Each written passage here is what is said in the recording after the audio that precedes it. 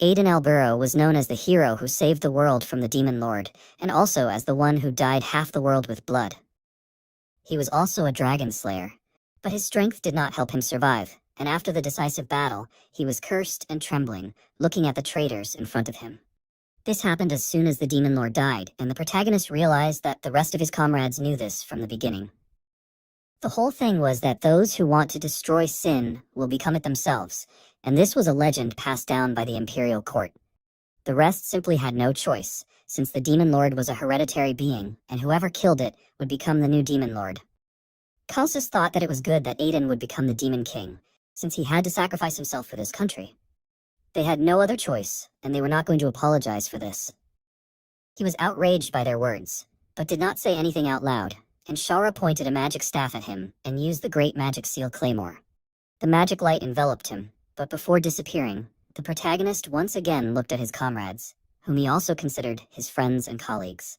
However, all this was a lie, and now they were all calmly watching what was happening to him.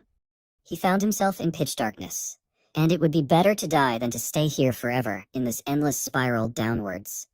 He always thought that this was an endless fall, and now he was angry at all his comrades, wishing for them to be destroyed.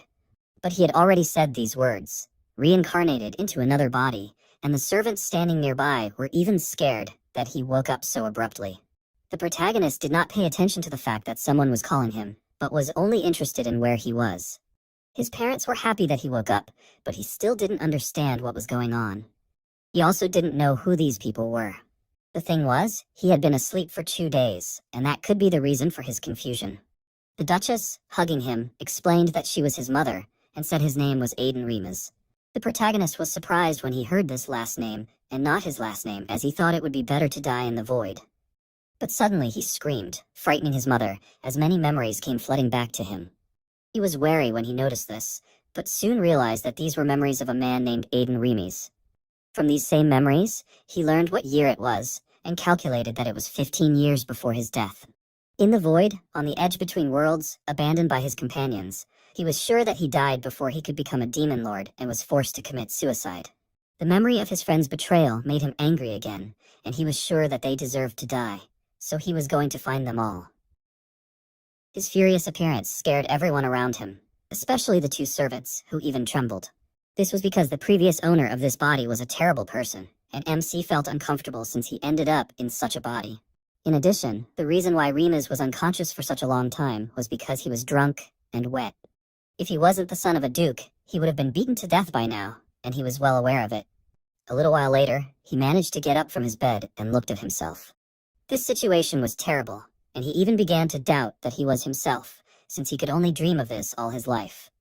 However, he could check his strength, and so he opened the system window, where his characteristics were listed. The system was the power that a person would gain by eating a berserker's heart, along with the title of Dragon Slayer. Since the system was still there, it meant that this was not a dream. However, it bothered him that his name was broken.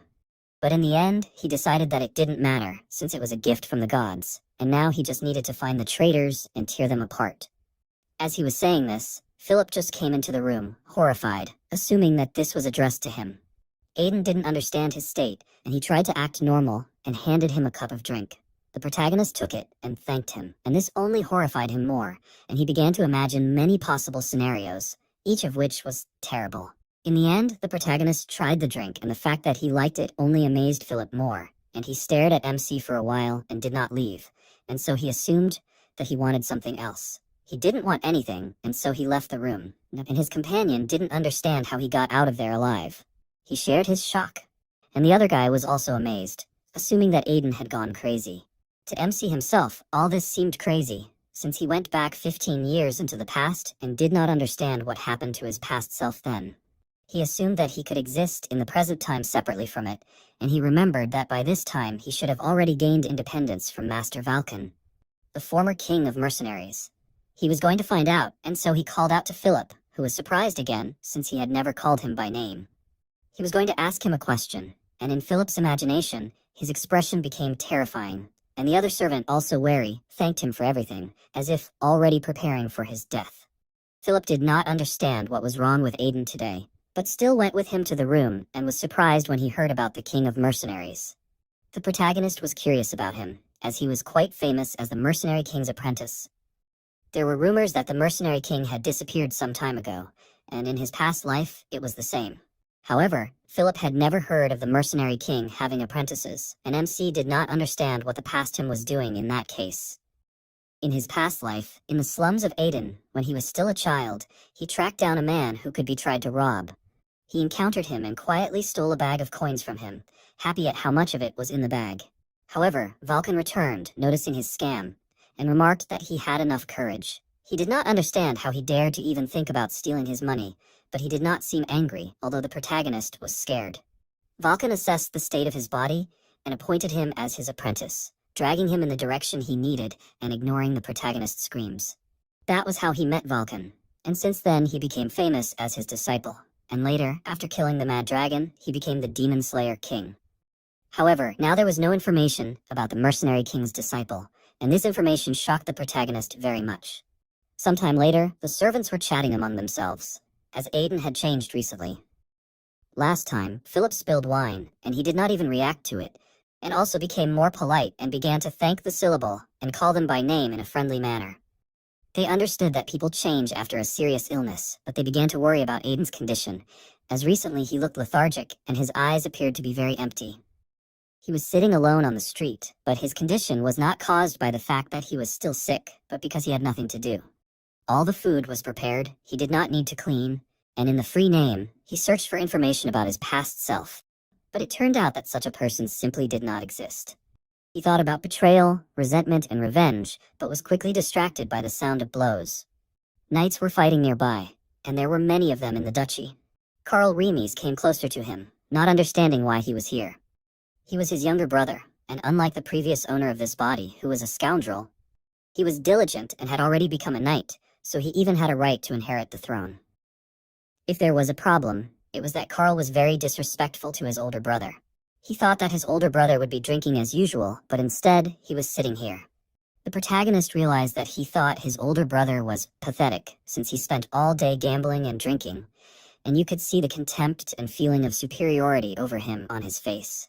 In the end, he honestly admitted that he was just bored, and Karl warned that knight training is not a spectacle, and if the protagonist is not here to train, then he should leave. When he thought about training, he realized that he has not picked up a sword since everything happened, and so he agreed to train, and Karl was very shocked by this.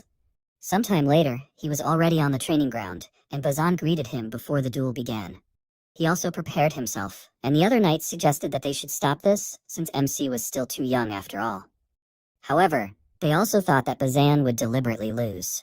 He himself was nervous, since he could not believe that he would have to fight this rude guy. He couldn't lose to such a weakling, as no one could lose to the neighbor's dogs. But his excitement was noticeably too strong, and the protagonist realized that he was thinking about how to lose. He wanted to warm up, and so he was going to ask Bazan to give it his all.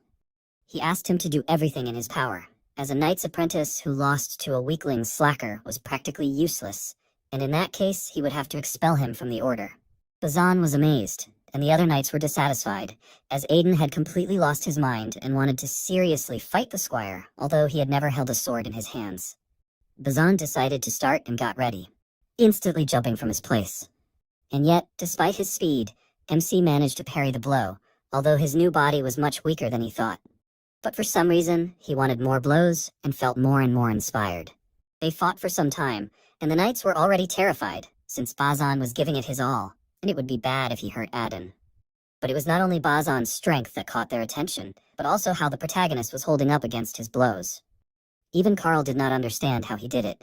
Bazan was also amazed that MC did not fall, since he was sure that he did not have a single chance, but he could not reach him. Each blow Aiden parried, and this refreshed him, and his blood began to boil. He had not felt such delight for a long time, and when he began to strike his own blows one after another, he gradually began to push Bazan back. The knights thought they were imagining things, and even Karl was surprised that the protagonist was gaining the upper hand over the squire. Bazan, meanwhile, noticed that the protagonist's swordsmanship had changed, as if he had been holding back all this time. He didn't understand how he could even wield a sword, and tried to stay more focused. Aiden had already forgotten that the previous owner of this body lived a lazy life, so he was weak and without muscles. However, he was still the king of dragon slayers, so he was not going to give up. He landed a few more powerful blows, winning, and remarked that Bazan should give up. The other knights were shocked by this outcome, and Aiden meanwhile approached Karl and thanked him, since sparring was refreshing for him. He pretended to be happy to hear this, but in reality, he was not. Soon the protagonist left, but he was going to come to the training more often. Karl doubted that this was really the same person he knew, and this question was asked not only by him, but also by the other knights. When night came, MC was sitting on the bed, his whole body shaking from fatigue. He couldn't believe this outcome, but he still smiled, since he was able to vent his frustrations, and it was also a new opportunity for him. The heavens had given him another chance in life to take revenge, but his former comrades were so talented that they could be called a one-man army, and given their high status, it wouldn't be easy. Among them were the Night King and heir of the Sias Grand Duchy, Silbeda Sias, the iron-blooded saint chosen by the Slaughter Cult, Lista, the Great Mage, Shaura, and the second commander-in-chief of the Immortal Empire and the Great Alchemist, Calcius. He didn't stand a chance against them now, especially if he had to fight them alone. In order to take revenge, he had to destroy them before they joined forces, since once that happened, the country would be in trouble. He had 5 years left before he could form the coalition to subdue the Dark Mages, and in order to prepare, he needed to start by trying to level up this body, since in this state he wouldn't be able to defeat even one goblin, let alone his former comrades. And so he chose a method that would help him accomplish this task. He soon handed Philip the grocery list, and he was surprised by it. The fact that the protagonist had been quiet until now made him wary, and he wanted to know what he was going to do. The protagonist didn't understand what was wrong with it, and he explained that these were expensive ingredients, even if he bought a top-quality holy potion. In addition, the other ingredients were poisonous plants, and this only terrified him more.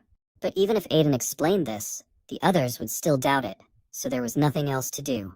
He knew that the owner of this body had probably done something like this before, so he leaned towards Philip threateningly, warning her that it was dangerous to know the purpose of these ingredients. He offered to tell him and accept the consequences, and he became more and more afraid with each word. In the end, he ran out of the room to buy all the things he needed right away. MC decided to use everything he could in this life, and although he would not have thought of such things in his previous life. But now that he was the son of a duke, it was a different matter. He had already experienced a body that had transcended mortal limits as a swordmaster, so he would be able to reach this level faster than anyone else.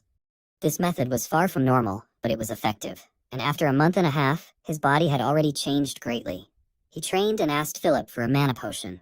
After he drank it, he returned to training. He would push his body to the limit with training and then restore it with a mana potion, and he called this method of breaking and then healing. A single potion was very expensive, but the protagonist's current situation made this method possible. In addition, he had a secret weapon. He asked Philip for these things. It was already in his room, and although Philip was curious about what Aiden was going to do with these ingredients, but the memory of his threatening tone made him curb his curiosity. Soon, the protagonist came to his room, examining the poisonous plants he had obtained. He never thought that he would use this method, but he was going to do it anyway. It was a theory created by Calcius and Shaura, and it was that the body uses everything it can while the poison wreaks havoc, and this allowed the body to survive, revealing its hidden potential. The protagonist could easily die from this. However, he bought a high-quality holy potion to ensure safety. He had already defeated death once, so he ate one of the poisonous flowers, emptying the potion bottle and experiencing the effects of the poison in his body. It was very painful, but he would have to do it many more times. His mana flow definitely became smoother after that, and he knew that this was to be expected from his former comrade's theory. Suddenly, a voice in his head suggested that this was all in good fun, and the protagonist froze as he recognized it. He began calling out to his interlocutor as he could never forget that voice even if he wanted to. Philip became worried when he heard the noise and ran into the room. The protagonist did not answer him, and he called out to him, and eventually he ordered him to leave. He continued to stay in the room, as there was too much noise, and the protagonist repeated his order, but in a more threatening tone. This time, Philip obeyed, and the MC frowned, as he had definitely heard that voice in his past life. This being knew his real name, but he did not understand why he was here. He ended up falling into the trap of this being, and soon the voice came into his head again, drawing attention to the fact that they had not seen each other for a long time. The appearance of the Demon Lord angered Aiden, and he asked why he was here. Such a question was due to the fact that he clearly saw the death of the Lord. He assumed that the protagonist missed him a lot, and he even felt sorry that he did not have a physical body, so he could not look at him. These words made the protagonist calm down a little, and he wondered how the demon lord spoke to him if he had lost his body. The thing was that, in the end, the protagonist himself died when he became the lord, and he understood that the lord wanted to say that he himself was now the lord of the demons. This was half true, as the demon transferred his soul into MC's body at the time of his death, and he originally planned to take over his flesh and resurrect him. But something went wrong.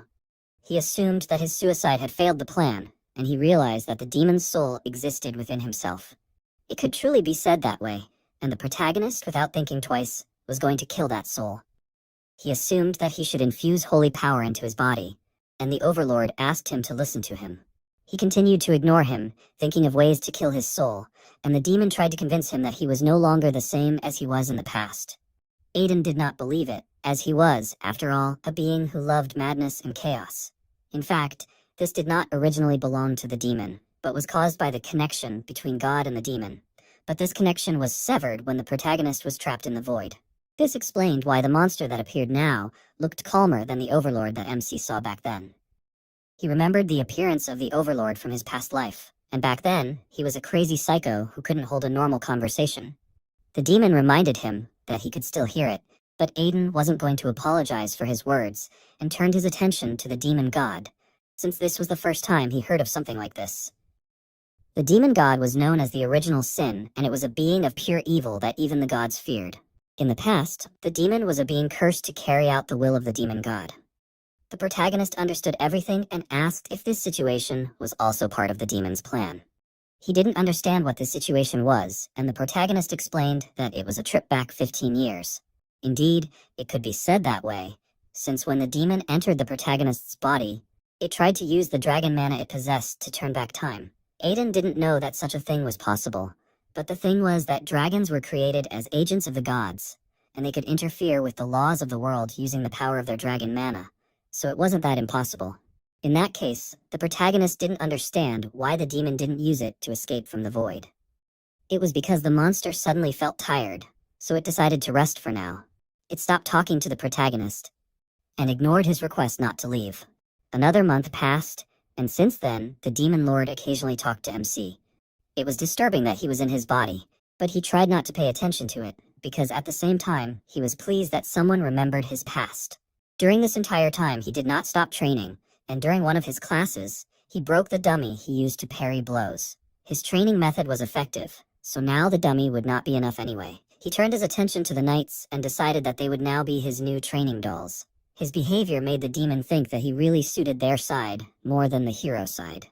He was dissatisfied with these words. While he was training with poisonous herbs, he realized that the holy power in the potion was causing pain to the monster because he was the source of evil.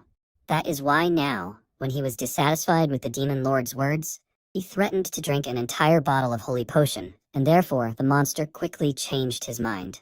The protagonist was pleased with his superiority. He came closer to the knights and noticed Law training, remembering that he had seen him somewhere before. The mentor warned Law to be more careful because he was lagging behind the other apprentice knights. He promised him to do better, and finally the protagonist realized that this man was the Free Knight Law. He remembered him from his past life and noticed that he was now very different from this appearance. Law pretended to be a knight despite being a mercenary, and he earned the nickname of a free knight, but now he was here. He certainly had his flaws, which is why they constantly fought, but he still owed his life to him several times. In his past life, there were several S-rank mercenaries, including the protagonist himself, but Lo died fighting a crazy dragon with them. He thought he would see his face in hell, but now he finally felt like he had returned to the past. That was why he stopped training, calling Lo over, and he was surprised by this. Aiden was indignant that he did not address him properly, and he immediately corrected himself, which made the protagonist feel superior. Lo could not concentrate on the battle and was angry because the protagonist began to pester him. Aiden, meanwhile, leaned closer to him, accurately guessing his thoughts. He tried to justify himself, not understanding why he was acting like this, and since he was going to quit soon anyway, he assumed that he should do it now. While he was nervous, the protagonist felt more and more happy when he saw the state of his former rival. Finally, he calmed down more or less, and told Lo to come to his training grounds tonight. He was scared, and Aiden, instead of explaining properly, leaned towards his ear and whispered a few words, which made Lo look at him warily, since he did not understand how he knew it. To the protagonist, such a meeting seemed like fate, and he decided to give Lo a small gift, considering his debt to him. When evening came, he indeed went to the training grounds and waited for Lo, who soon showed up.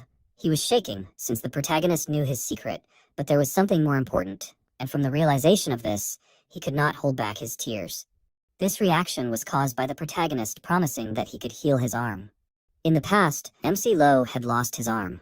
He admitted while drinking with his comrades that he kept thinking that he had become like everyone else. He had abandoned and failed to fulfill his desperate wish in his past life, and Aiden was going to repay the last debt with what he was going to do now, since Lo wished for his right arm to be fine so that he could live like a normal knight. Because of his disability, he was called One-Armed Lo, and the protagonist remembered this.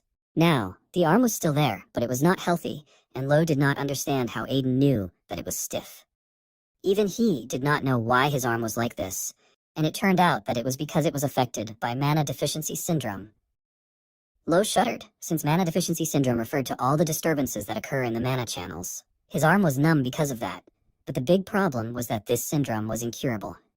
In fact, people said it was, but MC told him that he could cure it.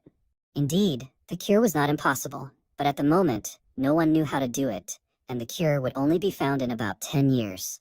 He was willing to cure Lo's arm, since he knew the cure, but there was one condition, since nothing was free in this world, and he offered to sign a contract. Lo read the terms of the contract and was amazed, since he had to spar with Aiden every day and also do everything he ordered. It was almost like a slave contract, and the protagonist was not even going to argue with it. Lo could not trust him, since from the very beginning he said that it was incurable, and now he said the opposite. Still, he was sure that he should grab any opportunity, so he decided to accept MC's conditions. He was worried that the day had actually come when he could make Lo his slave. He was going to take another item as a bonus, but he didn't voice it to Lo, who looked wary of his behavior. The demon again noted that the protagonist should be on the evil side, and he shut him up again. A few days later, a carriage passed by in a small town of Maryland, and Lo doubted that this was the place. When Aiden suggested that he doubted him, he gave up on those words, and they rode on in silence until they finally arrived at the right place. The protagonist got out of the carriage, and Lo followed him.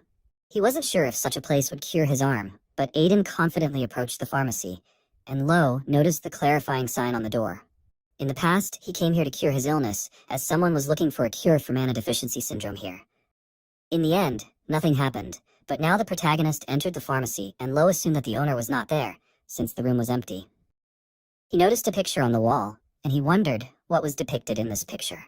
It was a philosopher's stone, which was a superstition believed in by magicians and alchemists. It was an imaginary object that interfered with the god's domain, and it could even bring the dead back to life. It was really an absurd idea, but now, considering that MC himself had moved in time, he understood that it was possible. Suddenly, Cassie appeared in the doorway, and she realized that the protagonist was well informed, since few ordinary people knew such a story. He did not explain where he heard this from, but in fact, Calcis and Shaura sometimes talked about it. Meanwhile, Cassie noticed that she had not had such an interesting guest for a long time. But she was not in business. Aiden didn't answer her, but only asked Lo to step outside for a minute. He obeyed without question, and after a short pause, the protagonist suggested that Cassie get straight to the point. He knew her name, and she was surprised, but he again didn't explain anything about it, but went on to tell her that Lo was currently suffering from mana deficiency syndrome. He knew that she was interested in this disease, and also hinted that she was an alchemist of the beast race. She was surprised, but did not deny it, and wondered how much he knew. He himself could not answer this question, but he knew that she was sick too. These words only shocked her more. Her symptoms were worse than usual, and without the leaves of the herb she smoked, her condition would only get worse. Law's condition stopped at his arm, but it was different for her, as the disease had affected all of her organs, and she was now gravely ill. She accepted that the protagonist knew so much about her. However, there was one thing he was wrong about, as she had not yet found a cure, so she could not cure Law. The protagonist promised to protect her and support her research in his territory if she cured Law. She reminded him of her earlier words, but he interrupted her words and handed her a piece of paper with writing on it. She was surprised, but still read it, and eventually realized that it was a cure for mana loss syndrome. Calcis had talked about it so much that the protagonist remembered it, but he didn't remember it perfectly, so he sought out Cassie so that she could understand him even with incomplete information. Now it was actually possible to find a cure. and she only asked for half a month to make it. It turned out that the protagonist had really figured her out. Still, with her resources, it would be difficult for her to get the listed medicinal ingredients, and she realized that he wanted something in return. He asked for her ring, and she found it very ugly of him. In fact, he knew the true purpose of this ring, and Cassie assumed that in that case he must also know how important it was to her. The Ring of Speed was the second reason he came here, as it increased physical speed 3 times for 10 seconds 3 times a day. This item was useful for surprise attacks, escapes, and during battle, and thanks to this artifact that Law received as a keepsake from his past life, even with one arm, he was able to obtain rank S. The ring was the only means of defense for Cassie with her physical limitations, but he promised to protect her, and in that case, she would no longer need such a thing. She was not against this deal as long as she could continue her research, but she doubted that the protagonist was confident in this, since rumors would spread that he accepted a female beastman in the Duke's house. Still, he was known as an honorable scoundrel, so he did not care what people would say. Cassie smiled, since she found him to be a very interesting person. In the end, she agreed, handed him the ring, and he promised her a room and board, which would be better than here, although she would have to earn trust in order to continue their cooperation. Soon they arrived at the Duke's mansion, and at first Aiden was awkward, but now he felt at home here. Before they could go any further, Philip came closer, desperately calling out to the protagonist. He was wondering what was going on, and it turned out to be a very urgent matter. MC didn't understand what was going on, and in the end it turned out that Carl had gone missing on Monster Mountain, and this news shocked Aiden very much. 2 days ago, there was a report that a person had gone missing on Monster Mountain, and Carl had gathered an investigation team and set out, but he had not returned yet. Monster Mountain was supposed to have only minor monsters, and MC asked what was going on with the search party.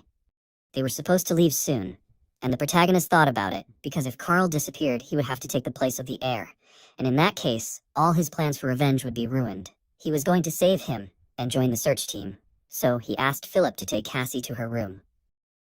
He was very surprised, but MC was not going to explain anything and made a request to her. A little later, he was standing next to Freed and asking for permission to join the search party. However, he refused. The thing was that Carl and dozens of knights had disappeared at the same time, and it was not a simple missing person case. Freed could not send the protagonist to such a dangerous place. Aiden turned on the actor and began to cry, terrified of what would happen to him if something happened to Carl. His behavior touched Freed, and he did not even suspect that in fact the protagonist was doing all this in order to save his plan. The demon found his behavior a little disgusting, but he simply ordered him to shut up. In the end, Freed hugged him, allowing him to go, but he warned him to be careful. He also turned to Spiel and asked him to take care of Aiden. He agreed to this, but he was not happy, so he was sure that all this would only cause more trouble. Soon they arrived at the Mountain of Monsters and realized that the previous search party had been attacked, and their tracks had disappeared from here. One of the blades lying on the ground was a goblin weapon, and the protagonist was sure that there were too many strange things here, since Carl and the knights had lost to simple goblins, and these low-intellect monsters had begun to erase their tracks. There was only one explanation, and that was that the Goblin King, the Hobgoblin, had appeared here. This monster had intelligence and strength on a different level than normal goblins, and if it really was a hobgoblin, all of this was possible. He voiced his guess out loud and decided to prepare in that case, and then return. However, time was of the essence now, and if they delayed even a little, all of the humans would be eaten. He asked for a search dog, but they had already called for search dogs, but the scent had completely disappeared. Spiel suggested trying something else, but MC ordered him to quickly bring the dog. Soon his order was already carried out, and he took out a potion, pouring it into the animal's mouth. Everyone was horrified by his actions, however, nothing terrible happened. On the contrary, the dog was able to catch the smell. He gave the dog a potion to enhance his sense of smell, and he was glad that he asked Cassie to buy it before leaving, since in his past life it was useful to him for search missions. Now they followed the search dog, and soon arrived at the Goblin Village. Spiel drew the protagonist's attention to the fact that Carl and the other knights were in a cage in the village. They were still alive, and this meant that they were not late. But something was wrong, since there were 3 hobgoblins in this place, but there could not be 3 leaders in one village. This was more serious than Spiel thought, and he warned everyone to be ready to give it their all, as the goblins were not inferior in strength even to worthy knights. After that, he turned to Aiden to save the hostages and escape with them. He agreed to do so, but thought about the fact that there were 3 leaders here. Still, such a number of knights should have managed without him. Soon the knights had already drawn their weapons and ran to attack, and the goblins were also ready. The knights were angry that the monsters attacked Carl, and Spiel was going to destroy them all. At this time, Aiden approached the cage, and the captured people rejoiced when they noticed the knights. He opened the cage, and the joy of the inhabitants was replaced by surprise when they recognized him. Even Carl was shocked, and soon the protagonist freed everyone, warning that the knights would provide support. They themselves needed to escape from here quickly, and he himself was also thinking of leaving. Carl did not go out after him, since there was a monster here. The protagonist didn't know what he was talking about, and warned that the monster was right behind him. The huge monster was indeed standing next to him, and was about to strike. This raised dust in the air. But MC jumped aside in time and realized that he had omitted that the reason there were 3 goblins in the village was because there was a creature of a higher rank than the hobgoblins, and it was the most feared monster among the humanoid demons. The protagonist ordered Carl to take the villagers and run away first, but he wasn't going to do anything because he was sure that the protagonist would die. He knew that he wouldn't die because he was the older brother. And Carl didn't like this argument because he still thought that Aiden was just a scoundrel. Even though the protagonist spoke so confidently, he still knew that there was one problem. He ran towards the troll, dodging the blow from this one, and cut the monster's leg. However, the wound healed almost instantly, and because of this regenerative power, the protagonist would not be able to defeat the troll with his usual strength. However, he had something else. And at the moment when the monster was about to attack him, he activated the Ring of Speed. All this happened very quickly, so it was only at this moment that the knights finally noticed that a troll had appeared here. Spiel asked Aiden to let him deal with the monster, since the hobgoblins were no longer such simple monsters, but there was also a troll here. He begged the protagonist to wait a little longer, but he did not have time to do anything. Since the troll attacked the protagonist again, he had taken the ring from Cassie in advance, just in case, and was now happy about it and used the ring to win. In this life, he had not yet reached a certain stage of development, but with this ring, everything was possible for him now. The 10 seconds of the ring's effect were quickly running out, but MC quickly ran around the monster, inflicting many cuts on it. The next stage he had to overcome was equal to such an art. And when only 1 second remained, he charged the blade of the sword with energy and cut off the troll's head with one blow. Finally, some of the monsters that the knights were dealing with were finished, and they were going to help the protagonist, but did not have time to do so, since he had already finished the battle. Spiel noticed Aiden's energy, and he realized that it was the aura of the sword, which even he himself had not mastered. However, despite such a seemingly easy victory, MC did not feel very well and fell, entangled in the branches of a tree. His entire body was aching from the effort, and it was no longer moving, even though he had only used the sword aura for 10 seconds. This meant that he had to be careful when using the Ring of Swiftness, but it was still definitely effective. The protagonist was unable to climb down from the tree himself due to fatigue, so the knights came closer to him. The next day at the mansion, Fried understood everything from the report of the situation that had happened. He thought it was terrible that so many people had suffered, and he was going to give the maximum compensation to the families of the deceased and the injured. Spiel agreed to carry out this order, and Fried turned his attention to another event and asked if it was true that Aiden had defeated that troll. It was indeed so, and Fried even began to doubt that this was really the son he knew. That night, the protagonist sat on his bed, training his mana. Because even if it was only a moment when he used the sword aura, he felt his mana reserve increase. This time, he realized that he was still weak, so he decided to become even stronger in order to win. The Demon Lord really liked this determination, and when he managed to take physical form, the protagonist was surprised, and the demon laughed, confirming that it was really him. However, the monster's appearance was not that threatening, and so the protagonist could not help but laugh, which made the demon very annoyed. However, MC still did not pay attention to him and continued to laugh. In the end, the monster explained that it was because the protagonist was so weak. He was curious about how the demon showed itself, and it turned out that only he could see it, since they were one. When the protagonist became stronger, the demon could also show itself to such an extent. He did not like the fact that he would be able to see the demon from now on, and the monster found this attitude rude towards his savior. The protagonist finally calmed down and began to reason, realizing that the being in front of him was no longer a demon lord, and so he wondered what his real name was. However, he had long since lost his name, and now he simply existed. In this case, MC decided to call him Curse, since he was a curse placed on himself. The demon thought that this was too stupid, but Aiden simply ordered him to shut up. Curse realized that he really was not stopping, and eventually allowed him to say whatever he wanted. In this way, they talked for some time. A week later, the protagonist approached Cassie's room and asked her if everything was going well. She called him Mr. Troll when she noticed him. This nickname irritated the protagonist since all the people called him that because he killed a troll. But Cassie, unlike the others, meant that he looked like a troll, and he did not like it. Eventually, he got distracted and asked where Lo was. He was inside the room, and MC walked to the part where Cassie had pointed him. He called out to Lo, who was crying with joy as his arm was now moving. He knelt down in front of the protagonist, thanking him for curing him. Although he was only a worthless being, he vowed to dedicate his entire life to him.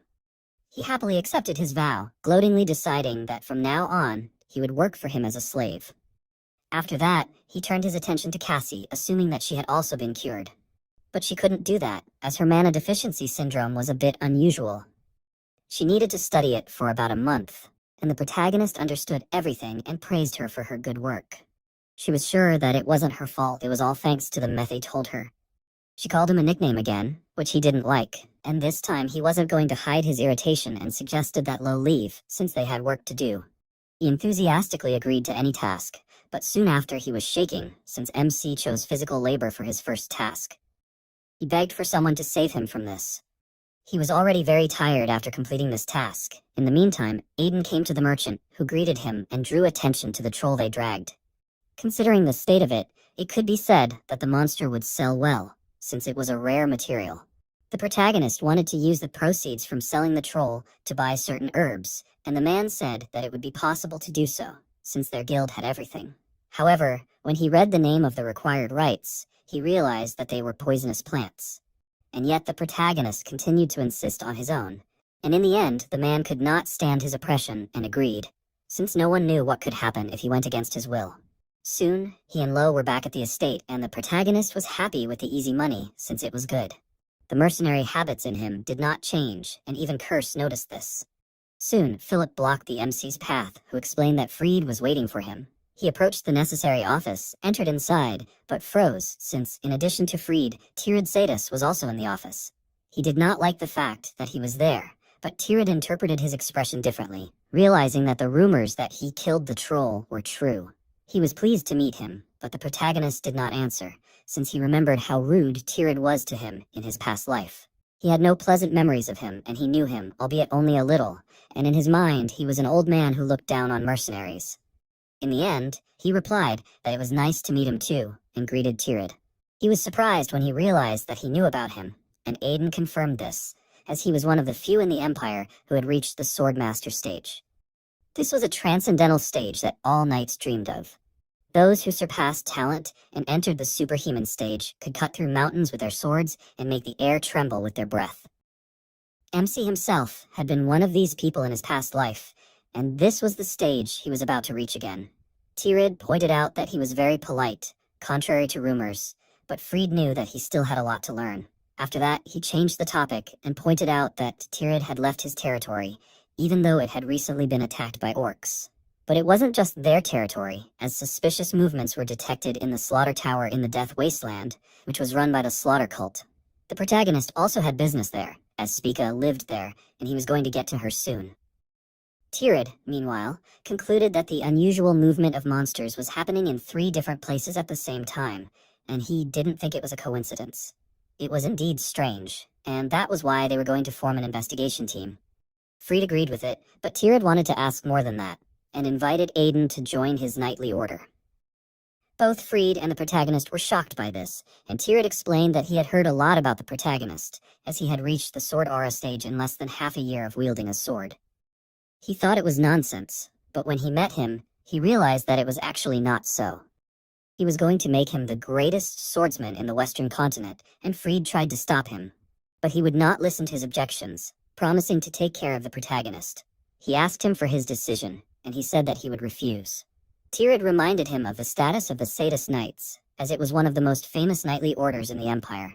However, the protagonist was confident that he could become a master swordsman on his own. The thing was that he had already passed this stage in the past, so it was only a matter of time before he could achieve it again. He became more serious, as even if he fought Tirad now, he could at least scratch him. He was outraged by such a bold proposal, and it seemed very rude to him. Fried was horrified by Aiden's words, and Tirad meanwhile began to exude a magical aura.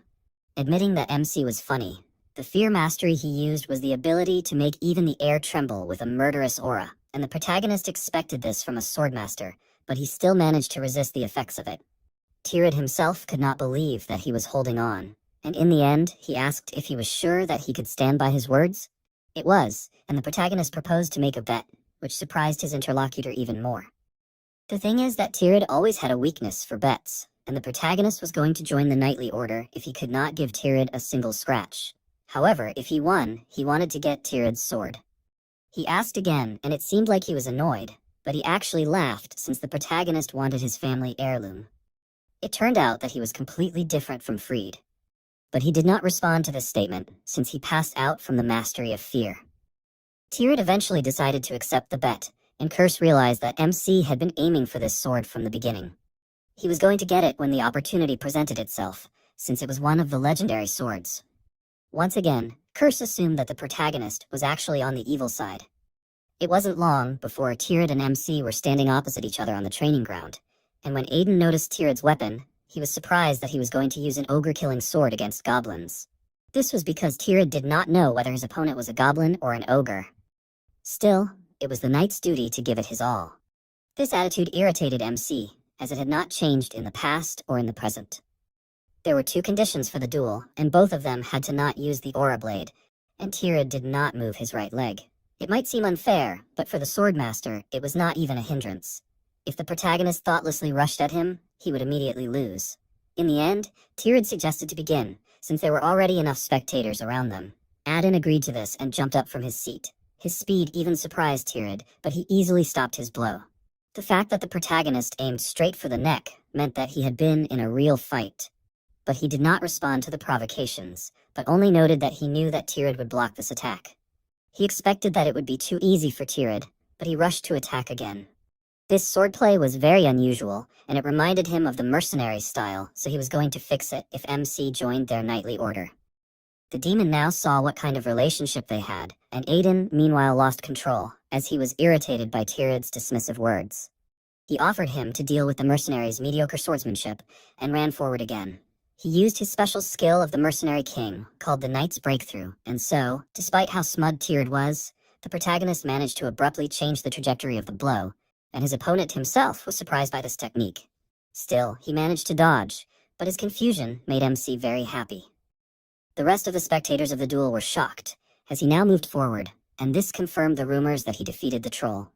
Even though Tirad's fatigue had caused great losses, he was a master of the sword, and so Fried didn't know if he could say that Aiden could handle him. Tirad was still shocked, and the protagonist began to attack him more and more often, like this unexpectedly. He didn't understand what kind of strange swordsmanship this was, as it was chaotic, but precisely aimed at vital points. It was incomprehensible, and he wanted to take the protagonist with him more and more. He swung his sword, and the protagonist only managed to dodge this attack at the last moment. He noticed that Tirad was simply swinging his sword, and Curse warned that he would be cut in half if he tried to block this strike. In order to be safe, MC jumped back, and Tirad took advantage of this small respite, noticing that he was using an interesting sword technique. Still, this was all he had, and he was sure that he would not be able to defeat him like this. But the protagonist was still standing, so he asked Tirad to continue. He was glad that Aiden did not disappoint him, and welcomed him to his knightly order in advance, and Tirad thanked him in advance. They took up their fighting positions again, and the protagonist immediately jumped up from his place, striking Tirad with his speed. He dealt a lot of blows and distracted Tirad with this, after which he jumped behind him and cut him. He was deceived, since the protagonist hid his skills, and now he realized his victory and promised that he would treat Beelzebub well. No one understood what it was, and some did not even believe that it was over. However, when the realization finally reached them, they began to happily greet the protagonist. He himself was glad that he won, but Curse reminded him that he used the ring. The fact that MC didn't care about this made the Demon Lord doubt his suitability to be a hero or a dragon slayer once again. The protagonist himself didn't understand why he was so nervous, and offered to give him the holy potion again. Curse quickly changed his mind, but called him a cheater. Eventually, the protagonist was forced to stop arguing with him, as Tirad came closer to him and admitted that he hadn't disappointed him. He hid his skills, and so Tirad knew that he was an unusual opponent. MC himself was sure that it was just luck, but even pretending to be modest, he was quite impudent. The protagonist found it surprising that Tirad only had a scratch on his body, although he was going to cut off his arm. Tirad was not going to back out of the deal and handed him his sword. He thanked him for this, happy that he had hit the jackpot. The curse called him a cheater again, and the protagonist warned him that he was asking for it. Soon he was back in his room and looked at the weapon more closely, and the demon congratulated him. This sudden change in mood alarmed the protagonist, and the reason for the curse's amusement was that MC did not know how to use this sword correctly. He was surprised, and it turned out that the demon knew the secret of the legendary swords, which people did not know. The protagonist assumed that this could be a curse, and the demon warned that he would not tell about it for free, but he could share this knowledge if Aiden swears to serve him and never force him to drink the holy potion for the rest of his life.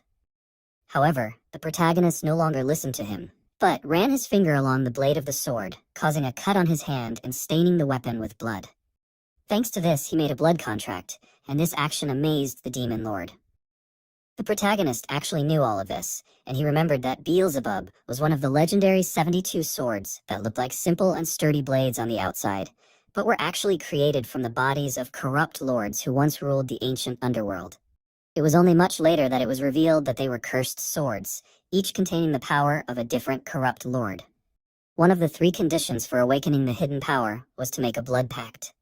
Knowing this disappointed Curse, as he could have won the first time, the protagonist had no intention of serving him since he was dead, and he suggested that he prepare to drink 1 holy potion a day. The demon lord became submissive again, and the protagonist was about to fulfill the 2nd condition for awakening the sword. The next day, he entered Freed's office, wanting to join the Tirad search party. Freed knew he was strong, but this quest was dangerous, so it was hard for him to give permission. In the end, the protagonist used the argument that he would go with Tirad, but Freed was still hesitant. Tirad told him not to worry, as he was going to ensure Aiden's safety, no matter what it took. He still hesitated, trying to dissuade MC. He understood everything, but reminded him that this investigation was for the safety of their territory, so he wanted to go too. Tirad sided with him and asked Freed to give permission, as it was very brave for a son to stand up for his father. Freed was still hesitant despite the persuasion, but Aiden was happy with Tirad's words, as they were great words. In his past life, he himself was useless, but this time he was going to prove his worth. Curse realized that this was all for the sake of awakening, since the 2nd condition for awakening the sword was to absorb a huge amount of life force into it. And the protagonist was happy that he would be defeating monsters to achieve this goal. He suggested that the monsters just wait, and the expression on his face seemed terrifying to the demon lord, and so he felt sorry for the monsters. Around this time, in the Pyrenean Mountains, a large number of different monsters were running through the forest, which, however, acted more or less in harmony and shouted to each other to hide from the larger monsters pursuing them. Sometime later, the knights arrived at Attila's fortress, built to protect against the demonic monsters of the Pyrenean Mountains. However, the protagonist doubted that this was really the case, because the room and the soldiers were in complete disarray. At this rate, they would not be able to cope with even 1 horde of goblins, and so he did not understand how they would hold back the attacks of the monsters. Doswald Tiemann welcomed them to the fortress and introduced himself, addressing Tirad and Aiden in turn. When the other knights heard the protagonist's name, they recognized him and began to talk about it, also paying attention to the rumors that he killed a troll. They spoke of him very disparagingly, and Lo became angry, going to stand up for MC's honor, but he stopped him. This seemed unusual even for a demon, since he remained calm after hearing such words. A fight would not lead to anything good, and the protagonist himself had heard this so many times that it no longer angered him. However, Tirad could not help but notice this, and so he assumed that because the air here was so fresh, there were a lot of bugs here, which made a lot of noise. He looked menacingly at Doswald, and he agreed with this, and the knights hesitated. Such behavior of Tirad pleased the protagonist, since he definitely knew how to annoy other people. Sometime later, they were walking along the defensive walls, and Doswald told them that he had heard news that there had been monster attacks in every territory. The protagonist wondered if something had happened here, but their fortress didn't need to worry. The protagonist doubted it, and Tirad realized that there was no danger if the monsters lived right in front of the fortress. Doswald explained that it was because the orcs had settled in the center of the mountain range, and that was why the monsters didn't come down to the territory. MC assumed that his words about the monsters keeping other monsters at bay were some kind of nonsense. Suddenly, his attention was drawn to Curse, who was sure that something big was coming. Aiden wondered what it was, since he couldn't see anything. But suddenly, he saw the monsters approaching and warned Daswald about it. He wasn't sure about his words and assumed that he was joking. Still, Tirad ordered him to close the gate, and he was amazed that even he sided with Aiden. But the next moment, the ground shook as a wave of monsters approached. The monsters ran out of the forest in a huge crowd, and the knights trembled in fear when they noticed these monsters. They did not understand what to do, and Daswald could not orient himself either. In the end, Tirad took control and ordered the knights to close the gate first. They obeyed, but because they did not react immediately, one monster managed to break through the gate and was already preparing to attack one of the soldiers, but the protagonist managed to destroy it in time. Beelzebub absorbed the energy of the slain wolf, but it was not enough to change anything. But nevertheless, the sword sucked out life energy well. Meanwhile, the soldiers were amazedly discussing MC's action, since he just used the sword's aura. In that case, they realized that the rumors about him were true. When the demon heard about the rumors, he again reminded the protagonist of his nickname, the Trollmaster, and he became angry again. Everything the demon lord said disgusted him, but he could not argue with Curse any further, because the knight thanked him for saving him. The protagonist offered him to protect the wall instead of praising him.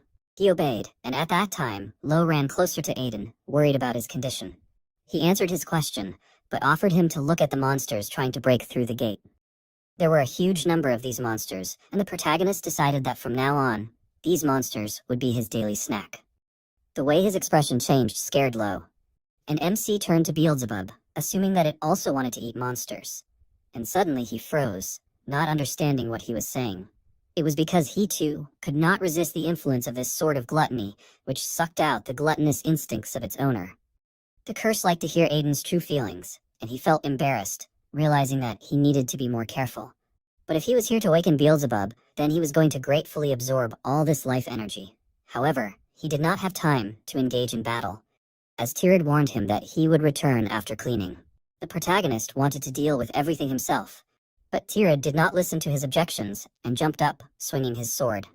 He decided to take out all these monsters in one go, and the knights were shocked when they noticed his aura blade art, which only a swordmaster could use. While they watched him in admiration, Aiden was in despair, begging him to leave him at least a quarter of the monsters. However, Tirad destroyed all the monsters with a few blows. Finally, he laughed, as he was glad that he used his power properly, although he had not done so for a long time. The protagonist was still disappointed, and at that time, Daswald came closer to them, thanking them for their help, as they were able to fight off the monsters without much damage. At that time, Curse called out to MC, and he assumed that he had come to mock him again. However, what the demon lord had spoken of earlier was not a wave of monsters, and the protagonist, still immersed in his sadness, did not immediately understand what he was talking about. The demon repeated his words, and this time Aiden was already more focused, starting to think about what it could be. And suddenly he was amazed, as he noticed a huge fireball flying towards the fortress, and he warned everyone to leave. The fireball exploded, and no one understood what was happening. Even Tirad was amazed by a fire spell of such a scale, and assumed that a mage was targeting them. In fact, this assumption was wrong, and even the demon was surprised that the protagonist knew what kind of creature it was. He understood that it was the monster he had met in his past life, and because of this, he almost went to heaven, so he could not forget this monster. Curse was not sure that the protagonist could really go to heaven, but he explained to him that he was just speaking figuratively. The monster gradually approached the fortress, and the knights were horrified by the fact that so many monsters were together. It turned out that orcs and trolls had united into one army, so the knights had to be ready. Although they did not understand how the trolls of the wasteland and the orcs of the Pyrenean mountains could unite, because they were always at war with each other. Tirad himself wanted to step forward to join the battle, but Aiden warned him that it was too difficult for him alone. He repeated his words in confusion, and MC suggested that he look at the very end of the horde. He noticed a monster towering over the other monsters, and was amazed by it. It was a monster with magical power, and might comparable to a swordmaster, namely the Supreme Troll. Tirad, realizing the seriousness of the situation, told Daswald and Aiden to evacuate the people, and he himself was going to buy them some time. He had already concentrated an aura near himself, but the protagonist stopped him, as he believed that there was still a way out. He did not understand how he could fight a creature that even he himself found difficult. The protagonist asked Lo to lead the soldiers and hold back these monsters with all his might, and he readily agreed and immediately ran forward. Tira didn't understand what MC was planning, as the High Troll alone was a match for the Swordmaster, and that meant Aiden couldn't handle it. He knew this, because the moment the High Troll created an army of trolls, the difficulty of subduing it tripled. Even if Tyrad went to fight it alone, he wouldn't last long. But there was one way for them all to survive, and since they didn't have much time, he was going to explain it briefly. He quickly explained everything, and Dosvald, who heard the plan, screamed in horror, as it was ridiculous. If Tyrad left now, this place would turn into ruins within 30 minutes, and he didn't even have time to finish speaking, as another fireball damaged the fortress. Tyrad also didn't immediately agree with the protagonist's plan, as his words were absurd. He himself understood this, but it was the only way out, and since they didn't have time, he wanted Tyrad to believe him at least once. He remembered his behavior before and smiled, still amazed by him. This time he decided to trust him, but warned him that he would have to join his knightly order if he was wrong. This was expected from a person obsessed with gambling, and so the protagonist agreed to this condition. Tyrad jumped up and disappeared, and the Demon Lord meanwhile asked MC why he was sure that this was the same supreme troll he encountered in his past life. The thing was that the orcs and the trolls hated each other very much, and yet the only one who was able to subjugate and rule the orcs was this creature. And this happened through the use of extremely brutal methods. The monsters had already entered into a fight with the knights, and Lo ran forward, cutting off the head of one of the monsters. He became strong enough to kill the trolls, and this meant that the herbs that the protagonist gave him worked. This unusual method really worked, but these trolls could not be killed just like that. And the monsters led by the Supreme Troll were not called an immortal army for nothing. This was because the Supreme Troll could restore the severed body parts of the defeated monster. And although the knights were already happy with their victory, the monster was resurrected, and the Supreme Troll could do this all the time. Usually, to destroy such monsters, you would need a Swordmaster's Aura Blade or an Archmage's spell. But the protagonist had another way that seemed better to him. He assumed that Beelzebub was very hungry because he had missed his meal earlier, and he promised to give it many trolls to eat. This behavior of the protagonist made even the curse wary, and it seemed to him that Beelzebub was having a hard time. At this time, Law was breathing heavily, stubbornly looking at the huge monster. After consuming the medicinal herbs, he thought that he had become strong enough, but he could not even believe that everything would end like this, because he had not even paid for Aiden yet. The monsters were advancing on him, and he could not kill them. And at the moment when the monster was already swinging its hand to deliver the decisive blow, he mentally apologized to the protagonist. But nothing terrible had time to happen, as Aiden, praising Lo for a good job, jumped on the troll's body and pierced its head with a sword. Lo warned him to be careful, as even if he decapitated the monster, it would not die. The protagonist did not pay any attention to these words, but only warned Beelzebub that it was time for lunch. The sword gradually began to suck the life energy from the troll's body, and although the protagonist did not have the necessary strength to kill monsters, he had the power of Beelzebub's gluttony, and it absorbed the existence of its target. And after such absorption, the target was completely destroyed. This happened with the troll, and even the Supreme Troll was amazed at this event. Trolls turned out to be quite tasty, and one of these monsters had a living force equivalent to 10 wolves. The protagonist turned around sharply, paying attention to the other monsters, and wondered if orcs were also tasty, and he offered Beelzebub to try it too. Soon MC had already killed 4 trolls, but it was still not enough. Trolls were really fuller inside, and no matter how much he ate, he still wanted more. The other trolls were horrified when they noticed his behavior, and the Supreme Troll cast a new magic spell. Aiden managed to dodge several attacks, and he noticed that his opponent was very angry. Instead of running around, it would be nice for him to meet the monster face to face, and in his past life he would have done so. But now, running away was his only option, because if he was even touched by this fire magic, he would be fried. He just needed to wait for Tyrad to arrive, and at that time another monster attacked him, and Curse warned him about it in time, so he managed to dodge the blow. The orcs were really annoying to him, and the demon didn't understand why he didn't just absorb the orcs from the start.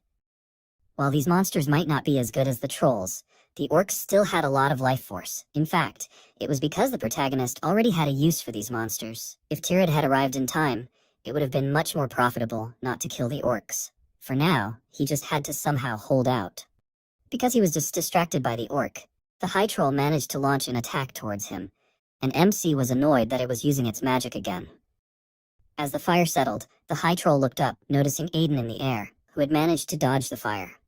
The monster was now trying to burn everything, be it friend or foe, and without the ring of swiftness. However, there was something else, and Curse explained that the whole thing was that MC would not be able to avoid the next attack if he was in the air. He was horrified when he realized that the Demon Lord was right, and at that time the Supreme Troll had already directed a new attack towards him. He was sure that he could not die in such a place, but before the fire reached him, Tirad, who had run closer in time, used the aura of the sword, dispelling the magical attack. He noticed that Aiden held on well, and he was glad that he really put out the fire right away. This was expected from the Swordmaster, who was very fast, because he covered such a distance in such a short time. Looking at Tirad, one could say that everything went smoothly. Neither the Supreme Troll nor the orcs understood where another creature came from, which Tirad had brought with him. The situation had changed, but the protagonist did not have time to rejoice for long, because he began to fall. He was horrified when he realized this, and he understood that if he fell now, using all his strength, it would be very bad. However, the orc leader caught him in midair, helping him to fall, and he thanked him for it. The orcs trembled, looking at their lord, and the knights were surprised that the orc had just saved Aiden. The orc meanwhile apologized for not being able to protect the others, and then it offered to take revenge on the trolls who had humiliated them. The other orcs eagerly rushed into battle, and the knights did not understand why the orcs suddenly attacked the trolls, because they had previously been on the same side. Everything happened exactly as the protagonist said, because the Supreme Troll could control the orcs because they used the orcs' loyalty to their tribe against them, and took the chieftain and children hostage in order to control the orcs. However, if the hostages were released, nothing would work, and that is why the protagonist did not recklessly absorb the orcs. The Troll Lord was unhappy that this plan was ruined. Suddenly, Tirad attacked it, but the troll defended itself with fire. It was truly no match for the Swordmaster, and if Tirad was alone, it would not have been able to win, but there were two Swordmasters, and while the troll was distracted by him, the orc jumped closer and damaged it. The High Troll screamed, and Tirad warned it to stop screaming and just die. The troll could not die so senselessly, since it was not going to forgive the people who killed its parents. Flames began to burst out of its eyes and nose, and even Tirad was surprised at what was happening. It was a strange movement of mana, and it was because the High Troll was about to explode all the mana in his body in order to take everyone else with him. Even Tirad could not stop this process, and the knights were unable to withstand the flames. That's why he warned everyone to run, but while the other knights listened to him, MC ran towards the troll, ignoring Tirad's order to get away from there. He smiled excitedly, intending to leave the last blow behind him, and jumped up, preparing to plunge the sword into the troll's body. And soon a powerful explosion was heard, sending waves of fiery energy in all directions. It was time for the main course for Beelzebub, and the sword began to emit magical energy, absorbing the troll's life force. However, the others did not understand what exactly the protagonist was doing, and so they called out to him excitedly. Even Tirad did not know how he was going to deal with such a powerful explosion of mana, and he assumed that he had a plan. However, even the protagonist did not calculate the amount of mana and life force in this troll, and it turned out to be much more than he expected. He no longer thought that Beelzebub would be able to absorb all of this. But he did not leave, intending to wait a little longer. Finally, when the required amount of power was absorbed, he called out to Curse, as he now needed his help. The Demon Lord appeared next to him, annoyed that he was going to use him for something like that. However, he was going to help if MC promised not to drink holy potions for a week. He agreed, as the sword had already absorbed enough life force, and now the last condition for awakening it needed to be met, which was to infuse the sword with demonic energy in order to awaken the evil lord that was sleeping within the weapon. The Demon Lord touched the sword, infusing it with his energy, and commanded the Lord of Gluttony Beelzebub to awaken. The demon sitting inside the sword felt a demonic energy that he had not felt for a long time. He was the will of the Lord of Gluttony, who sought to devour even the sky, and was outraged that someone dared to awaken him. Beelzebub had an overwhelming presence, but MC knew that was to be expected from the ancient lord of the underworld. If he were a normal human, he would have been subdued and turned into a puppet, but he had something that Beelzebub feared the most. That item was Curse, who was not afraid of Beelzebub's threatening presence, but smiled. Beelzebub was afraid when he realized that the Demon Lord was here, and Curse displeasedly ordered him to stop talking and hand over his authority. Beelzebub still couldn't believe that he saw the Demon Lord as soon as he woke up, and Curse reminded him of the handover, annoyed that Beelzebub did not answer him. In the end, Beelzebub agreed, and the protagonist remembered that the Overlord had destroyed all the evil lords, after which he became the ruler of the underworld, and so it was no wonder that Beelzebub was afraid of him. This meant that the curse could also be useful, and he was slightly embarrassed by such praise, but he reminded the MC of his promise with displeasure. He agreed, and after that, he ordered Beelzebub to eat the remains of the troll, and the sword obeyed, starting to suck in not only the energy of the monster but also the body of this one. A strong wind arose, making it difficult not only to stand on your feet but also to see anything. The troll resisted, and so the protagonist ordered it to become his own power. Finally, Beelzebub managed to defeat the monster and absorb it, so everything calmed down. Tirid quickly got his bearings, and immediately became interested in the absence of the supreme troll, while Lo leaned against a tree, unable to believe that they were finally safe. The protagonist was exhausted, but was amazed at the true strength of the Lord of Gluttony's power, as he absorbed a huge amount of life force and mana. But suddenly he felt very sick, and he covered his mouth to keep from vomiting. He ate too much, but it was only his fault. It did not matter how strong the power was, if you abuse it, it turns into poison. And as unfortunate as it was, MC would have to let go of some of this power. But he was going to absorb it, no matter what, and tried to suppress the urge to vomit. Suddenly, he noticed a phoenix nearby, and in this case, it was not surprising that the Supreme Troll used fire magic. The phoenix had fallen into a comatose state as it had been consumed by the Great Troll, and since that species was as rare as a dragon, MC didn't understand how the phoenix had ended up here. But suddenly, he realized that he would be able to use fire magic if he ate it, and Curse reminded him that he was about to vomit from overeating. That was indeed true, but being able to use fire magic was a different matter. The Demon Lord, watching him, understood how reckless human greed could be. However, the protagonist felt no remorse and was about to consume the egg, but at that moment, he was slapped on the back by Tirid, who was glad that he had finally managed to do it. This time, Aiden couldn't hold back anymore, and he vomited right on the phoenix's egg. Tirid was worried about his condition, and Curse, on the contrary, was happy, since the protagonist deserved punishment for his greed. Tirid at this moment finally noticed the phoenix, and he did not understand why such a rare creature appeared here. MC, meanwhile, burst into tears, since he lost part of his mana and life force. That is why he decided to eat the phoenix again. But suddenly, the egg cracked and began to emit more light. The phoenix hatched, flying into the air, and it woke up after accepting the mana that MC lost. The soldiers were shocked, since seeing the phoenix alive was a great success. Even Tirid watched the animal with admiration, and only the protagonist was angry, and in particular his irritation was directed at Tirid, because it was because of him that he missed a chance that happens once in a lifetime. And suddenly, the phoenix landed on his head, and Aiden himself did not understand why this was so. The phoenix enveloped his body in flames, and at first everyone was scared, and even the protagonist was wary, but it turned out that the fire was not hot at all. This was the phoenix's blessing, which gave significant resistance to most types of flames, and since the phoenix was resurrected by absorbing the mana that Aiden had spent, it saw him as its savior. The protagonist remembered Shore and realized that in this case, fire resistance would be useful to him. The phoenix, having finished with the blessing, flew away, and a feather fell from it, which the protagonist managed to catch. Tirid was still worried about his condition, since he had just been burned, but in fact everything was fine. Ever since they met, Tirid had experienced incredible things one after another, and Aiden was as confused as he was, since this was his first experience.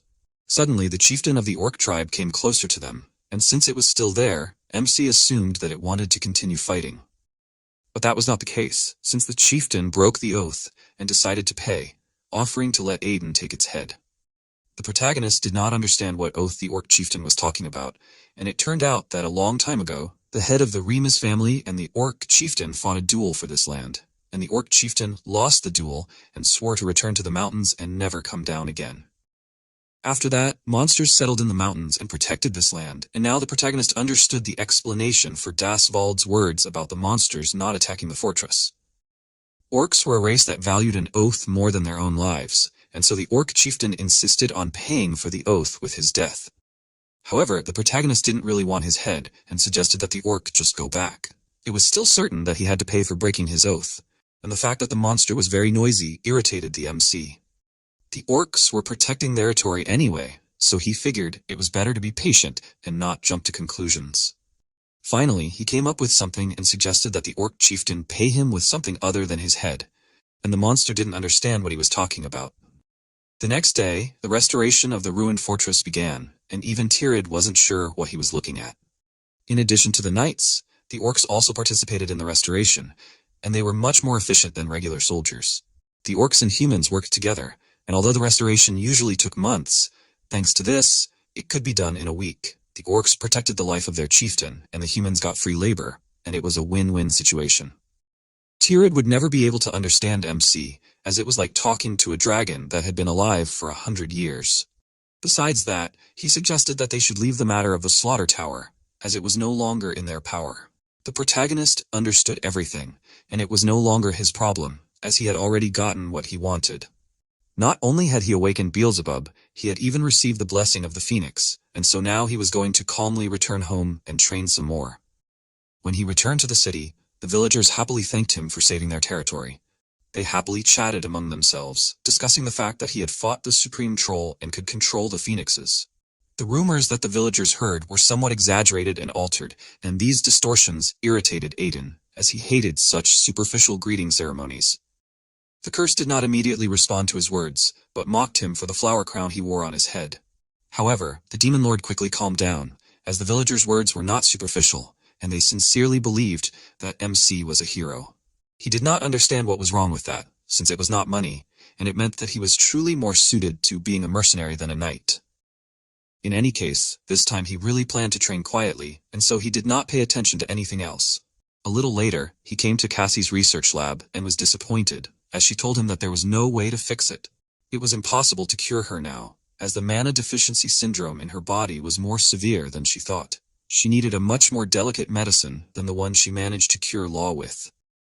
Aiden was willing to pay any amount for such a medicine, but money was not the main thing, as they needed an alchemist who was skilled enough to create an elixir of the highest class. Such an alchemist could only be found in the imperial court, but Cassie was still grateful to the protagonist, because if she stayed in her pharmacy, she would have died, wasting her entire life searching for a cure. However, he was not going to accept her words, as everything would be possible if they had an alchemist. She reminded him of what she had said earlier, but he knew someone who could help them, so he asked her to just wait here. At first, she had doubts when the protagonist came to her and offered to tell her how to cure mana deficiency syndrome, as well as providing funds for research. Her second stage was acceptance, as she had no choice but to accept Aiden's offer, as her body would not last long. Her third was despair, as she was devastated by the fact that the method to cure her body was incredibly difficult. But now, her feelings had changed, as the people she had met so far had warm words but cold actions. But with Aiden, it was the opposite. She hadn't felt such warmth in a long time, and so she asked him to bring her an experienced alchemist, crying with joy, as her research was perfect. He was actually going to do so, and Curse was amazed that he would do this for someone else. A sudden change in a person could be fatal, so he was worried about the protagonist's condition. But he was just fulfilling a promise, and this was very important for mercenaries. Besides, he was still going to visit this alchemist soon, because he did not have much time left. 3 days later, the protagonist arrived in the city of Markellan, which was a large trading center. It was a very lively city in the past, and since he used the past tense, Curse was interested in the story of it. In this city, everyone worked tirelessly, but the city itself disappeared due to the attack of a mad dragon. MC was the only one who found this story strange, and the demon changed the topic, remembering the alchemist they needed. The protagonist was going to find a way to this person, so he simply ordered the demon lord to shut up. At the same time, in the outskirts of the city of Markellan, in the slum area, several people surrounded Joseph and began to threaten him, as he had to prepare the goods by today. But it would not work, no matter how fast he worked. However, the men were sure that it was not their problem, and they warned him to be careful, as he could get hurt if he did not comply with their conditions. He was terrified, but could not resist, and at that time, Aiden entered the alley, who was offering a solution for those who suffered from threats, attacks, and blackmail. He shouted out his announcement, and the men were distracted by him, and one of them ordered Charon to go and take care of him. Charon approached the MC, trying to find out what he was doing there. He did not answer him, but asked if he did not know who he was. Charon ordered him to get lost, but Aiden ignored him and turned to Joseph, assuming that he needed his services. Charon got angry because he wasn't paying any attention to him and swung his arm to attack him, but the next moment, MC himself threw him into the wall. Charon's comrades were worried about what happened, and the protagonist told him to back off, as he noticed his client. Another bandit attacked him, outraged by his behavior. However, MC easily dodged and ran closer to him, pulling down his pants and starting to laugh at the underwear he was wearing. The man only got angrier, noticing that the protagonist looked like a troll, and he only got angrier, and the man pulled out a sword, intending to destroy him. However, Aiden broke his weapon with his sword aura, grabbed the man and attacked him himself, deciding to fix his eyes. Very soon the man was lying beaten on the ground, but he was still lucky that the protagonist answered him so easily for comparing himself to a troll. He was the first to use Beelzebub like this, but Aiden did not respond to this curse remark. Another man who remained conscious was scared as he watched everything the protagonist did. He meanwhile approached Joseph, offering his services for a reasonable price. And he thought about it, since the awakened one with the sword's aura was offering him help for such a low price. He thought that he might ask for something crazy later, and so he doubted that he could trust him. However, he had no other choice, so he asked him for help. He was a famous alchemist in the underworld of Marcelan, but his daughter was kidnapped by the criminal organization Cerberus Guild, and he could do nothing to stop them. Onkal offered him a deal, since Joseph was an alchemist in an interesting place before. He had to give them pills once a week, and in that case, they were going to protect both him and his daughter Eldest. Considering that this place was very dangerous, the deal was good, and in the past life Joseph brought these pills to the guild for years. But when he found out that Eldest was already dead, he asked the protagonist for revenge, and soon joined his daughter in the afterlife. However, that was in the past life, and this time it was still not too late. Joseph was going to give him whatever he wanted, and asked him to save his daughter. MC agreed, but he decided that Joseph would give him whatever he wanted. Beelzebub noted that the protagonist was the first person who had a stronger gluttony than him, but in the protagonist's opinion, this deal was fair. He eventually turned to the man who was alive, and he stopped in fear. The protagonist spared him for a reason. He had a few questions, but he doubted that his hostage would answer him willingly, and so he decided to start with a few blows, ignoring what the bandit was actually going to answer him right now. A little later in the Cerberus Guild apartment, Onkal was sitting in the guild leader's office, since this time with 2 Joseph pills they should make a profit. He was thinking about taking one of these pills, because it was very good for the body, and suddenly the door to his office opened, and he was indignant that someone dared to enter without knocking. Finally, he recognized his ward and inquired about the pills, but then noticed the man's condition. Soon after, Aiden himself entered inside, and Onkal did not understand who he was, but assumed that the condition of his guild member was related to him. He did not know what he wanted, but he was sure that he was stupid. Since he came to the tiger's den in such a state, he had an artifact for an emergency, and it rang if you pour mana into it. He activated the artifact so his people should arrive soon, and he was sure that Aiden had come to an end. However, nothing happened even after some time, and Onkal assumed that the artifact was broken. The protagonist meanwhile began to approach him closer, and Onkal tried to scream and warn someone about the stranger. MC guessed that he was calling his guild members, but explained that when he came earlier, they were all in a deep sleep. However, he was not going to let Onkal fall asleep just like that, and asked where Eldest was. He guessed that he was a mercenary hired by Joseph, and warned him not to be impudent, since he was the strongest in this guild. He was going to attack him, but after a short battle, he gave in and opened the dungeon in which Eldest was imprisoned. Aiden was outraged that they locked her in such a place, but Onkal explained that Eldest was unusual. As soon as he opened the door, she, despite the fact she could seem calm, she jumped on him, attacking, and from this blow he flew far to the side. Eldest promised to kill him, and the protagonist noted that she was pretty good, and even if he left Onkal beaten half to death, the blow was good. Eldest had a pretty interesting power, and even Kirsch noticed it. She meanwhile tried to attack Aiden, but he easily blocked each of her blows. The Demon Lord noted that her power was similar to that of a very annoying guy, but it was none of MC's business, since his goal was to save Eldest. She wanted to go to her dad, and the protagonist immediately agreed with this, so she calmed down. He explained that he came at Joseph's request to save her, and she was happy that she could actually go home. She hugged him, crying with happiness, as she was very scared and missed her father. MC convinced her that she was okay now, and suggested going home. Kirsch didn't even think that he still had the ability to empathize in his head, and the protagonist was outraged that he thought something like that about him, but Kirsch just seemed to be a little different from how he was in his past life. Very soon, Eldest ran into her house and happily hugged Joseph. They both cried with joy, and MC watched them from the side with a smile. A little later, when Eldest fell asleep, Joseph thanked him, but that was not the end, as now it was time for them to settle accounts. Joseph understood that he had to pay compensation, and he was interested in how much the protagonist wanted to receive. He offered him to answer the question, how much is his daughter's life worth? To Joseph, she was more precious than his own life, and if MC asked for money, Joseph was going to spend his entire life to pay. But he had a lot of money, and he offered to take Joseph's alchemy skills. He became wary when he realized his intention, and it was true, since Aiden needed an alchemist with such skills as possible. Joseph realized that MC helped him because he knew about his alchemy skills, but he had to pay for the help, and so he opened a small box, revealing a pill lying in it. The protagonist had seen it in his past life, and it was the highest grade elixir Joseph could make. He offered MC to try it, and he eagerly touched it, and Joseph was going to make it part of his payment. The protagonist's chin even began to drool in anticipation, and it seemed disgusting to the curse. The protagonist was sure that he was saying this because he hadn't tried this elixir, because if he drank it, his mana would double. It happened almost instantly, and when the elixir wore off, MC realized that it was simply amazing. This elixir was beyond compare, and in that case, as compensation, Joseph was going to continue making these elixirs for him.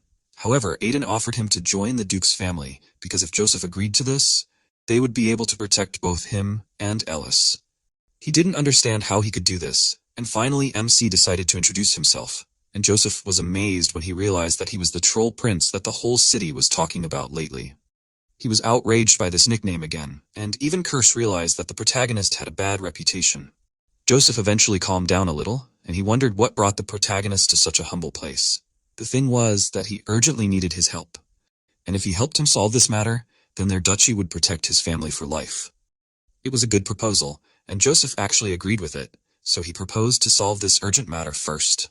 Soon, they all arrived at Cassie's research lab, and when Joseph examined her, he realized that this was the most severe case of mana deficiency syndrome he had ever seen. She would have died long ago, if not for the exceptional strength of the beast race. Of course, it could be cured if they made a medicine using the method he saw. But the problem was getting the ingredients needed to make the medicine, and Aiden suggested getting it from his house. But in reality, these ingredients were impossible to get, since mana deficiency syndrome was a disease in which the mana channels become clogged, and to cure these channels, they needed mana with an extreme fire attribute. It could be obtained from things like the fire dragon's heart or the phoenix's feather, but such legendary creatures were impossible to find. Cassie knew that there was nothing she could do, but she was still grateful for their help. The protagonist put his hand in his pocket when he heard about the phoenix's feather and showed it to the others. Cassie and Joseph were shocked that he had something they had only heard of in legends. He remembered how the phoenix dropped the feather, but Joseph did not ask him for an explanation anymore, since it could definitely cure mana deficiency syndrome. He only asked for 2 days, and Cassie could not hold back her tears of joy. At this time, Philip knocked on the lab, and MC wondered why he came. Fried was looking for him, and the protagonist was horrified, since this time he disappeared without saying anything. When he arrived at Duke Fried's office, he was still wary when he asked about his trip to McKellen City. He explained that he went there on business and apologized for not informing him before leaving. But Fried didn't call him to scold him, and the protagonist didn't understand what the reason was for calling him then. The thing was that they had received an invitation to an imperial banquet in honor of the crown prince's upcoming birthday, and this time Aiden was supposed to go. Carl had attended such events before, representing their family. The protagonist himself did not want to go, since he himself was very busy.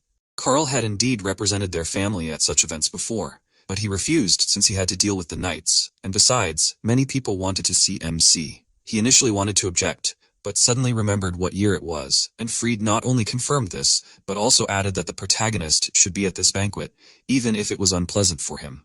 This time, he did not refuse and agreed to go. Fried was surprised by such a sudden change in mood, but the protagonist assumed that he had no choice if Carl was busy. He was going to go, thinking that it was just an appearance, and Fried was glad that he made the right decision and warned him to be careful on the trip. After their conversation ended, Aiden walked out into the hallway, and Curse realized that he would not go to such a place without a reason. This year, an important event was going to happen at the Imperial Banquet, namely, the attack of Black Mages on the Imperial Banquet.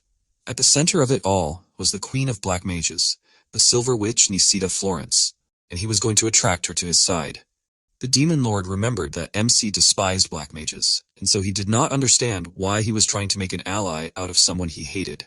But unlike the radical heretical group of Black Magicians Chaos, Nisita was the leader of the moderate faction Fire Florence, and although he had finished her off in her previous life, this time it could have ended differently.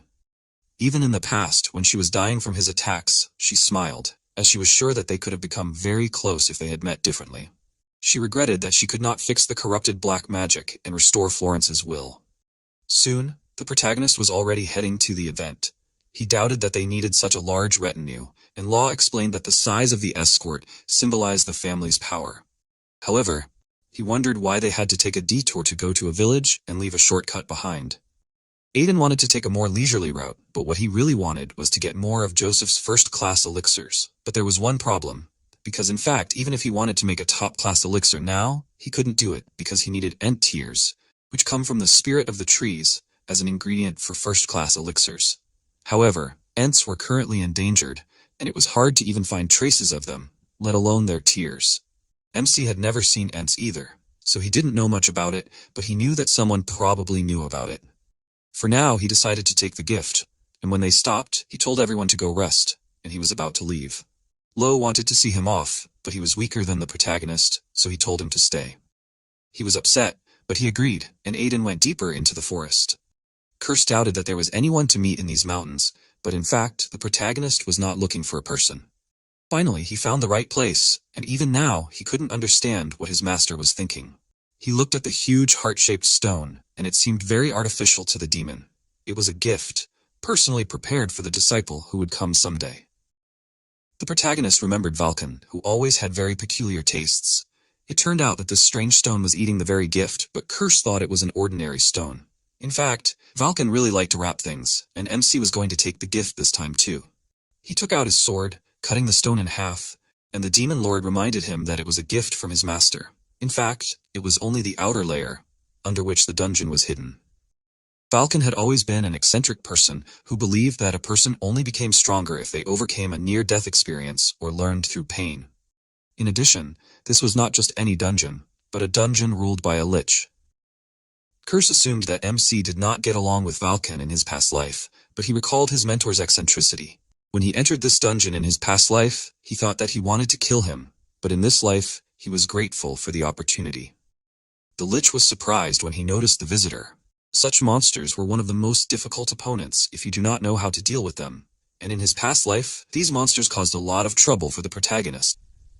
The lich was sure that he was a stupid person, and was going to turn him into an undead like the rest of the people. However, Aiden was not going to listen to the monster's words and quickly approached it to destroy it, because if he did, the rest of the undead would disappear. Besides, this half-dead lich was nothing, considering the experience of the protagonist in his past life. He destroyed the monster with one powerful blow, which would not be able to see the revival of the kingdom of black mages. Other undead also began to dissolve, and the protagonist suddenly noticed a pendant on the monster's neck. Curse assumed that this was a gift from Valken, but MC had never seen anything like this before. The pattern seemed familiar to him, but he decided not to think about it now and just leave the pendant. The demon advised him to collect lich bone dust, and he was outraged by this suggestion. The thing was that it would turn into a search for ents, and although the protagonist did not want to follow the words of the demon lord, he knew little about ents, so he listened, but warned that Curse should be prepared for the consequences if he tells him to collect this for some strange purposes.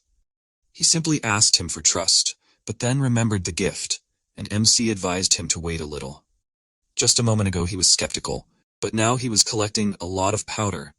I was all because storing useful things was great. He went deeper into the dungeon, which turned out to be a secret room. No matter how eccentric Valken was, he was not so crazy as to simply throw MC into a dungeon with one lich. However, just the presence of this monster already seemed crazy enough to Curse. MC asked him to shut up. The demon was surprised, because he noticed the shield that he knew in his past life. If it weren't for this, the demon lord would never have lost the battle against the protagonist. He also hadn't seen this banshee spirit shield for a long time. This item was imbued with the spirit of a mad banshee, and this darkened the user himself, so Aiden had a hard time in his past life. But this was already the second time, so it didn't seem like nonsense to him. One of the reasons he liked the shield was because it could be worn as a bracelet and taken out whenever needed. Because it was a familiar object, it now reminded the protagonist of the time when he was the Dragon Slayer King. Because he was lost in thought, he didn't even pay attention to the mad scream, and Curse assumed that he was crazy too. It was time for them to leave. But there was someone else here. so Aiden warned that he wanted to make a deal. Rabbits appeared next to him from the portal and introduced himself, offering the protagonist just what he needed. Their spirit market had everything, and MC remembered the spirits of trade who had strong monetary desires. The spirit market was created when these spirits gathered together, and the central figure was the Hatter. Usually, when someone cleared a dungeon, the market would send a spirit to exchange for side items from that dungeon, but the protagonist knew about another nuance. Rabbits, meanwhile, suggested that he wanted to exchange a shield, and he could buy it from him for a good price. But he was not going to sell it, and Rabbits did not understand what kind of deal this was in that case. MC wanted to know where the dwellings of the Ents were on this western continent. Rabbits understood that he wanted to buy information, but this information was very expensive, because even if it was the location of a small village, then with a discount it would cost 2,000 gold coins. However, the protagonist offered 4,000 coins, and Rabbits was delighted by this opportunity. Curse did not understand why the protagonist suddenly doubled the price, and he assumed that he owed this spirit something in his past life. But he was just doing what he was taught, and that was the skill of milking the spirits of merchants, which Valken taught him. He had milked rabbits like this in his past life too, and so he wanted to show off his skills in this life as well. That's why he asked Rabbits to give him the location of the Ent's home and 4,000 gold. The spirit was outraged, assuming he was crazy, but in fact MC was offering a trade and wanted to sell Rabbits what was behind him. He was amazed that he knew this information, and the protagonist noted that he could always destroy the core behind his back if Rabbits didn't need it. He remembered how Valken wanted to sell the dungeon core in the past. It was his secret money-making scheme that no one knew about, because the real reason the spirits traders came to the dungeon was for this core. It was useless, and no one would take it even if it was free. And so Aiden was surprised that the spirits wanted to get their hands on it. Valken didn't know why either, but in any case, everything belongs to the person who conquered the dungeon, which means the core can be sold as well. The protagonist assumed that the spirits might not buy it, in which case they could just destroy it. At the moment, he was wondering what Rabbits would do, and he trembled. MC was rushing him, but he still didn't answer. Everyone else was just throwing these cores, so he didn't know what to do now. If he bought this core with money, he would be insulted, but if he didn't return it, he would definitely be fired. In the end, the protagonist got tired of waiting and decided to destroy the core, and then Rabbits agreed to buy it. The protagonist was happy with his victory, and Curse was wondering where he would continue to extort money from. Soon, Aiden already received his reward, assuming that it was a good deal. He suggested Rabbits to meet again sometime, but he hoped that it would not happen. But in fact, he was not so disappointed, since MC could try to find the village of Ents, but no one has returned from there yet. Meanwhile, the protagonist began to return to the carriage. At this time, Lo was worried, since half a day had passed since he left. He was going to go and look for him, but by this time the protagonist returned. Lo admitted his worry, but Aiden asked him to stop, because sometimes he wished that he would treat him as rudely as before. He still could not get used to the changed relationship between them. And in the end, he suggested that they immediately go to the imperial capital. Nisita also appeared at the entrance to the dungeon of the Banshee spirit, who at first was happy that she found it, but then became disappointed, since there was no one here. She breathed heavily and knelt down next to the destroyed Lich, who had disappeared, although he should have been right there. The next day in the imperial capital, a servant met the arriving carriage, from which Aiden came out. He greeted him, intending to lead him to the guest company room, where he would be staying during his visit. Although he smiled, he was still wary, since Aiden had come instead of Carl, and he had a bad reputation even in the imperial capital. They should not offend him, and so he overcame his disgust. Soon the protagonist was already in his assigned room, and he noticed that even the beds in the rooms of the imperial palace were different. Tonight, the black magicians were supposed to cause chaos, and last time there were many people injured and killed. In that case, Curse suggested that he warn these people, but he thought that this was a good opportunity, because he could not easily miss Niset. The Demon Lord thought that he didn't care if people died or got hurt, but the protagonist reminded him that in his past life, he was a hero who saved the world, and he actually had a plan. Soon, as the event began, the nobles began to talk among themselves. The protagonist also arrived at the event, and the atmosphere immediately changed, as everyone knew that he was a scoundrel and believed that his achievements were actually false. It had been a long time since anyone had treated him like this, and the last time he had been treated like this was by the mercenaries in his past life. That was why all people were the same to him. But he didn't care, as there were only 3 people he wanted to meet. He noticed one of them in the back of the room. Gustav Dora tried alcohol, wanting to import it to their magic tower, and at that time Aiden came closer to him, happy to meet him.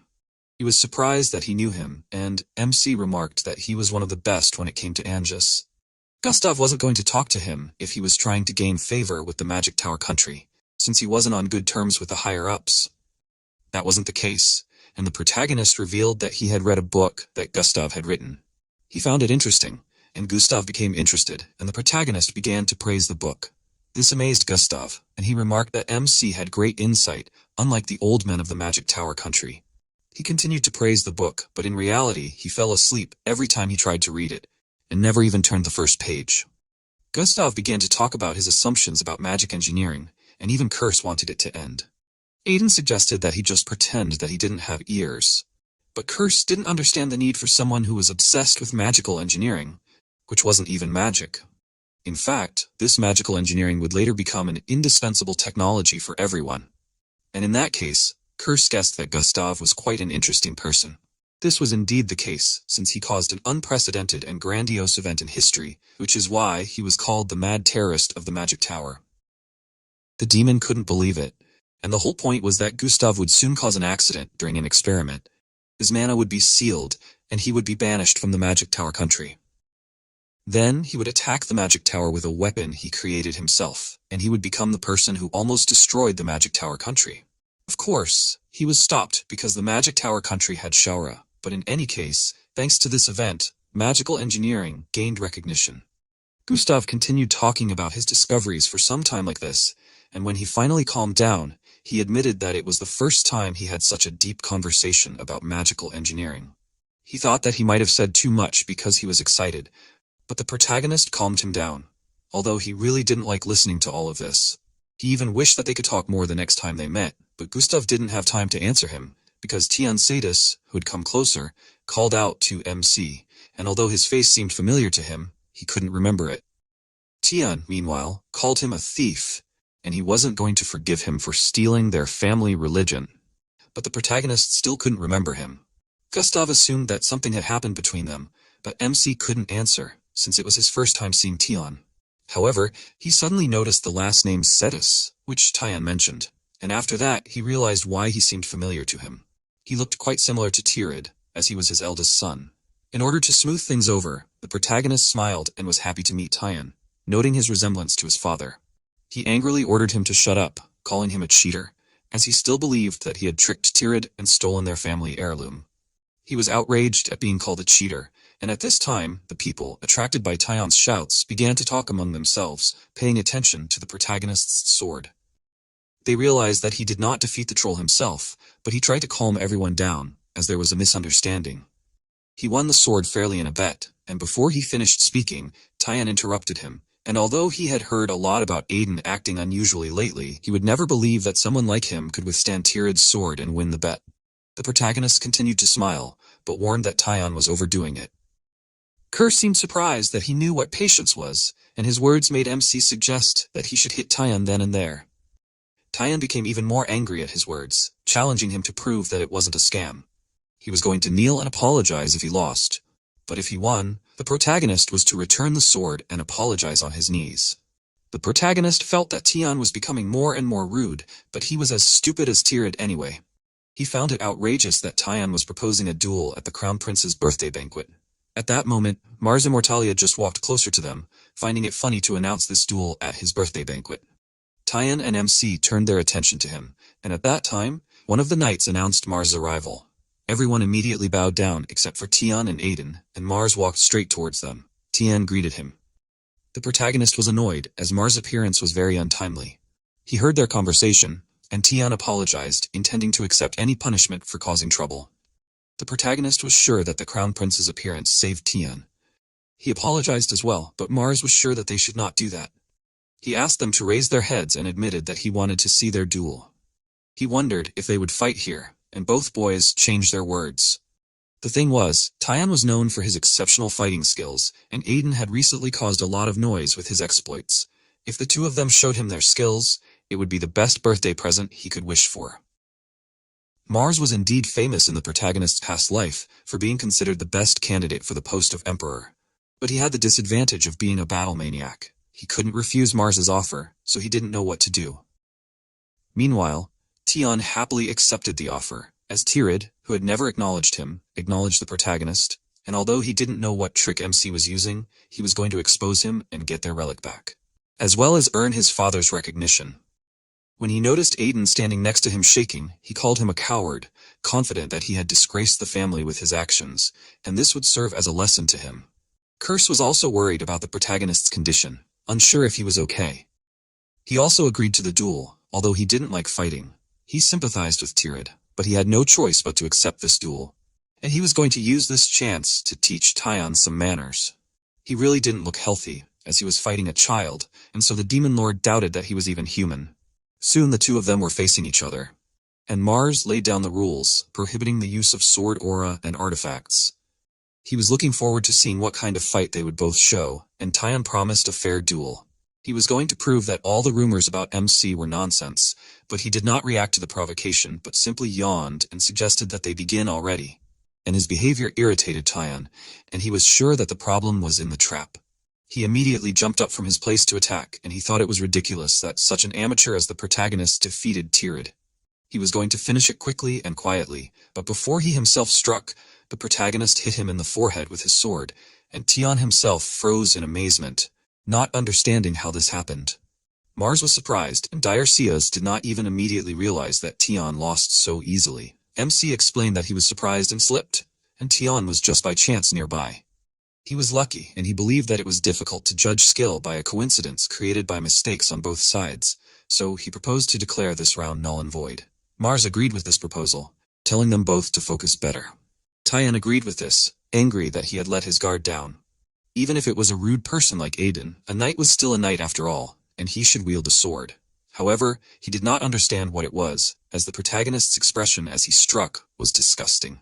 Tion was going to give it his all, and MC agreed with this, telling him to attack already. Tion was becoming increasingly angry at his behavior, but he was not going to let anyone fool him twice.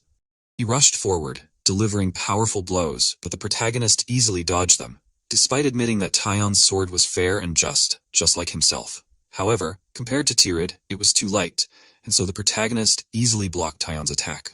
He was indignant at his remark, and the protagonist explained that Tirid's sword was heavy and precise, but Tion's sword now looked like it was just imitating Tirid's sword. He asked indignantly, and MC decided to show him his fighting style that he used to fight Tirid. He ran forward, and his movements were very fast. However, Tion was still confident that he could block it. He was not going to accept that Tirid was defeated by such a sword, and he tried to block the attack, but the protagonist suddenly changed direction, and Tion froze in shock, and in the next moment, the sword hit him in the face again. He was sure that he had blocked the strike accurately, and so he did not understand how it happened. Curse thought that MC would have an easier time because of his connections with Tirid, but he took it more seriously, as he was sure that a stubborn knight like Tion would not stop until he was knocked out. If he did not make him unconscious, Tion would attack him until he died. However, contrary to the protagonist's expectations, Tion, who did not believe that he could not handle such swordsmanship, kept his balance, and even MC was surprised that he withstood this blow. He shouted that he was the eldest son destined to lead the family and raised his sword to attack, but the protagonist used the Royal Mercenary Skill Knight Destroyer and ran past Tion, hitting him and knocking the weapon out of his hands. This time, he did not fall either, as Dyer caught him in time, assuming that he was causing trouble. Aiden replied that it was nothing to worry about, but was surprised that Dyer knew Tion. But at least now he would not have to look for him so hard, since Dyer was one of the 3 people he came to. Dyer was glad to meet him. He was the younger brother of the traitor knight Silbit, and when MC remembered this, Dyer introduced himself. The Sias dukedom was called the sword that guarded the northern continent. It was known as the strongest knight line, and there was no one who inherited this bloodline who did not become a master of the sword. They were famous for choosing their lord solely based on their fighting skills, and if the protagonist were to be reborn into this family, he would already be a swordmaster. A person like Dyer was called a genius, and he was born once every 100 years into such a family. At this point, MC had already stepped aside, watching the nobles, including Dyer, talking to each other. Curse had heard the name Sias several times, but this was the first time he had heard the name Dyer. However, he believed that now would be the best time to approach Dyer if the protagonist was going to meet him. However, he was sure that the best time would come, and until then, he was going to do something else. But he was distracted from his thoughts, as he felt a piercing gaze behind him. They were nobles who approached him with delight, starting to get acquainted with him. He was displeased with all the attention he was getting, but he was even more irritated by the nickname Troll Lord that someone had uttered. After a while, he went out onto the balcony, hoping that the nobles wouldn't come after him here. Curse wondered if he hated these nobles, since they had looked down on him just a moment ago. However, he didn't understand what there was to hate. After all humans were the same. That was how they were made, and they clung to a person when they were needed, but discarded them when they had exhausted their usefulness. He advised the Demon Lord not to trust him too much, since he himself was a human. And yet, he trusted him, and it was unexpectedly touching.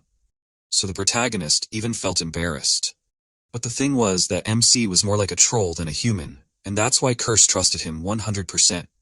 Aiden was indignant and promised to drink 100 bottles of holy potion when they returned. But his further argument with the Demon Lord was interrupted by a girl appearing on the balcony. She recognized his fighting style as the Mercenary King's swordsmanship, and he was surprised that she recognized Valken's swordsmanship. Her energy seemed familiar to him, and he realized that the last person he needed to meet had come on her own. He wondered if she had seen this skill before. She had not seen it, but she had heard about it, since the Mercenary King's skill could make any defense useless, and if Valken was a knight, he would undoubtedly deserve a great honor.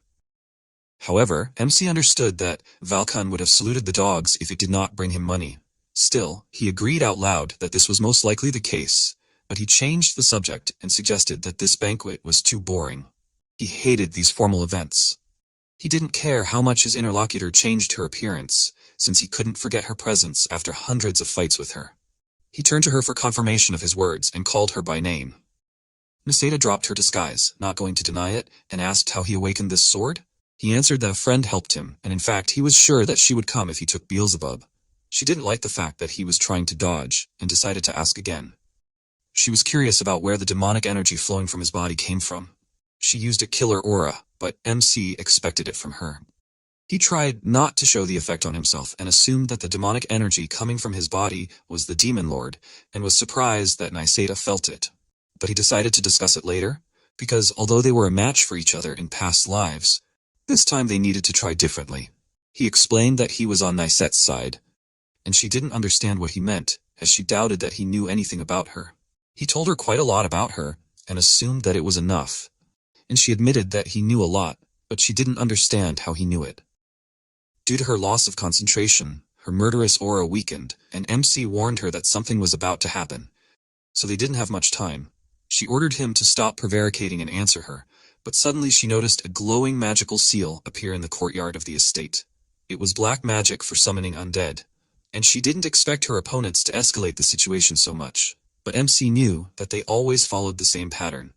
This black magic would not end until the summoner died, and although he believed that Nisette had many questions for him, he offered to deal with this first. He knew that she was there to capture the heretical group of Chaos Black Mages, and she was amazed that he even knew that.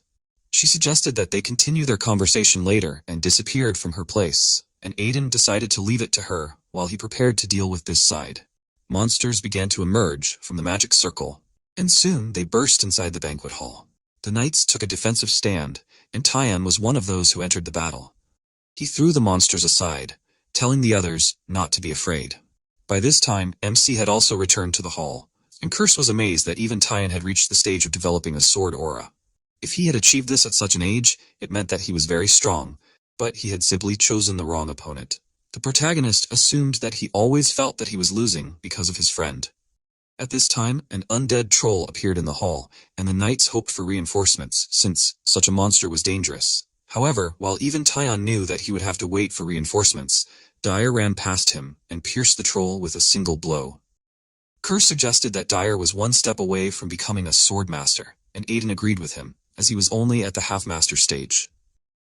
Tyan was strong enough, but having Dyer as his closest friend and rival meant that he was extremely unlucky. The Demon Lord wondered why the protagonist was not helping them, instead of just messing around. He was sure that they could handle this on their own, and besides, he needed to confirm something. Curse wondered what he was talking about, and at that moment, a new monster appeared, emitting incredibly dense demonic energy. Tyan warned Dyer about this, and the monster entered the room and called out to Dyer, after which it immediately took off, approaching him. It jumped into the air, swinging its sword, but the moment it struck, Dyer did not take any damage as MC stood in front of it, stopping the undead's strike with his shield. This Death Knight was the strongest of the undead, and it had ruined the banquet in the past. The protagonist thought that something was wrong, and it happened as he expected. Even if it was the strongest undead, Dyer, as a half-master, should be able to handle it. He always wondered why he lost in his past life, but it turned out that this knight was enhanced by dark magic and had strength that surpassed that of a half-master. The protagonist would not have been able to block this monster's attack if it weren't for the Banshee Spirit Shield, and now he understood why Dyer lost. The monster then said Dyer's name again, and the protagonist became wary as he realized that it said something. The Death Knight didn't need others, and this pushed MC away, and he realized what exactly had happened. He was sure that he should have noticed earlier that the undead were not moving to attack, but to separate Dyer from the rest of the soldiers. This whole thing was planned just to kill him. The Death Knight tried to attack Dyer several more times, but Aiden took each of these blows on his shield. The knight was also a half-master, and this one's attacks were oppressing him so much that he had no choice but to block. However, he was not alone, so he told Dyer when to attack. He struck, but the Death Knight easily blocked it, and this one's weapon did not even leave a scratch. Dyer could not even believe that it parried his spear strike so easily, and the protagonist warned that this knight was at least a half-master. However, he did not immediately understand why so many monsters were targeting Dyer specifically. He didn't realize that the person who would benefit the most from Dyer's disappearance was the one who was a pain in the ass with him, and he realized that there was only one such person, and that was Silbetta. If this continued, Dyer would overshadow him, and despite being the eldest son in the family, he would only end up knighted, since the head was chosen by merit. Before, the protagonist thought that Silbetta was just lucky to become the king of knights. But now he understood how he became one. He was angry that he was in secret collusion with dark mages. The more he looked, the more rotten everything seemed. But he was distracted from his thoughts, because Dyer asked how they were supposed to deal with their opponent. He knew how they could deal with it, and Dyer was amazed that he was able to deal with such a monster. With the technique that MC had invented, it was possible to defeat even a much stronger opponent, and Dyer was excited for him to say the name of this technique.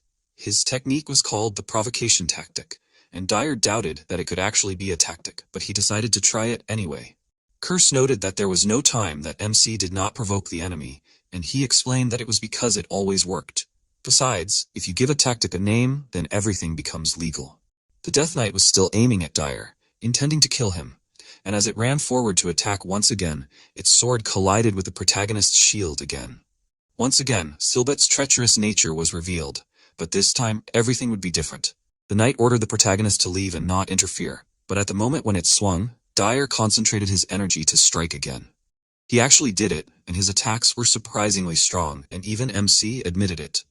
If Dyer had hit correctly, even the Death Knight would have been finished, but it managed to dodge and jumped up to attack Dyer. He meanwhile started looking around as he didn't feel anything from his attack. And suddenly he noticed a monster approaching him, and from its strike dust rose into the air. However, the knight trembled in anger as MC parried this one's attack again, and started to tease the knight as it was too easy for him. In the end, the monster decided to kill him first, and then Dyer, and started to deal powerful blows, which the protagonist blocked. So they fought in this way, acting alternately, and at first Aiden blocked the monster's attacks, and then Dyer dealt blows himself. After a while they stopped for a while, and although they were able to parry all the attacks, their blows were also unsuccessful, and Dyer did not understand why there was not a single scratch on their opponent. MC smiled madly, but did not answer, and he called out to him in a worried manner. Even Curse did not understand what was wrong with him, and assumed that Beelzebub had taken possession of him again, but that was not the case. Aiden replied that he was fine and asked them not to worry, and Curse indignantly repeated his words, reminding him that if the protagonist died, he would go straight after him. His dissatisfaction was also due to the fact that the protagonist was barely coping with parrying, and his attack was generally bad. However, he could attack, and he was just waiting for the right moment. With his current abilities, he would not even be able to scratch the enemy, so he needed the power of the shield. The Demon Lord realized that he wanted to attack with the shield's spirit, and MC thought that it would be quite easy, since this shield was permeated with the spirit of the Mad Banshee.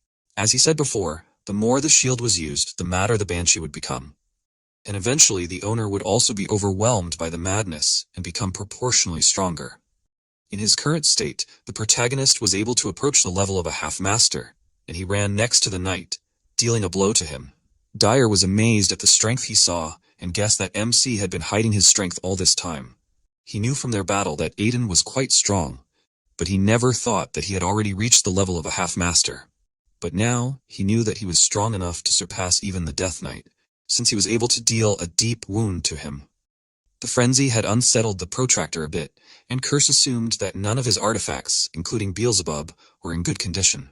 The better the artifact, the more likely it was to have flaws, and the Demon Lord thought it was a trivial matter, since the artifacts were like their owners. Since the protagonist hadn't used the shield for a long time, the frenzy was hard to control, so he was going to finish it off quickly. He activated the speed ring, and at that moment, the knight ran up to him to attack. When it hit, a huge amount of dust rose into the air, and the knight advised MC to die, but he managed to dodge the attack and took advantage of the monster freezing while striking himself, and he managed to injure his opponent again. Because of the dust, the knight couldn't see anything, and he wondered where the protagonist was. It announced its location and attacked again, and the fact that it had become even faster meant that Dyer would only get in the way if he decided to help it. The protagonist offered the monster to burn in hell, promising that soon the owner of this would follow it. He dealt a few more quick blows, but the knight could not die, because if it died, the mission would not be completed. That is why it took off, despite its wounds, and ran towards Dyer, and he was amazed at how fast it was. The knight had already swung his sword to attack it and complete its mission. When the protagonist was about to put an end to the monster, but it suddenly turned away from the fight with him and ran towards Dyer. He himself did not understand why this happened. He was horrified when he noticed that the knight was already very close to Dyer and swung his sword to attack him. But the side effect of the speed ring was starting to take effect, and so Aiden would not be able to run to Dyer in time, and thus everything would go exactly according to Silbit's plan. Dyer also could not do anything to defend himself, and at that moment, Tyon ran closer. He knew that he would never be able to defeat such a strong opponent that even Dyer could not defeat. However, he was not going to let the knight kill his best friend and rival. At that moment, he remembered Tyon's words about the difference between his style and his father's, and so he, taking advantage of these characteristics, adjusted his technique and dealt a powerful blow to the knight. It gradually began to disappear, although the mission was not yet completed. The other undead also began to disappear, and the knights assumed that it all depended on the Death Knight. They were shocked that this monster was defeated with a single swing of the sword, and surrounded Tyon, starting to praise him. He flinched in surprise, and at that moment, Dyer came closer to him, admiringly noting that he had become a half-master and saved his life. He understood what it was like to be surpassed, and promised that he would pay Tyon back one day. He agreed, but did not seem particularly happy about it. Dyer suggested that they not forget about the other person, and wanted to call out to Aiden, but did not notice him where he stood. Tyon doubted that he was the one who defeated the knight, since judging by his blow, this was not at all certain. MC, meanwhile, moved away from the place where the knights were gathered, realizing that it was not right to abuse the buffs so often. He needed to rest quickly, as Seth and Curse suggested that he enjoy his victory for a while. If he did not rest now, he might never open his eyes, so he could not enjoy it, and besides, it was still too early to celebrate the victory. He understood that this was only the first step, and assumed that if Silbetta was communicating with black magicians, then the rest of the people in their companies were far from innocent either. Curse noticed that MC had at least calculated the time perfectly, because at one moment everything could go exactly according to Silbetta's plan. It was true, and it turned out that Naseda was incredibly strong. He was glad that she dealt with the Chaos people in time, as it broke the spell and the Death Knight disappeared. But if a little more time had passed, they would have screwed up. Before he could continue thinking, Law ran closer to him, worried about his condition. He told him about the undead that suddenly appeared, and the protagonist wondered where he had been all this time. He had fought the undead, and the protagonist praised him and suggested that he rest, and he immediately agreed. In the morning, in the premium box of the palace, Aiden was sprawled on the bed. He finally woke up, noticing that he had fallen asleep as soon as he lay down. Naseda noticed that he slept a lot, and he was surprised that she was here. She warned him that she had put up a sound barrier, and he was surprised by this. He knew he wouldn't be able to get out of this conversation, but he explained that originally, black magic was created to purify the land tainted by foul mana, as well as to fight the monsters of the underworld. But the current dark mages had gone down the wrong path, so they needed to be shown the true path. He, like Niseda, hated these people, and especially those who attacked the Imperial Palace yesterday. He thought that this might be enough to start a friendship. She was surprised that the nobleman not only understood the essence of black magic, but also acknowledged dark mages. She doubted that he was telling the truth, since he could just be trying to get out of it. The protagonist was not going to rush her, allowing her to think for as long as she needed, and in return he was going to offer her some pretty useful information. She was not sure that he could know anything that the head of the intelligence organization did not know, and there were indeed things that only he could know, since it had not happened yet. He wanted to say what exactly he meant, but at that moment, the door to the room opened, as Tian arrived to see the protagonist. He wanted to talk to him, but he stopped when he noticed that the protagonist was not alone in the room. Tian and Lo closed the door behind them, apologizing, and MC tried to convince them that they had misunderstood everything. Soon he was awkwardly standing in front of a blushing Tian, who asked if he was done with that girl. He convinced him that there was nothing wrong between them, and that it was just a small conversation. It was clear from Tian's face that he had already imagined everything in a row, but in reality, Niseda simply said what she had to and left. She was not going to believe what he told her about the Vulcan estate, which was the agricultural center of the empire, and had never been subject to drought since its foundation, but would still be affected by this very drought. The protagonist asked her to just take his word for it, adding that it would happen in 3 months. Right now, it was more important for him to hurry up and catch up with Tian, because for Niseda, it might be a trifle, but he himself could end up in the center of another rumor. She didn't understand how much worse it could be, but he started pushing her out of the room, offering to talk later. She hoped that he wasn't lying to her, because she would find him, even if he tried to escape. There would really be a drought, and so the protagonist didn't understand why he was so nervous, because when the drought happened, Niseda would have to believe him. Eventually, he got distracted from these thoughts, and asked Tian what brought him to his chambers. He hesitated, and MC assumed that he came for another duel. In fact, this was not the case, and although it was difficult for Tian to say it, he recognized Aiden as the rightful owner of the sword because he deserved it. He didn't understand what was going on with Tian and asked if that was why he came. It was true, but Tian also wanted to thank the protagonist. He didn't even believe that he did it so easily, and he didn't understand what happened with Tian's behavior yesterday. The thing was, he would have lost a close friend if it weren't for the protagonist, so he was sincerely grateful. People said that he had defeated the Death Knight and protected the Imperial family, but Tian was sure that MC himself knew that the monster had disappeared before he could strike. However, at that moment, he finally realized how to go beyond the normal level and reach the level of a sword master that the protagonist showed him. Aiden thought that Tian was as stupid as Tirid, but it turned out that this was not the case, because Tian's last attack was very similar to Tirid's. That was why Tian acknowledged the protagonist as his rival, and since he was the second person after Dyer that he acknowledged as his rival, he could be proud of it. He was going to defeat him one day and get the family heirloom back, so he advised him not to relax. MC took his words back, since Tian turned out to be a copy of his father. But he still wished him luck out loud. Tian suggested switching to a less formal style of communication, but in fact, their communication was not very formal before. A few days later, the protagonist was already returning home, and they should soon arrive at the estate. He knew this, and then inquired about the state of Law's wounds. Thanks to the holy potion that the protagonist gave him, he was fine, and he was sincerely grateful to him for this. He liked the fact that he was thanking him like this, and then he noticed that the Imperial family was very generous.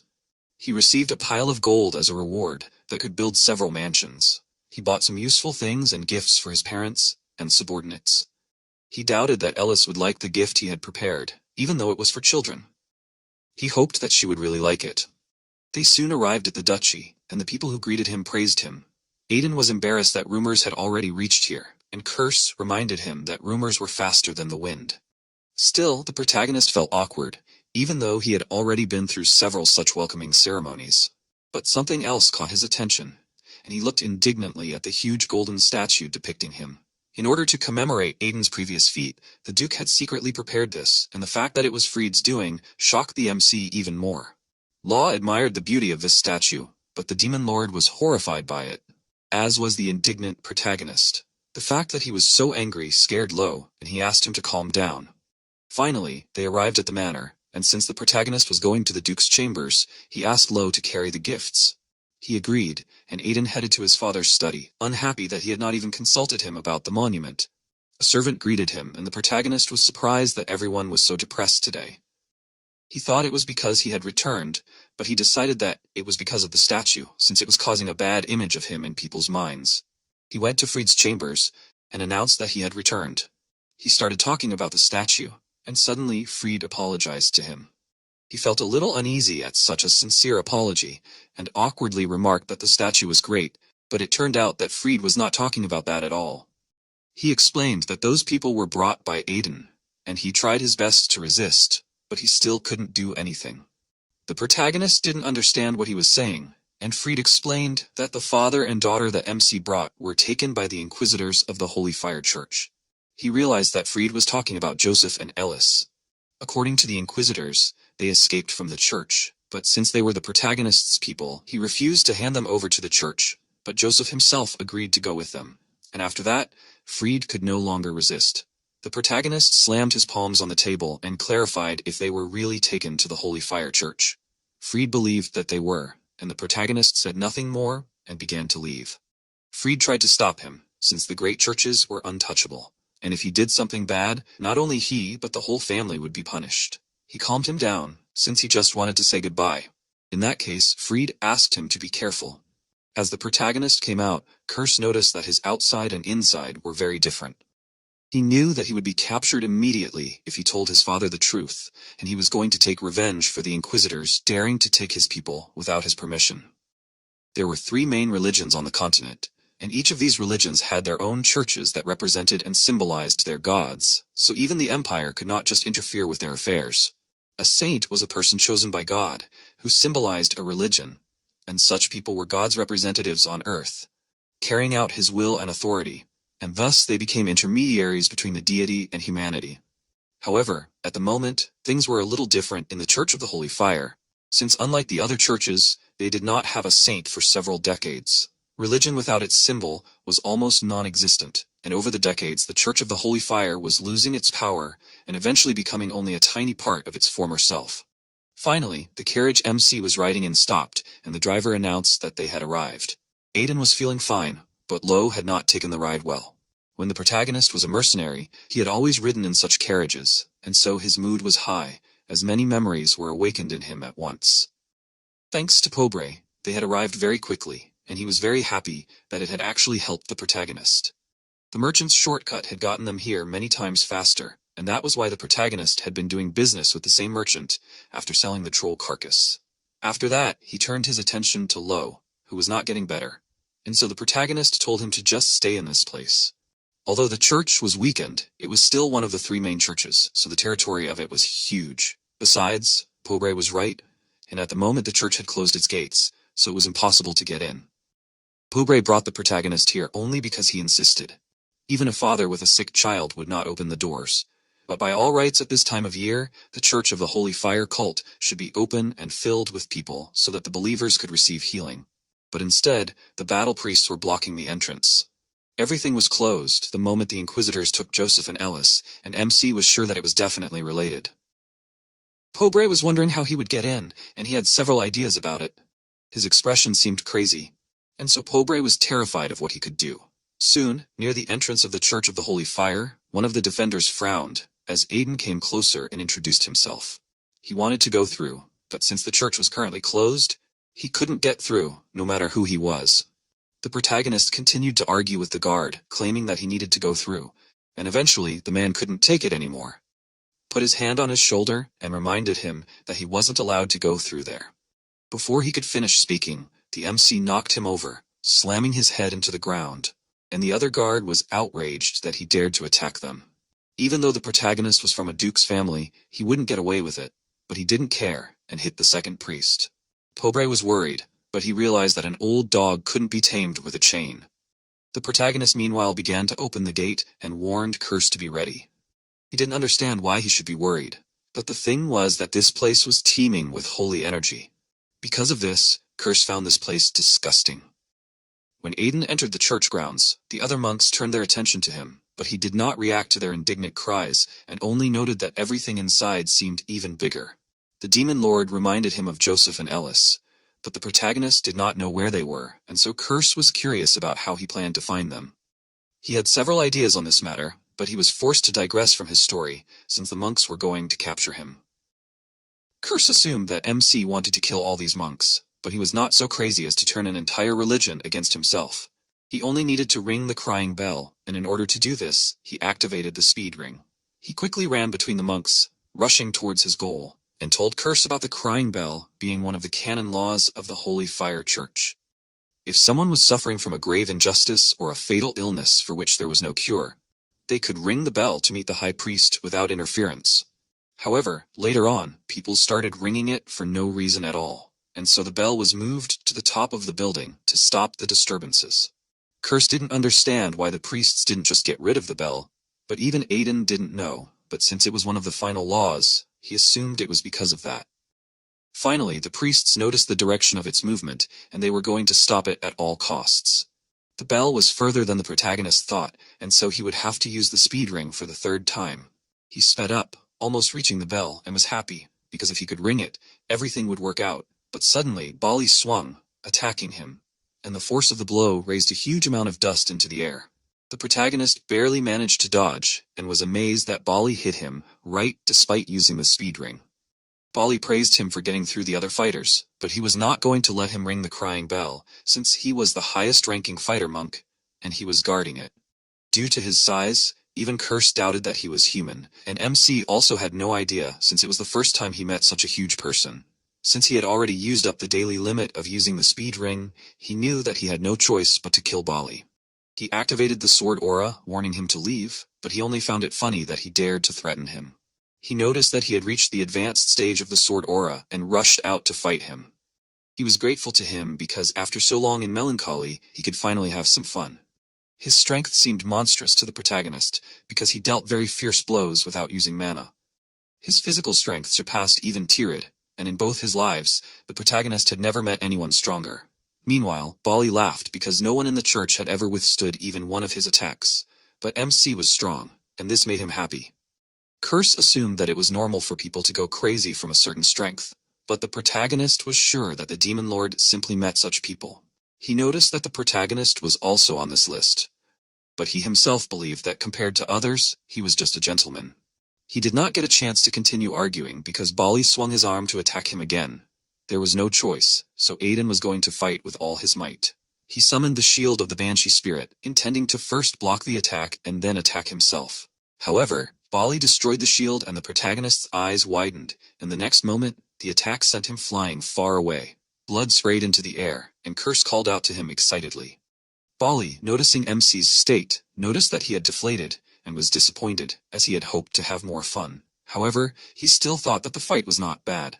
He began to approach the protagonist to send him to his forefathers. However, before he could even swing his arm to strike, MC's sword flew right past his face, scratching his cheek. He was amazed that the protagonist was still moving even after his strike, and he also realized that if the sword had flown a little to the side, he would have been injured. At first, the protagonist hid in the smoke, then threw a sword filled with aura, and this method was not bad, but even the protagonist's last attempt was unsuccessful, and he missed. Now Bali was going to kill him, but MC was smiling despite this, and he assumed that he had gone crazy from despair. But suddenly he guessed what exactly happened, and turned around, noticing that the protagonist's sword was fiddling with the bell. And since the ringing of this was heard, now the ministers had to bring the high priest to the protagonist. As soon as he finished saying this, he passed out due to lack of strength, and Bali admitted that he won this time. A little later in the Church of the Holy Fire, MC woke up and began to warm up. The healing techniques in this church were really good, since all his fatigue disappeared. However, Curse felt like he had to leave here, since everyone here was just an idiot. The protagonist didn't understand the reason for his behavior, but the thing was that these priests were simply pouring holy energy into him, and even though he was unconscious, it was torture for the Demon Lord. But the protagonist didn't feel sorry for him at all, reminding him that there was no need to get into his body. Curse got angry because of these words, but at that time, someone knocked on the door of the room, asking for permission to enter. Huckle Corton, who came to inquire about his well-being, introduced himself, and MC said his name in response. Huckle seemed kinder than Aiden expected, and the Demon Lord was surprised that he knew him too. Huckle was the successor of the current High Priest, and was also the last and worst of all the High Priests. who would lead the Church of the Holy Flame to destruction due to corruption. Hakal, in his opinion, was a truly unique person, as he buried a religion with hundreds of years of tradition in just a few days. He wondered what he looked like, and imagined him as less stately. In the end, he apologized for his intrusion into the church, but since he rang the bell, he was now a guest of the church and did not have to worry about anything. Bali also wanted to see the protagonist, and he was glad to see him. The protagonist remembered him, but admitted that he was also glad to meet him. Bali regretted what happened to his shield, and he was going to give him any other shield in their church. However, the Aiden shield was special, and it could regenerate itself, and Bali was surprised at how interesting an artifact it was. All this was because the protagonist's shield came from the spirit realm, so it could regenerate. It wouldn't break with a single blow, and the protagonist believed that it was because the shield hadn't fully recovered from the Death Knight. He estimated that it would take about 4 days to fully recover, and he had to be careful until then. However, if he was going to ring the bell, he wanted to meet with the high priest, as it was necessary to bring Joseph and Eldest back. According to canon law, he had every right to meet with the high priest. But that would be problematic now, so instead, the highest-ranking person in the church would meet with him on behalf of the high priest. MC was surprised that this happened, as first there was the sudden closing of the church gates, and now the priests were ignoring the rules of the crying bell. It was very strange, but he still followed Hakal to the right place. He thought that he would be able to talk to the high priest Kertel, and Kurse was surprised that he knew him too. In the past, when the protagonist's life was at stake, he trembled greatly at Kertel, and he could never understand him, since he was not going to demand anything for saving another person's life. If MC were in his place, he would first suck everything to the last drop, and only then help. The more Kurse got to know him, the more he reminded him of a monster from the underworld, but Aiden suggested to watch how he would talk after he drank the holy potion. The demon lord was especially outraged by what he surrounded him with in the holy church. Finally, they arrived at the hall, and Hakal introduced the protagonist to the highest-ranking person in their church, and he concentrated, waiting to meet this person. He was curious about who the high priest's confidant was, who was higher in rank than the deputy. Whoever this person was, he was obliged to return Joseph and Eldest, no matter what it cost him, and at that moment the door to the next room opened, and Hakal warned that they brought the one who rang the crying bell. Eldest was distracted from eating cookies, and MC froze in shock. Joseph was shocked when he saw him, and Eldest, on the contrary, was happy and greeted him. The protagonist did not understand what they were doing here. And at this time, Bali bowed and greeted Saint Elise, and this statement of his amazed the protagonist even more. A little later, he sat opposite Joseph, waiting for an explanation from him. He was unhappy that everything happened this way, and he was really going to explain everything. But first, he asked permission to introduce himself, and said that he was a former member of the Brotherhood of the Seven Stars, serving the Master of the Sacred Fire. This information even made the protagonist jump on the spot, since the Brotherhood of the Seven Stars was a unique union that only the 7 best alchemists in the Church of the Holy Fire could join. In this case, it was not surprising that in his past life, the protagonist had not met a single such alchemist. Kurse doubted that Joseph was so amazing, since he believed that all this only meant that he was just a little better at alchemy than the rest. But the Church of the Holy Fire had a monopoly on alchemy on the entire continent, and those who were good enough to be members of the Brotherhood were second in power only to the High Priest and his deputy. In this case, he did not understand how Joseph and Eldest ended up in the slums. He did not know where to start, but he recalled that every 40 years a saint was born in the church and elevated to the rank of High Priest.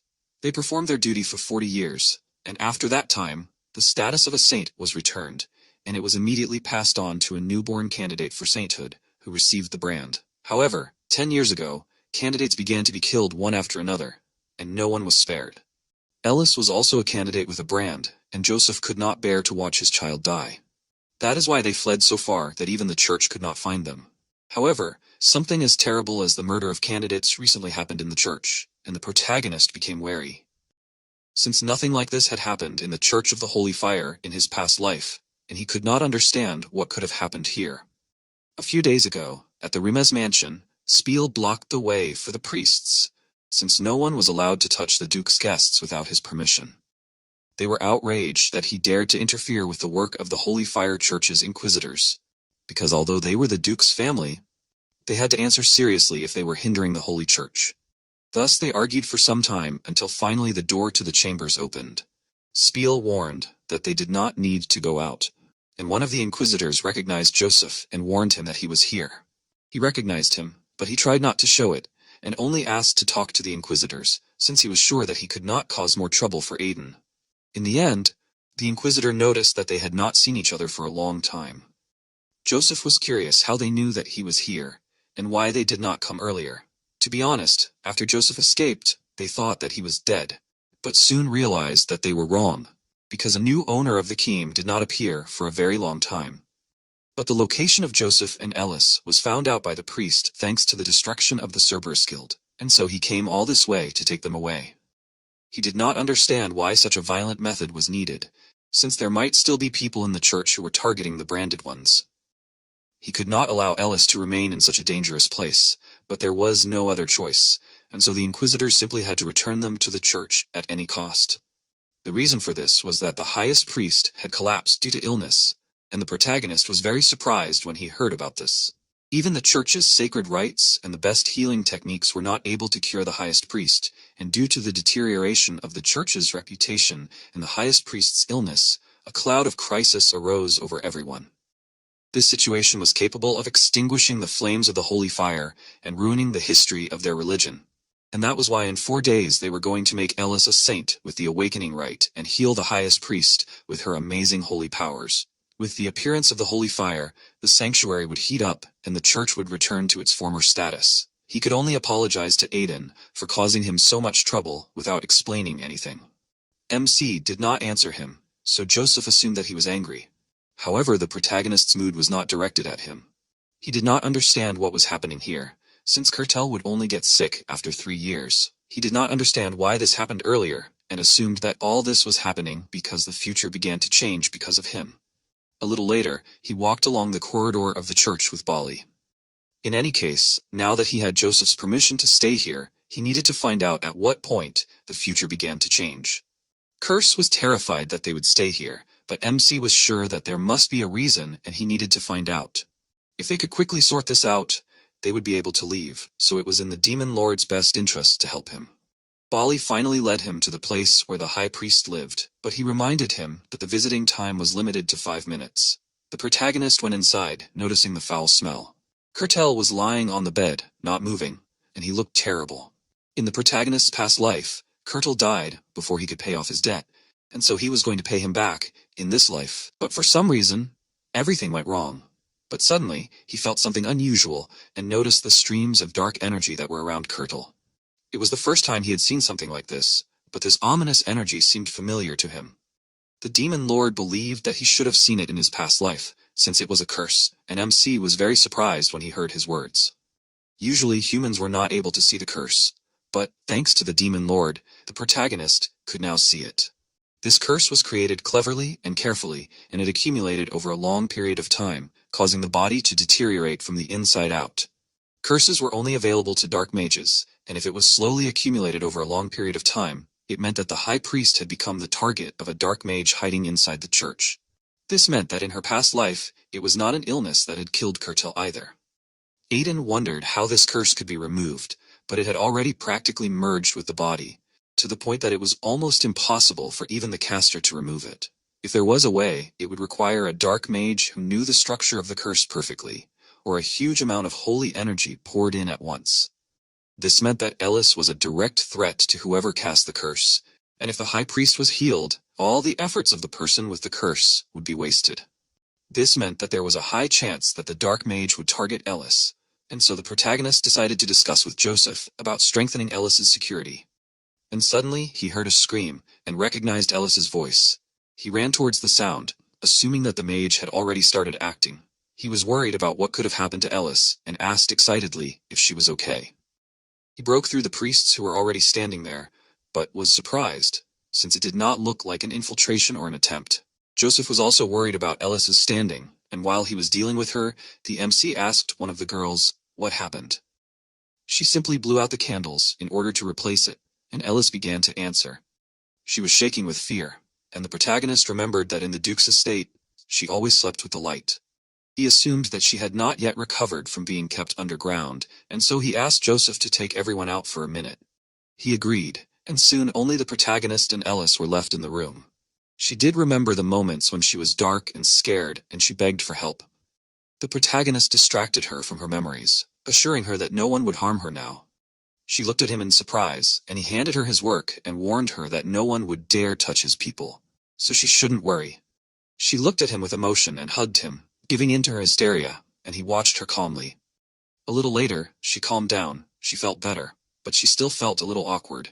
She started to say something, but fell silent, and when MC pushed her to talk, she asked if she really suited the role of a saint. The thing was that all the saints she saw in fairy tales were strong, brave, and beautiful, but she considered herself very cowardly and did not understand how she could be a saint. She was not beautiful or special, and she just wanted to go back to Aiden's house and play.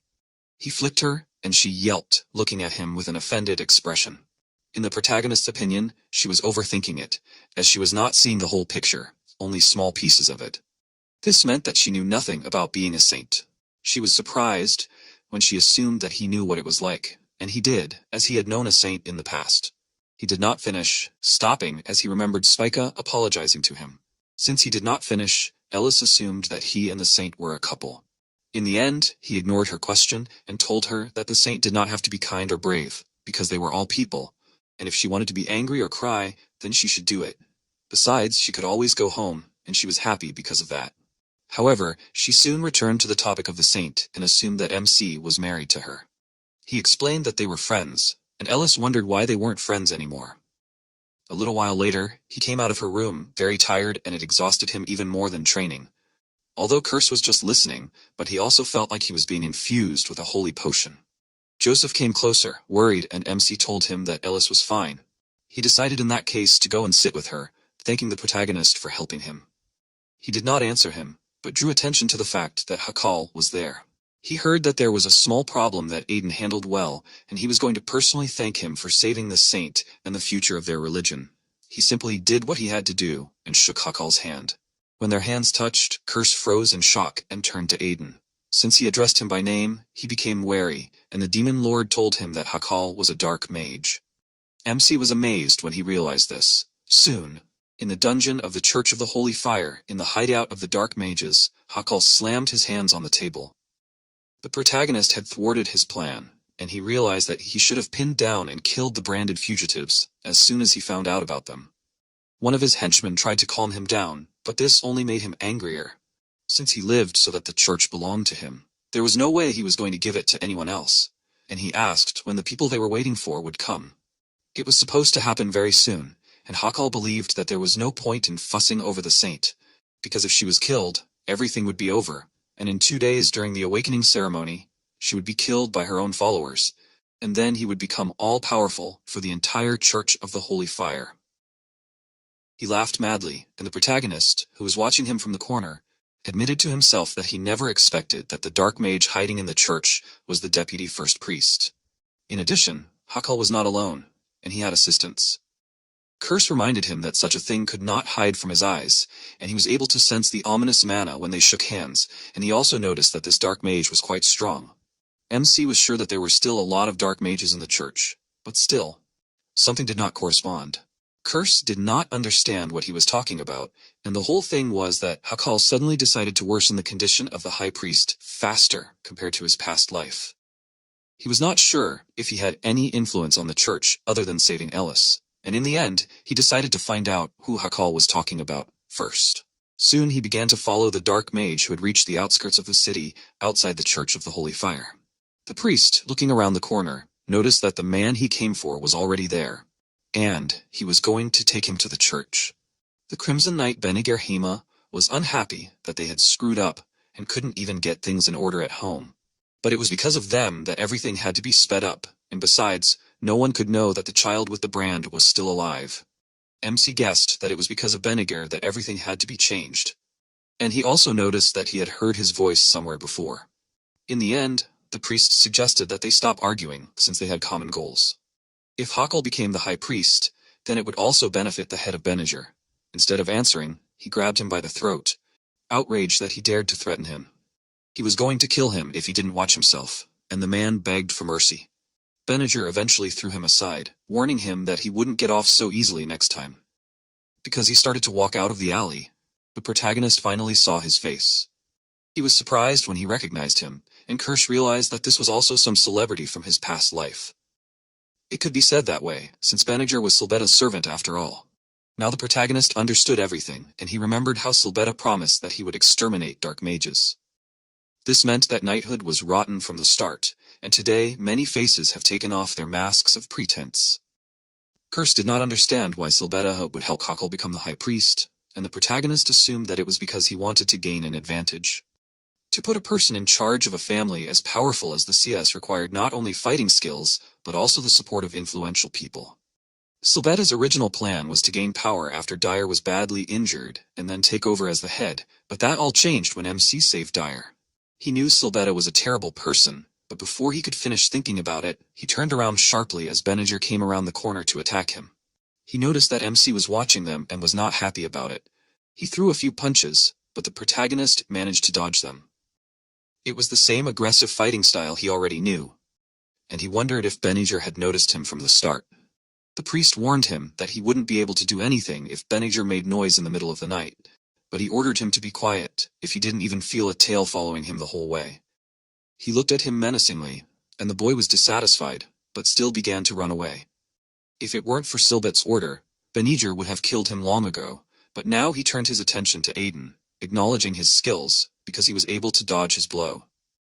He wondered what he was doing here, but he was not going to answer him. Benninger found this funny. The protagonist understood that it would be difficult for him to deal with him now, so he needed to run. But he did not have time to do so, since Benninger appeared in front of him, blocking his retreat. He was bored with an opponent who gave everything away at once, and he was going to break the protagonist. He began to advance on him, attacking and laughing, and he tried to reflect his blows. Kirsch did not even think that among the people there would be an even more exact copy of the Talus than the protagonist. Among all those Aiden met, Benninger was one of the most insane, and this was bad, since he was at least at the level of the aura of the Supreme Sword. In addition, the Banshee's shield was still regenerating, so it couldn't be used. But there was always a way out, and the protagonist knew that Benninger should have noticed something by now. He thought that this sword technique was familiar to him, and at that moment, the protagonist paused for a moment, shouting Benninger's name. He didn't understand how he knew his name, and finally realized that the person in front of him was Dyer's henchman. MC was happy that he fell for his trick, but he didn't show his emotions out loud, and asked if he really thought he could get away with involving dark mages in their affairs. Benninger tried to hit him to shut him up, and the fact that he thought his opponent was Dyer's henchman made him even angrier. The protagonist didn't understand why everyone in this family was ready to kill each other, but he assumed that Benninger had a lot of problems from his personality. The more excited the man became, the less rational he became, and because of this, it took longer to assess the situation. The man also became completely unclear about what was happening around him, and MC took advantage of this by parrying each of the blows. Benninger mocked him, since he did not attack, and he would never have been able to deal with him like that. But suddenly his nose started bleeding, and he himself was surprised by this. The next moment he flinched, and Aiden took advantage of his hesitation and struck him. Benninger's balance was upset, but he did not understand what the protagonist did to him. Because of his rage, he did not notice the protagonist's personal skill resonance for too long. With each clash of swords, a mana wave was created that disrupted the enemy's internal mana flow, and this wave was so weak and imperceptible that at first it seemed like just an illusion. But due to the accumulation effect, it turned into a potent poison, which now made Benninger barely move. If he were an ordinary knight, he would have fallen long ago, but he was still standing. He was sure that he would not lose because of such tricks, and suggested that MC attack, but he did not want to do it. He only became more angry, but the protagonist calmly told him to shut up, since dogs should be quiet at night. Because he mentioned Silbett's name in his speech, Benninger only became more angry, and promised that he would kill him. The protagonist continued to mock him and realized that he had no choice at all. He threw a small bottle towards Benninger, who stopped it with his sword, outraged by the unfair tricks the protagonist was using. When the bottle broke, a cloud of smoke burst out, covering most of the street. Benninger offered the protagonist to stop this and fight him, but when he received no answer, he began to look around and realized that Aiden had simply run away. Meanwhile, he was gradually moving away from this place, and Kirsch did not understand why he ran away. With his current level, he would not be able to cope with Benninger, so the best solution was to cut off her ability to pursue him with resonance. He was glad that he asked Cassie to make a smoke grenade for him, although she looked at him very strangely then. Now he was going to stop the Dark Mage, who was running away at this time, to report to Hakal that someone found out about them. But Aiden had already caught up with him, outraged by the fact that Chaos Mages always cause problems. The man was terrified when he noticed the attack flying towards him. The next morning, in the dungeon of the Church of the Holy Fire, Hakal was horrified by what was happening. The messenger had not returned yet, although he was supposed to bring a knight with him. He assumed what could have happened, but still, today's awakening ceremony had to be stopped. He did not have time left, but still, he remembered that he had the perfect trump card, and he was going to use it. Finally, the day of the Saints' awakening ceremony arrived, and some of the ministers gathered near the entrance to the altar of the Church of the Holy Fire. Joseph hugged Ellis, crying with joy, but she asked him to stop, as she was very embarrassed by all this. The protagonist reminded her of what he said, and she was going to repay him in full for all the troubles she had to endure by God's will. Joseph was outraged that he taught her such things, but he thought that in this case she would be able to live without concessions and losses. Eventually, he changed the subject, suggesting that they move on, and one of the priests showed Ellis where to enter. Joseph tried to follow her, but Ellis was supposed to be there alone. She would be safe, so everyone tried to calm Joseph down. He acted like he would never see her again, but the protagonist was unable to continue thinking about it as Hakal came closer to him, wanting him to give him a moment. He was surprised but followed him, curious about what he had so important. He just wanted to give him a small gift as a token of appreciation for what he had done. He showed the MC a high-grade pill that was left in their church, and since it was a very rare and valuable item, he decided to give it to him personally so that the other church members would not go crazy. The protagonist accepted the elixir with delight, swallowing it. However, as soon as he ate it, the veins on his face became more visible. Hakal was glad that he fell for it, as the pill had a curse of submission and brainwashing. With it, he ordered the protagonist to go out the back and kill the child undergoing the Saints' awakening ceremony. Ellis was walking towards the shining flames at the time, amazed by the beauty of it. The priest had told her that she had to pass through these flames in order to see God, and according to him, these flames were not hot at all, but she was afraid, as it might not be true. However, she remembered Aiden's words that it was God who should be afraid of her, as he would demand everything for what she had gone through. That was why she decided that she should not be afraid, and began to rise, offering to pay God. At this time, the protagonist had already walked towards the hall where the ceremony was taking place.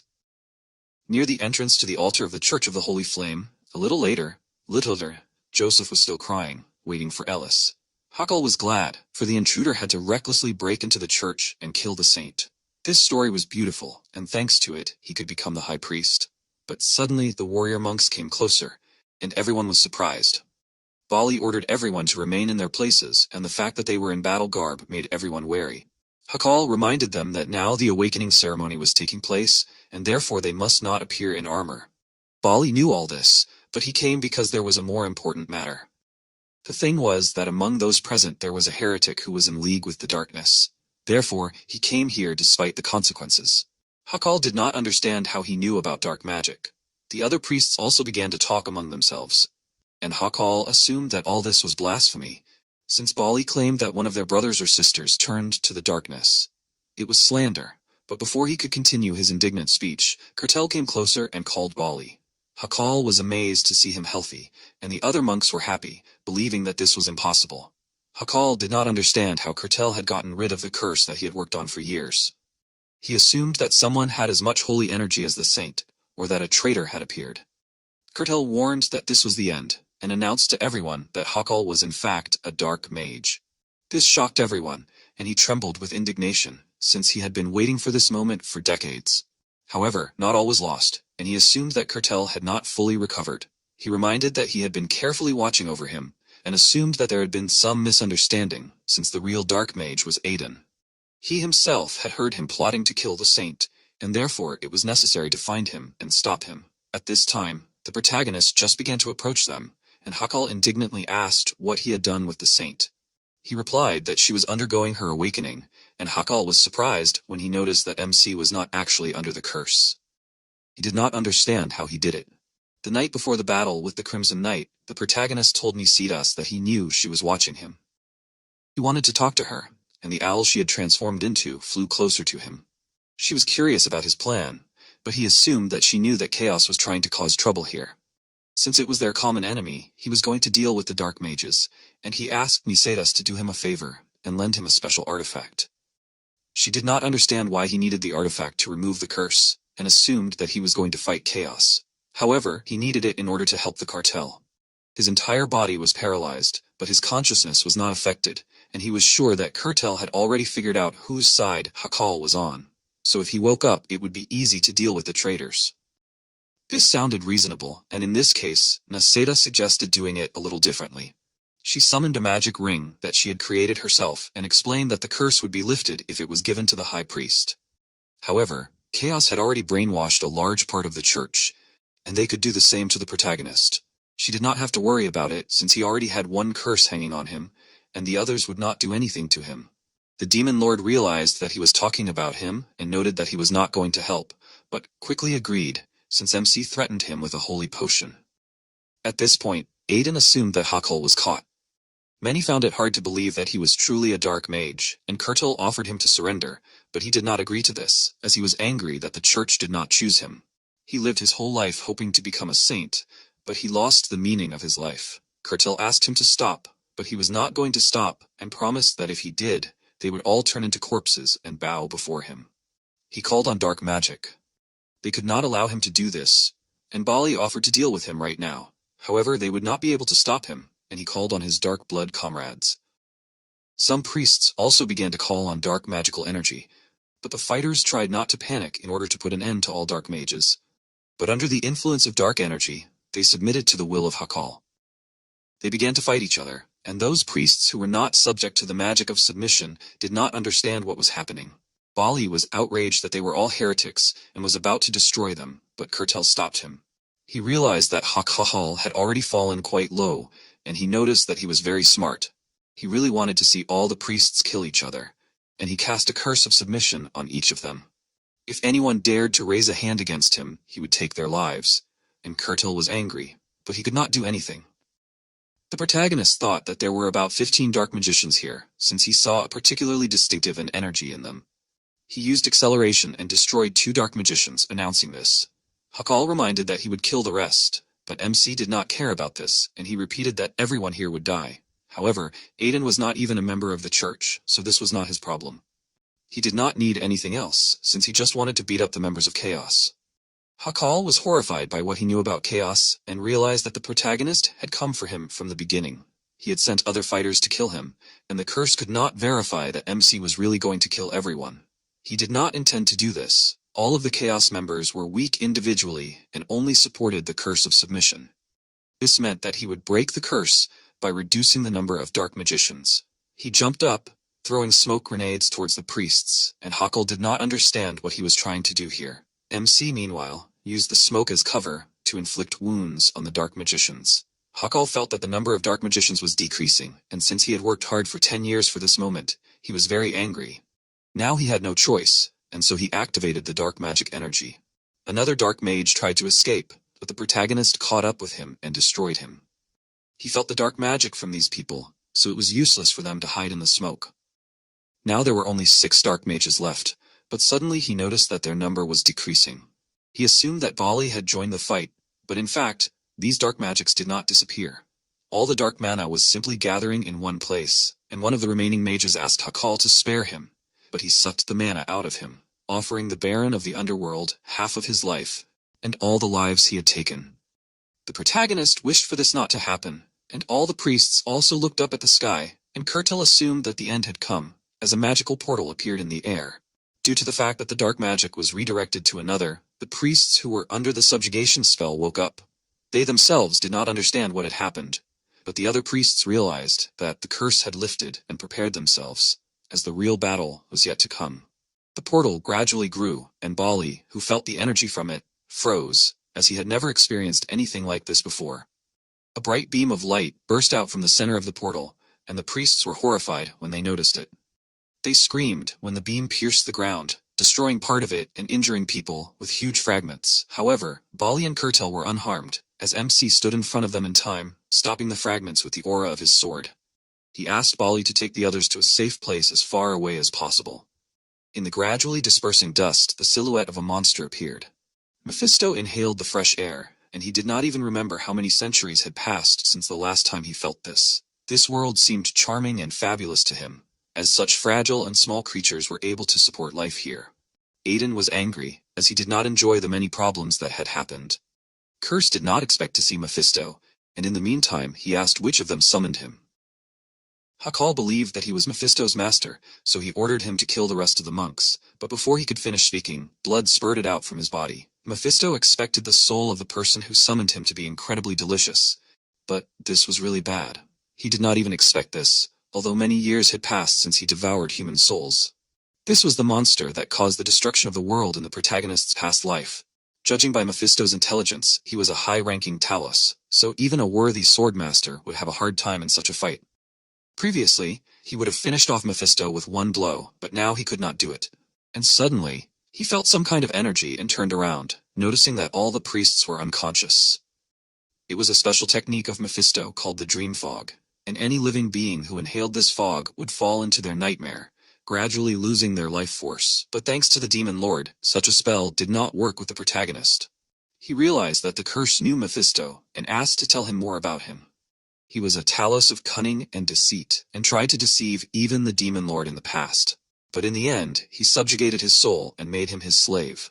The protagonist found it funny that Mephisto tried to deceive the Demon Lord himself, and he assumed that he was completely crazy. However, the curse did not join his mirth, but warned him about something. MC noticed with horror that Mephisto approached him, and he did not even realize when he did it. Because the fog did not affect him, he began to wonder what the protagonist's soul tasted like.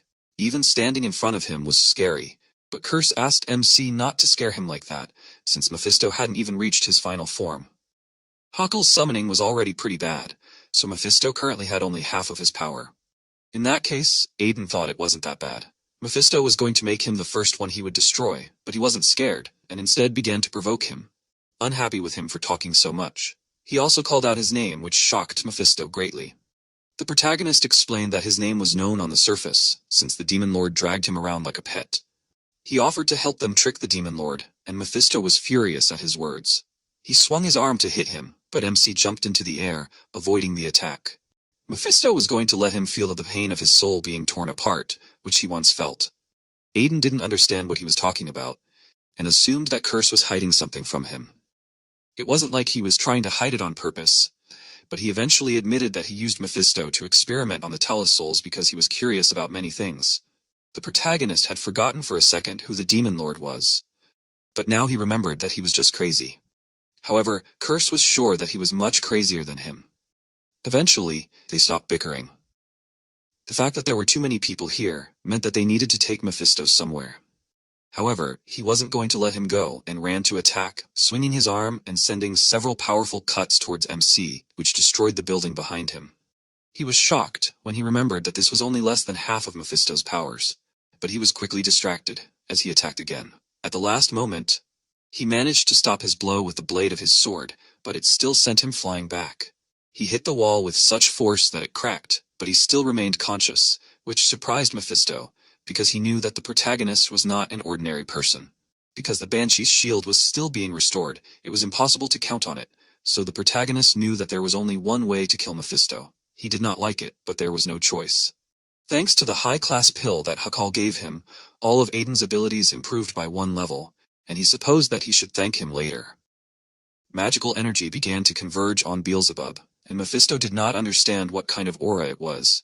The thing was that Beelzebub's gluttony power had also increased, so now the protagonist could summon the souls he had absorbed as ghosts, and now, using the spirit subjugation skill, he had summoned one of these creatures. The fact that he was able to do this amazed Mephisto, since only dark magicians were capable of such a spell.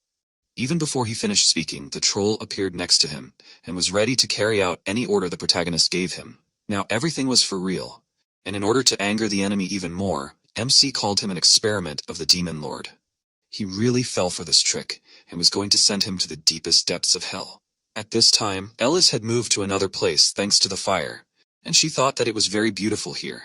The Lord of the Holy Fire, who was the main deity of the Church of the Holy Fire, appeared in front of her and noticed that he had not met a person for a long time. He wanted to go back to sleep as soon as possible, so he told Eldest to take the power and leave here. She assumed that he was God, and he did not expect such behavior from her. She meanwhile declared that she had suffered a lot because of him, and demanded compensation with interest. In Lord's opinion, she was very impudent, since she demanded payment from God and he did not understand how this could happen. However, he smiled since he was bored anyway, and this way, he would at least be able to have fun. In this case, he decided to repay her for this and a past life, and Ellis asked in bewilderment, and he expressed hope that this time everything would be different, and called Ellis a child whose fate was changed by someone who lost her own fate. He eagerly awaited the results of what happened in this place. At this time, the troll concentrated a fire attack in order to direct it at Mephisto. He dodged the fireballs several times and trembled, since he was afraid of fire magic. But it was still nothing compared to what he had experienced before. Since he was distracted, MC managed to get behind him and swung his arm to strike. He kept provoking Mephisto, and he was angry at himself for forgetting about him. With one blow, the protagonist cut off his wing and arm, and Mephisto screamed in pain and fell to the ground. The protagonist landed nearby, noting that he should not be ignored if Mephisto was fighting a higher troll. He was shaking in pain and would never forgive the protagonist for cutting off parts of his body. He suggested that he ask the Overlord for new wings, and noted that he could give him some nice angel wings. However, it still seemed unimportant to him, since Mephisto was finished anyway. The thing is, the troll had already gotten behind him and was directing fire towards him. The powerful flames engulfed Mephisto, and MC warned Curse that he would have to find a new guinea pig. However, the Demon Lord suggested that he worry about himself, as Mephisto would not die just like that. As the fire gradually began to dissolve, the protagonist saw Mephisto, who, moreover, had already managed to recover. This shocked him, even though Mephisto was a high-ranking Talus. The thing is, he is different from the others, and the main reason he became a high-ranking one was because he was the most resilient of all, and the fire did not affect him. The protagonist did not understand what this scene with fear was about, but in fact, Mephisto was afraid of fire, since the Demon Lord somehow increased his resistance to fire, and placed him in the hottest hellfire, and kept him there for quite a long time. Mephisto got injured because of him. Mephisto at this time finished recovering, noticing that MC's trick did not work. He believed that now he understood the difference between them, and Curse became curious if Aiden had any other ideas. He was not sure that he could win now, but he could not betray the people, and so he ran to attack. In turn, Mephisto pounced on him, and a powerful explosion occurred from their collision with each other. A little later, when the fire and smoke gradually began to dissipate, Mephisto came closer to the barely alive protagonist, surprised that this was all. Of course, Aiden was stronger than ordinary people, but he still did not reach Mephisto's level. MC, like last time, could not concentrate, and he wanted to sleep. He did not want to believe that his second life would end like this. Because he really wanted to pay back the traitors in the same coin, and he still had to protect many people. He could have become stronger than he was in his past life, but it was all over, because Mephisto had already swung to deliver the final blow. MC resigned himself to the fact that this was indeed the end, but he did not like the fact that the last thing he would see was the face of a demon. Curse was unhappy with the fact that Aiden was too arrogant and ignorant, but he offered him to use his own power, and thanks to this permission, the power of the Overlord was awakened. Magical energy began to emerge from his body, and Mephisto recognized this and froze in shock. The protagonist, who had been lying with his eyes closed, woke up and stood up, and Mephisto trembled in horror, because this aura was too familiar to him. MC ordered him to kneel, and he immediately obeyed. He admitted with a trembling voice that he did not know, and added that it was an honor to meet the Overlord.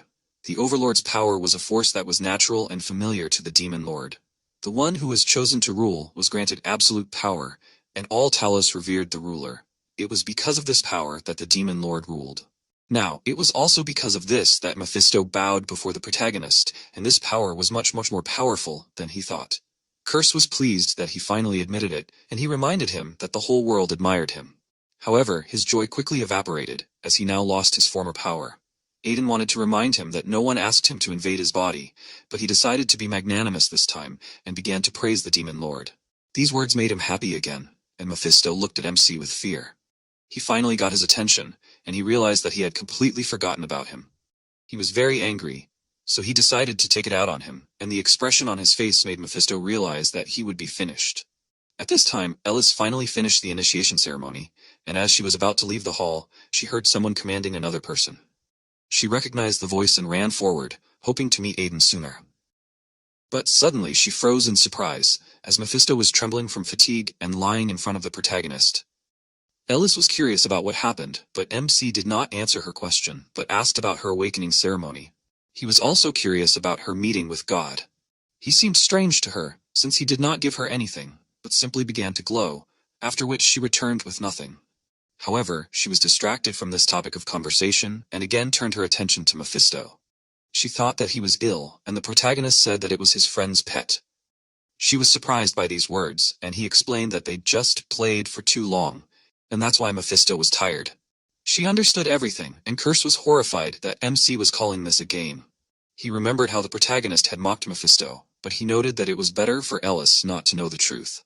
She meanwhile sank down next to Mephisto, pitying him, and placed her palm on his head, but because of this, his body was engulfed in flames, and he screamed in pain. He apologized for everything and begged for this test to end. Aiden realized that this was holy power, and this meant that Ellis had truly awakened. However, he was distracted, as Curse caught his attention, and he realized what he had to do. He raised Beelzebub, asking Ellis to close her eyes, and she obeyed, and he thrust the sword forward, ordering it to absorb Mephisto. He was horrified that even Beelzebub was here, but the next moment, his body disappeared. MC was happy that it was finally over, and as soon as he said that, he lost consciousness, and Ellis was worried about it.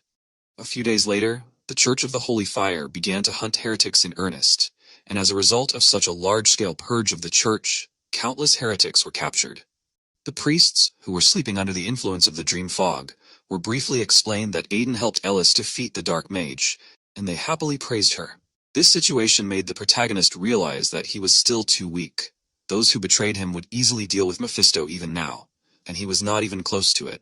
He needed to become stronger, but he was unable to continue thinking about it, as another person attracted his attention. He wondered what brought Curtel, who had finally recovered thanks to Ellis's power here. He was grateful to him for exposing the heretics of the church so that they could quickly carry out the purge. The protagonist was glad that he was able to help, since he could sense dark mana well. Curse was dissatisfied with his words and suggested that he should have let him die back then.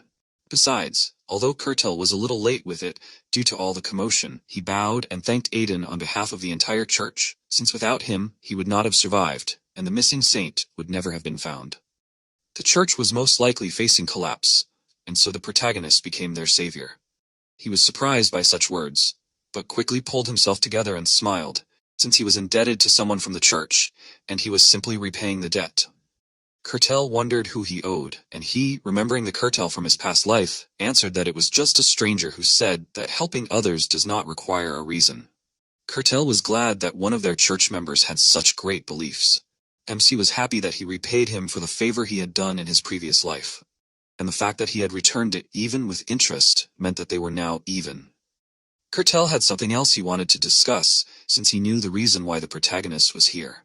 But Ellis was the future of their church, so she had to be here to receive the education she had been deprived of all this time. However, considering the murder 10 years ago and the recent incident, it could be said that their church had failed in its duty to maintain its authority, so Curtel was convinced that it was pointless for them to focus on just the future of the church and keep Ellis here. That was why they had decided to open a church in the Remis territory. That way, Ellis would be able to train while still being under the care of the Remis family. Furthermore, such a branch would be a great advantage for the Remis family, since churches are usually built in powerful and influential cities. And it would symbolize the strength of the family. All of Aiden's attempts to save his people had led to a beautiful coincidence, and he was glad. Around the same time, deep in the forest, the knight froze in disappointment. He knew that Benninger would screw up, since he was too emotional and clumsy, but they couldn't afford to fail, so he ordered everyone to be on guard, since they had to make sure that Silbetta would become the next Archduke. Pobre peacefully drove the carriage with Aiden and Lo inside. Lo looked ahead exhaustedly, and Aiden asked him irritably why he felt like he had it harder than him.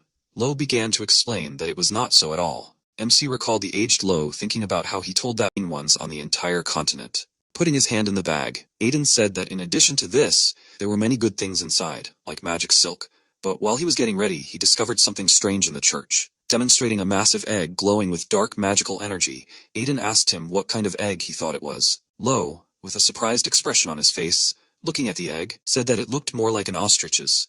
But given the amount of mana, the ostrich was clearly not involved in this. MC, puzzled, looking at the egg, also said that he could not understand, and that it was in some strange room along with an old book, and he took it for himself.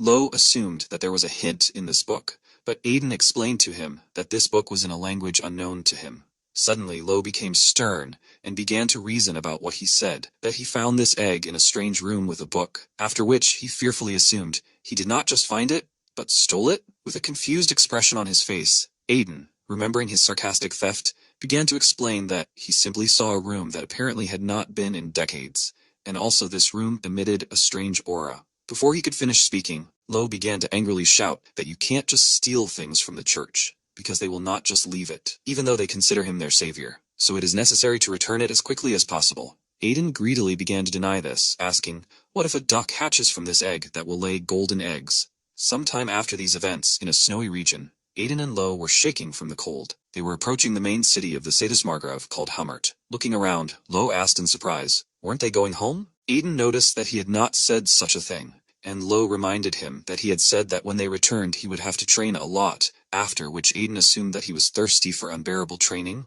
Lo sadly denied this, and then asked what they were doing here, and whether he had come here to meet the Margrave in Tirad. Aiden noticed that this was true, however. This was not his main goal because he had business in the Forest of Death, which was located in the lands of the Sadists. Then, Aiden explained that he had been told that Ents lived in this forest and he needed them for the highest quality elixir. Suddenly, Aiden's road was threatened by two serious guards who ordered him to stop, and explained that the Lord was currently absent, so entry was prohibited to outsiders, and if he did not have an appointment, he needed to leave this area. Lo began to angrily insult the guards, telling them that they were now talking with Aiden Remus, that is the eldest son of the Duke of Remus. Lo shouted that he was here to meet the Margrave of Tirad, so we must let them through. The guard got furious and asked again, Aiden Remus? Surprisingly watching the guard's reaction, Aiden asked himself why they suddenly became even more angry. After which, Curse asked him if he really didn't understand this, because for them he was a thief who stole the family religion of Sadists, and also he was a worthless person who beat the son of their lord, right at the royal banquet. MC thought that he had completely forgotten about this, after which, squeezing the hilt of the sword, he thought that he would certainly be able to get inside. Curse asked him in fear, what was he up to? Demonstrating Beelzebub. Aiden assumed that they would let him in if he showed this sword, because it seemed to him that this sword belonged to someone from the locals. Even more furiously, the guards shouted that it was Beelzebub, after which the guards angrily admitted that it was him, but said that their lord was not there now, and he needed to come another time. Putting his sword back in its sheath, Aiden came to the conclusion that there was only one option left. After that, Aiden asked if Tyan was here now. The guard irritably replied that he was busy now, and if they had not agreed on a meeting, he had to leave. Otherwise they would use force. Lo asked in rage how they dared to talk to the young master like that, but Aiden accepted their position and walked in the opposite direction.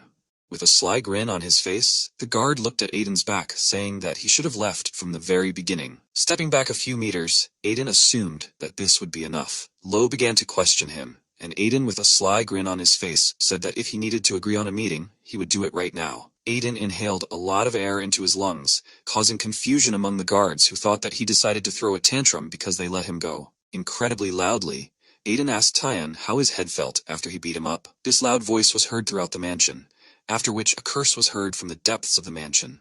Aiden happily noticed that the situation was resolved, because now he had an appointment. A few moments later, Tyan burst out of the mansion at great speed and rushed towards Aiden with an angry expression. MC kindly noted that they had not seen each other for a long time, while Tyan, waving him, asked how dare he speak like that on their territory, and what was he even thinking. Pointing his finger at the guards, Aiden explained that they told him that otherwise he would not be allowed in, and he simply had no choice. The confused guards began to make excuses in fear, after which Aiden asked the enraged Tian if they could talk inside. Soon after these events, in the guest room, Aiden looked around and complimented the furniture. Then Aiden asked if Tirad was really not here. Tyan told that his father went to the Tower of Execution, and all this happened because something strange began to happen in the Wasteland of Death. And this is their land. And they suspect that the High Troll from their land came from there. With a tense expression on his face, Aiden began to talk about the Tower of Execution, realizing that something strange began to happen around this time, and soon several disaster-level monsters would appear, including a berserker dragon. MC remembered that in his past life he was bogged down in resolving these situations, so he completely forgot to find out the reasons for what was happening. But now he knows much more, and he needs to quickly become stronger in order to find the reason and prevent all this. Tyan asked why he came to them, to which Aiden replied that he needed to go to the Forest of Death. Surprised, Tyan asked him if he knew exactly what kind of place this was, because the whole forest was covered in poison, and therefore there were many undead with poisonous plants and monsters inside. With a confident grin on his face, Aiden replied that that's why he wants to get there, because he needs a rare and poisonous plant that only grows there. Puzzled, Tyan said that he knew he was crazy, but this is completely strange. But unfortunately he was unlucky here because now he can't enter the Forest of Death. Aiden learned that the Forest of Death is filled with both fierce monsters that are deadly and plants. And despite all this, even in such a god-forsaken place, people continue to live, who are criminals, and the poor who cannot pay taxes and are forced to hide here. And in such a place, people are trying their best to survive, living together in a small village, burning forests, and growing crops on this land. With a thoughtful expression on his face, Tion said that recently bandits appeared in the Forest of Death, and it seems to him that they decided to rob the village. And besides, since their appearance in the Margraviate, people have increasingly begun to disappear, so they are convinced that they are somehow connected with this, and are now planning to send a nightly order to the Forest of Death to deal with the bandits. Tyan noticed that, even though it was a small village that was burning down the forest, they were still their people, and they couldn't just sit and watch them get terrorized by bandits. So he explained to Aiden that if he wanted to enter the forest, he would either have to wait until they were done, or just forget about it. MC chuckled thoughtfully, lowering his head, and remarked that it sounded bad. Tyan looked at him with trepidation, and thought that no matter how vile a person he was, he still cared about the people in the village. After which, he thought that he had at least a little humanity in him. However, in the mind of the angry Aiden, there was a question. What if the bandits stumbled upon the Ents first? He understood that if they found these, they would start catching these for sale, and he had no choice. After all, he couldn't let these bastards take the elixir from him, after which he interrupted himself, declaring that he needed to save the people. Curse noticed that he had just expressed his true intentions. With a serious expression on his face, Aiden turned to Tyan, and with a smile on his face, said that he would help them, and offered to deal with the bandits together. Soon after, at the gates of the fortress, Aiden and Lo were warming up. The guards, who were watching this with disgust, approached Tyan, and the head guard said that he would like to talk to him, then asked if he was seriously going to take them along with them. Looking at him sternly, Tyan asked again, after which the guards shouted that they were completely worthless and would only get in the way, and besides, Aiden had humiliated both the Lord and him, and he, as a knight, could not agree with this. Tyan, in a nascent rage, asked him again, then looking him intently in the eyes, asked if his honor as a knight was more important to him than the suffering of their people. Then he menacingly asked the guard how he dared to treat Aiden like this, who was risking his life. Then he shouted that his recklessness only defamed the name of Satis. Tyan explained to the confused knight that both he and his father had already acknowledged his strength, and that he might look dubious from the outside. Soon after, Tion approached Aiden and thanked him for his help, but noted that the mission was planned to be dangerous. MC said that everything was fine and that he liked helping others. After which, looking around at the guards, he asked if such a detachment would be enough. Aiden noted that if bandits were calmly rampaging in the Forest of Death, then most likely there were many of them. Tyan explained to him that this was exactly why he hired one mercenary. Soon after, a laughing figure began to approach them. Tyan looked away and noticed that there she was. MC, perplexed, looked with wide eyes towards the approaching girl. The curse asked him why he was surprised and did he really remember her. Aiden replied that he was seeing her for the first time, but he could say with certainty where she was from. After which, he asked the curse if he felt it. After which, she introduced herself as Lunia, the servant of the god of carnage. Lo asked in surprise, a servant of the great god of slaughter? He then assumed that Tyan hired a priestess from the cult of divine slaughter. Aiden noticed that he chose a rather interesting place to take a mercenary. Lo then began to talk about how he heard that the priests of this cult are very aggressive, but she seems to him to be a soft and gentle girl. With a pale expression on his face, Aiden answered him that at first he thought so too. And to Lo's questions, he answered that he himself will soon understand everything. Lunia approached Aiden and shouted that she heard about him, after which she asked, "Is he the son of the Duke of Remes?" Aiden confirmed this and said that he was glad to meet her.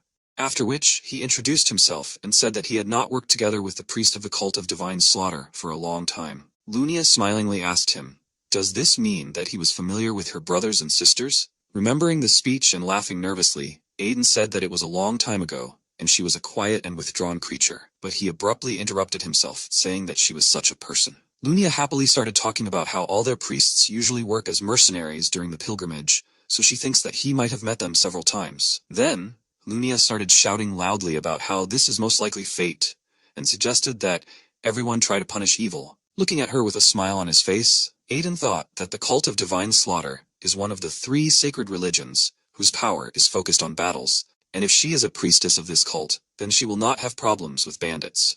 Stepping forward, Tyan ordered to move to the Forest of Death. Soon after these events in the Forest of Death, the group walked among the trees. Looking around, Aiden said that the forest is not much different from usual, to which Tyan replied that the villagers cleared this path to move safely. With a tense expression on his face, Aiden realized that he felt a strange aura, after which he asked Curse, did he notice anything? He answered him affirmatively, noting that he had been feeling it for quite some time, and it was like an ominous energy that rose from underground like in the underworld. After which, Curse noted that he had not felt anything like this for a long time, and the forest really lives up to its name. MC thought about the forest that was emitting evil poisonous energy, after which he noticed that it made him wonder how amazing the people who live here are, and he wondered if that rabbit had really sent him to such a dangerous place on purpose. After which, Aiden decided that he would take revenge on him next time. After that, Aiden turned to Tyan and asked him if everything would be okay. When Tyan asked him again, Aiden explained that as far as he knew, his father hated mercenaries and suggested that perhaps she was a pilgrim of the cult of divine slaughter. But she was still a mercenary, after which he asked Tyan if he was sure that this would not cause problems. With a tense expression, Tyan admitted that if his father found about this, he would get it. But it was not so important because now was not the time to be picky about methods, since their people were suffering and waiting for help. After that, Tyan explained that mercenaries were more experienced in clashes with bandits than knights, and in this case everything was obvious. With a surprised expression, Aiden noted that he was very smart.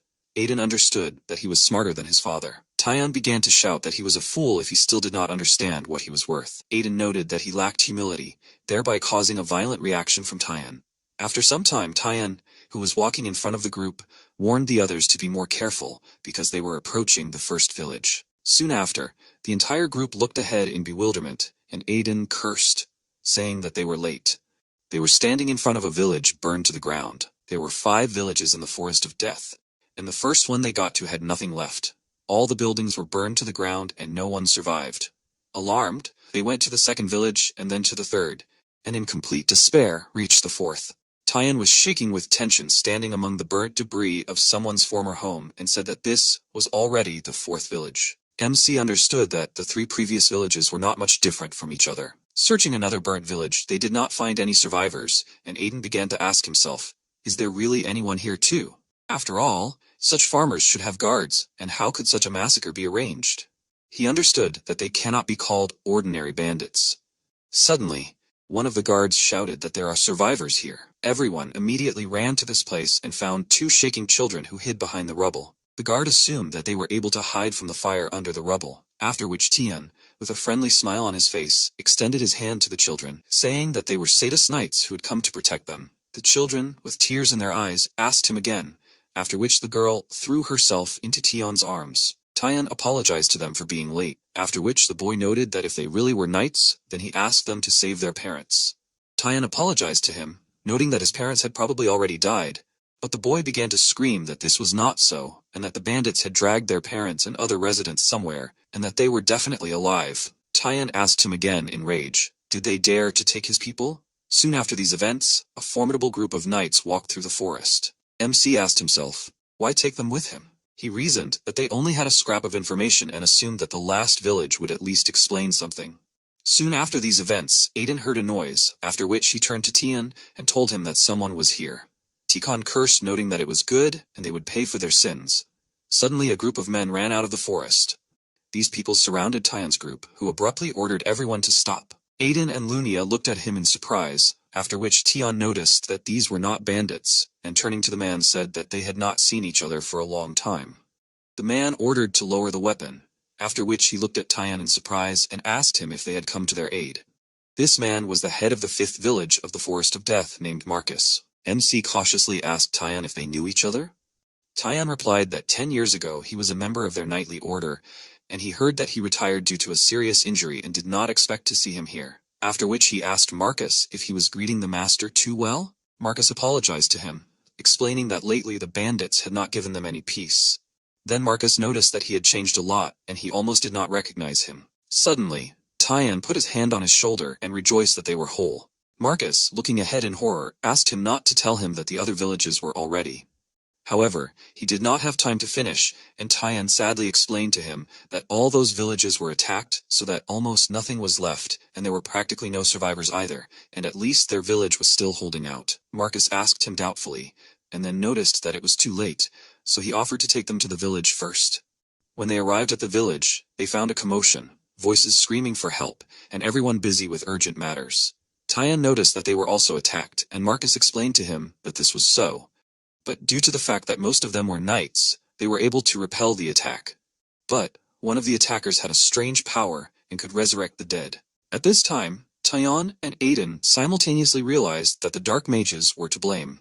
MC was furiously thinking about how it was now clear how they managed to cut out the villages, and why they took people with them and killed them because they needed the inhabitants in order to sacrifice them to someone. MC began to scold the dark mages, asking himself how massive a sacrifice this was, and why he didn't know about it. Suddenly, Aiden heard something and saw a man turning to the wounded man and asking why the potion wasn't working and how he could cure it. The wound on the patient's body glowed with dark magical energy. MC approached the wounded man, took out a potion and explained that such a wound could not be healed with an ordinary potion, and he suggested using a holy one. The man, perplexed, holding the potion in his hands, asked, "Is he giving such a valuable potion?" Aiden, addressing everyone present, shouted that everyone whose wound emitted a dark glow was attacked with demonic energy, and ordinary potions would not help them. So he asked them to come to him for the holy ones. After that, he handed out the potion and thought about how good it was that there was a lot of this potion in his subspace. Curse said that he thought that money was more important to him than human life, after which he admitted that he had struck him. MC irritably asked who he took him for. He began to declare that this was not just like that, and Tyan would pay for everything with interest, and he would not allow the insignificant chaos to stand in his way. After these words, Curse noticed that he now recognized him. A man approached Aiden and asked him if it would work on the child. Aiden confirmed this, starting to talk about the holy potion. Suddenly, Aiden looked ahead in surprise, and looking at the child's body, he thought that he was all in clothes. So it might seem that this is a person, but if you look closely, it becomes clear otherwise. He saw that the man was holding a wounded ant. Near the village of Marcus, a group of bandits were walking through the forest. One of them was talking about how these losers were expelled from the city, but they still fiercely resisted. Another angry bandit shouted that the one-armed man should not be touched, because he would get him. The bandit approached the man, and addressing him as a magician, noted that he had not used his power before, after which he suggested that this time he use his abilities. And then, looking closely at him, the bandit asked, "Do they have mutual assistance?" He explained that they take all the food as well as clothes and money, and he only needs the people themselves. The magician called the bandits ignoramuses, because they only have brute force and talkativeness, after which he ordered to simply take all the people to the place he told them about. Walking away, the bandit cursed at the dark magician. The dark magician, looking emotionlessly in front of him, understood that as soon as they finished, he would use these bandits too, and then there would definitely be enough people for research. In the room, the wounded ant, opening his eyes, asked where he was. Aiden asked if he was awake. The frightened ant asked not to kill him, after which, shaking with fear, he shouted that he was tasteless and again asked not to eat him. Aiden said that he was not going to eat him, after which he asked not to worry. The curse turned to Aiden and asked him how he was supposed to believe him if he now had such an expression on his face as if he was going to roast him right now. In a mad excitement, Aiden said that he would not eat him, after which he began to seductively call the ant an elixir. Ant shouted that it was poisonous, so if he ate it, he would get poisoned. Aiden handed Ent the powder and asked him to eat it. Ent shouted with appetite, reacting to the smell, then asked if he could really eat it. Aiden confirmed this, explaining that he didn't need bone powder anyway. When Ent tried it, he shouted with admiration that it was incredibly tasty. MC, who was watching what was happening, thought that he really liked the remains of that lich. Curse confirmed, noticing that he was glad that he listened to him. MC thanked Curse, then turning to Ent, asked how he appeared here wounded and unconscious. Ent shouted in surprise, then asked where the people who ran with him were. Aiden thoughtfully said that those who brought him said that he was lying alone in the forest unconscious, and they didn't see anyone else there. Ent looked ahead in bewilderment, asking how this was possible. Aiden asked him if he knew what was happening in this forest. Then Aiden said that if he told the truth, he could help. Ent thoughtfully looked ahead, realizing that his parents had asked him not to trust people. Suddenly, a bell rang in the village, and the villagers screamed that the bandits were back. Aiden cursed, and noticed that it was them again. After which, he turned to Ent and explained to him that if he remained silent, he would not be able to do anything, but for now, he asked him to hide here. Ent worriedly realized that he could only hope that he was not like the others. After which, with tears in his eyes, Ent asked, "Is it true that he could save their forest, and is he really different from other people?" The bandits were raiding the village, listening to the commander who ordered to kill everyone, and not let a single one escape. The knight ordered to defend the village and not to be afraid of the bandit. After which, the commander of the knights ordered to line up in rows. The dark mage noticed that they were not there before, after which, concentrating magical energy, he asked, "Are these really the troops of these lands?" He noticed that there would be even more victims, and that was not bad, after which he ordered the dead to rise. With tense expressions on their faces, the knights looked at the dead crawling out of the ground and understood that they had never fought with such people before. Lunia stepped forward and, smiling, noticed what sinners were behind this horror. The knights warned her that this was a danger and that they would deal with the bandits, so they asked her to deal with the dead, but Tyan ordered them to leave her. He explained to his knights that there was no warrior more suitable for such a situation than she. That is, a mad priestess with the appearance of an angel. A warrior of slaughter who brings death in the name of God, and such are the priests of the cult of divine slaughter. Jumping high into the air, Lunia was preparing to strike with her huge mace. She laughed madly, threatening her enemies, after which she quickly fell to the ground, pointing the mace in front of her, provoking a powerful surge of energy. The dark mage, looking ahead in fear, asked what this was and where did a monster like her come from. Lunia looked ahead with authority and turning to the great god of death and carnage asked for permission to release this force in his name, after which she began to inflict many sharp blows on the enemies surrounding her.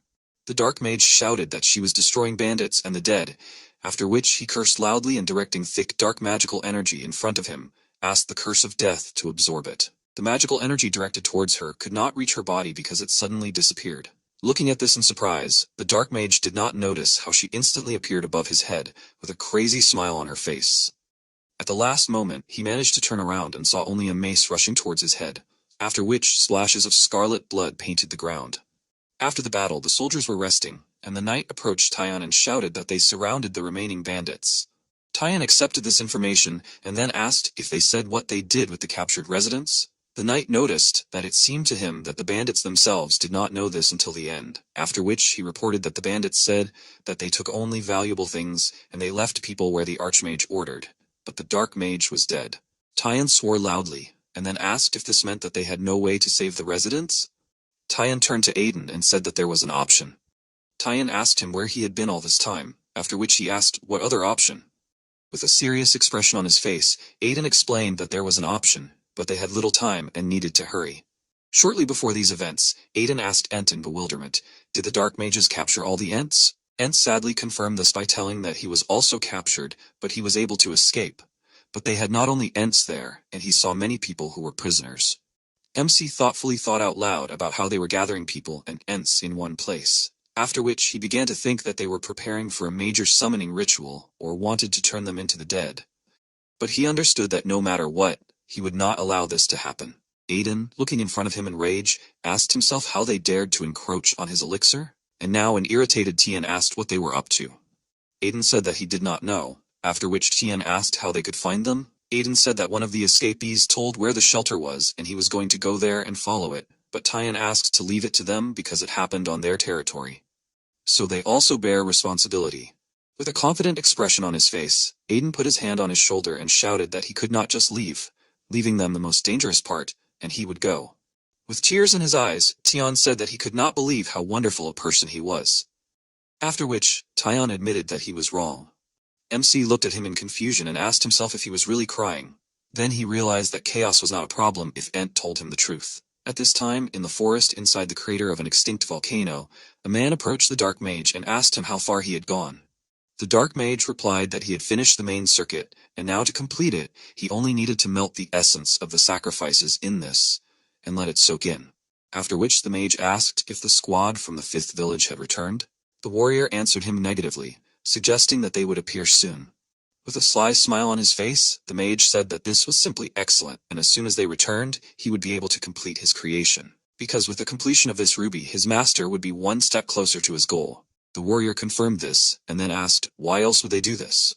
In his mind, the warrior addressed Lord Sylvet and asked him to wait a little, because he, that is, Dares Kleiman, would definitely pave the way for him to the Archduke of the Grand Duchy of Sius. While in the forest, Aiden asked himself, had the dark magicians really captured the Ent village hidden inside the extinct volcano? Curse noticed that this was amazing, because no one would have thought that that Night King was behind this. In Aiden's memories, a moment appeared when Ent tried to name their captor, after which Aiden asked him in surprise, was it really Dares Kleiman? Ent quickly confirmed this and shouted that he and the dark magicians had attacked their village, cut down their guard tree, and locked them in. At the present time, Aiden understood that, like the Crimson Knights, he was one of Silbet's 3 servants. He needed to make sure that it was definitely him, and for this he would need to take Ent with him on reconnaissance. Looking at Tion with irritation, Aiden thought that the stubborn man insisted on going with them because this is his territory. Then Aiden asked himself with irritation, what was she doing here? Roaring monsters appeared in front, and Lunia, with a crazy smile on her face, rushed to attack, tearing her opponents apart. Watching the carnage, Aiden assumed that she was probably just bored, after which he asked Tion if he said that she single-handedly destroyed all the bandits and the magician. Tion, watching the battle in surprise, confirmed this, noting that she was incredible. Looking ahead warily, Aiden thought that this was too strange, after which he asked Curse, doesn't he think so? Curse answered in horror that you don't need to think in order to understand that this is strange, after which he asked, who would even consider such a crazy person normal? Aiden replied that she was too obedient, causing confusion in Curse, who, looking at this happy act of dismemberment, asked Aiden in what way was she obedient. Aiden explained to him that the priests of the Divine Slaughter cult are fools who are only capable of committing acts of senseless violence, and she is too strong for an ordinary priestess, because she single-handedly dealt with bandits and a mage who destroyed 4 villages, and also deals with monsters that are strengthened by demonic energy with ease. MC continued to tell Curse that this means that she is either a high-level priestess. Suddenly he thought, realizing that something is wrong here, because an iron-blooded saint should have appeared by now. Watching the happy Lunia, Aiden decided that he needed to watch her closely. At this time, in the crater inside the extinct volcano, there was a village of Ents.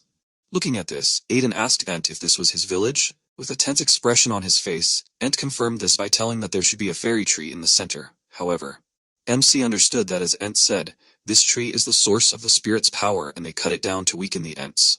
MC thought that for dark mages, fairies are much more valuable than people, after which he asked why Chaos needs so many people, and Entoa? He opened his eyes wide in surprise at the huge sword. He looked at Dares, and thought that he was glad to meet him again. Tion angrily said that this is their commander and he will kill him, but Aiden stopped him. Tion irritably began to ask him, because he attacked his territory and took his people prisoner for sacrifice, and he wants to leave it like that? Tion noted that he does not seem strong to him, and with the help of Lunia and him, they will be able to defeat him. But Aiden asked him to calm down and look around better, after which he explained that he is not alone, and there are 7 more dark mages with them, and the 3 of them definitely cannot cope here. Then, Aiden explained that this knight is an unusual opponent. MC knew that he was at the level of Silbet's strength, and at the moment he was about a half-master, which was still very strong, and if you judge only by his abilities, he was much stronger than everyone he had met in this life. And even if they attacked him, all 3 of them, victory would not be guaranteed, and if the residents were involved, they would definitely suffer losses. MC thought about another way, and then asked Curse what he was doing there. Curse looked thoughtfully ahead, and said that, ever since they entered the forest, he had felt an alarming presence, after which, he noticed what it was. MC complained that he could not see anything, to which the irritated Curse shouted that he was trying to help him, after which he said that an ordinary person would never feel this, but he recognized it with ease. With feigned interest, Aiden asked what he had learned. Curse asked him not to be too surprised, after which he told him that there was something under that tree that would have caused Aiden incredible surprise. With a tense expression, he thought that there were an incredible number of strange circumstances, but now everything came together. Suddenly, he stopped, suggesting that he could use this.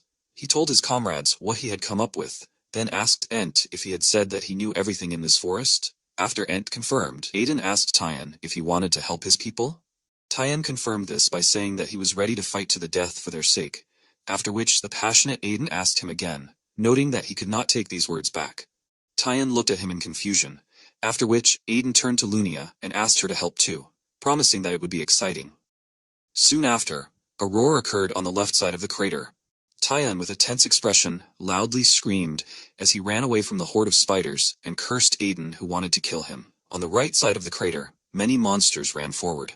Lunia, who was following the monsters, shouted that this was a very fun game, after which she asked the ogres to catch up with her, and also that they should not let themselves be caught, because otherwise they would die. Ent and Aiden watched what was happening after, which Ent asked Aiden if he wanted to send a wave of monsters at them to scare the dark mages. Aiden explained that he would use them to awaken a real monster that would fight them, because he was sure that this snake was very hungry after hundreds of years without food. The huge snake lay meekly in the depths and soon opened its eyes. MC looked at Ent and asked him if he was afraid. Ent was shaking, but denied these words, explaining that he felt shame and anger, and if only they were as strong as him. MC interrupted him, taking out his sword from its sheath, and asked him not to worry, explaining that they would pay for what they had to go through, and even more because they owed him too. Then Aiden, with a smile on his face, noticed that he did not know his name, after which he asked Ent what his name was. Ent confusedly said that his name was Isd, what he told him in the village.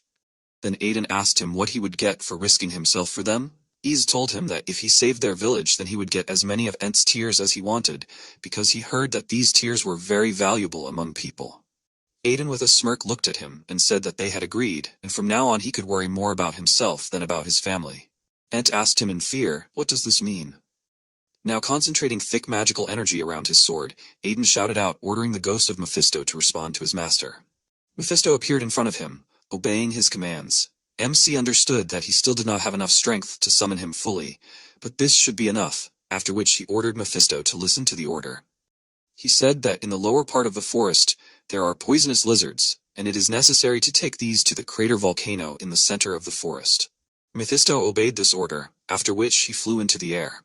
With a smile, watching this, Aiden thought about how convenient it is to have a high-ranking Talos assistant who listens to his every order, after which he decided that he needs to quickly become stronger in order to reveal his full potential. Addressing Iz, Aiden said that it was time for them too, after which he explained that they were going to fulfill his promise, that is, to save his village and family. Inside the crater of an extinct volcano stood Dares, who asked himself why there was still no news from the squad from the 5th village and were they really killed. Then Dares thought that this was impossible because no one there was capable of such a thing. Suddenly, he noticed a puddle in which there were waves. Hearing a sharp sound, Dares understood that something was approaching soon after, which he clenched his jaw. Looking to the side in surprise, he assumed that it was some kind of gang of thieves. His face distorted from the understanding that a wave of monsters was approaching, after which he ordered to protect the laboratory. In front of the crowd ran an enraged and at the same time frightened Tian, who told Aiden that he would kill him. Dares, watching what was happening, cursed, saying that perhaps there were many of them, but they would definitely be able to. A sudden explosion behind him made him turn around, and he saw a crowd of frightened ogres running away from a crazy mercenary. Dares looked around in confusion, and began to ask what the poisonous ogres were doing here. This was the center of the forest after all? When he looked in another direction, he saw more monsters running away from Mephisto, who was laughing furiously, shouting that he would catch them and tear them to pieces. All these monsters were rushing towards the laboratory in horror or thirst. Dares ordered them to be stopped, after which, turning to the soldiers, he ordered them to focus on stopping the monsters. Aiden and Iz sneaked into the village and moved deeper. Soon after which they entered one of the rooms, and Iz shouted that they were here. There were many Ents behind the bars. Iz ran up to the bars and shouted that it was him, after which the Ents began to look at him in surprise, asking if he had come to save them. Iz joyfully shouted that he had said that he would return, after which he asked with a serious expression on his face why they were the only ones here, and the others were transferred somewhere. The Ents sadly answered him that they were the only ones left, and the guards said that the others would be sacrificed and dragged them away. Iz hung his head down heavily and said that he was late, but Aiden explained that it was not his fault, and that it was just proof of how evil they were. After which he asked him to step aside for a second, and asked the rest of the Ents to press themselves against the wall. With a sharp movement of his sword, he tore the metal bars. Then, turning to the Ents, he told them that he understood that now was not the best time, but he asked them to find out something, after which he asked if they knew where the others had been taken. He understood that if he got there, he would understand what they were planning. At this time, a fierce battle was taking place around the laboratory. Dares was fighting the monsters surrounding him. The ground was stained with multicolored blood, which gradually reached the dormant snake through the ground. When the snake tasted the blood, opening his eyes, he said that he was hungry and began to break through upward. Feeling the earth tremble, Dares asked, "What else is this?" This earthquake caused a smile to appear on Aiden's face. who noticed that he had finally woken up, that is, the king of snakes, the basilisk. When the basilisk burst out, Dare swore loudly in horror, looking ahead. Sometime before these events, Aiden asked Curse again if he was saying that there was a basilisk nest here. Curse assumed that this was the case, after which he said that the king of snakes had such a powerful poison that he could mortally wound a swordmaster with one movement. And he was sure that the basilisk had hibernated here because it had become very weak, and he thought that the forest of death had appeared thanks to the poison that it had been emitting here for centuries. Staring ahead, Aiden thought that it was strange, because basilisks usually live in the southern forests and love the warmth. But then what was he doing here? Curse asked him irritably. Did he really think that if he knew, he would have gotten stuck in the body of a weakling like him? After that, the Curse shouted that he had probably been suffering from hunger for hundreds of years. The basilisk that had broken free began to growl loudly and menacingly. Dares, looking at this in bewilderment, asked, "Why a basilisk?" Clutching a sword in his hands, he declared that it meant nothing, because he would not allow anyone to interfere with his master's plans. Pointing the sword in front of him, he rushed to attack the basilisk.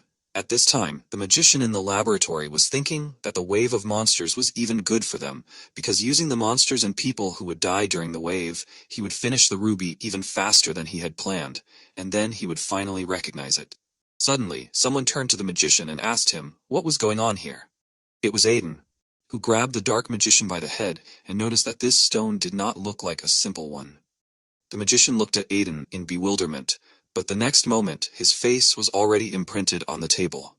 In Aiden's mind, there was a memory of one of the Ents saying that their captors said that with their help they were creating some kind of stone.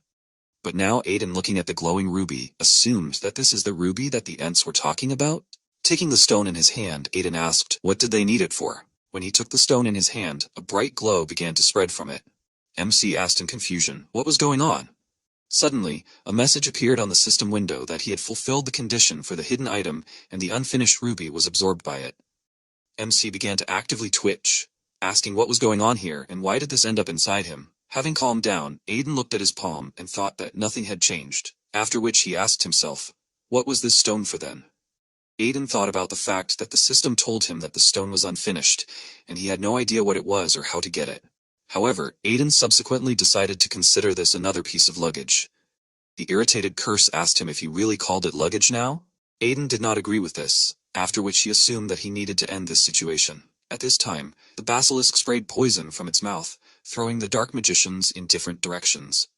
Shaking with tension, Dares cursed, saying that because of the poisonous fog, he could not move, and his master could deal with it with one blow. Standing in front of the hungry basilisk, Dares thought that if only he could become his master, at least for a moment. Tightly squeezing the sword in his hands, he screamed warlike and then delivered a sharp blow. After making this blow, breathing heavily, he shouted that he succeeded, after which he asked if he had really become one step closer to the mastery of his master. Suddenly, a voice turned to him from behind and congratulated him on the restoration of the master of the sword, and then said goodbye to him. Dares thought tensely that he had never heard this voice. He tried to turn around, but a blade pierced him.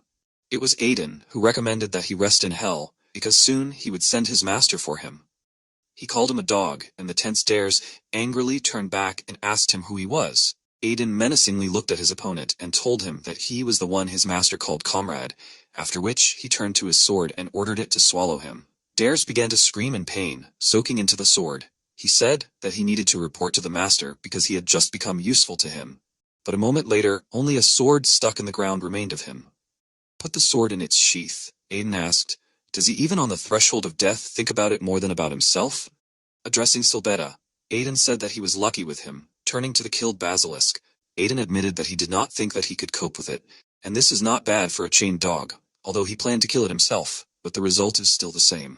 Curse asked him why he was in the basilisk's mouth. With an excited smile on his face, Aiden asked how he could miss such a chance, because the basilisk has a lot of useful things inside. He started talking about how fangs can be used for weapons and skin for armor, and the most important thing is that poison is so strong that using it like a poisonous herb, you can make your body completely immune to all poisons.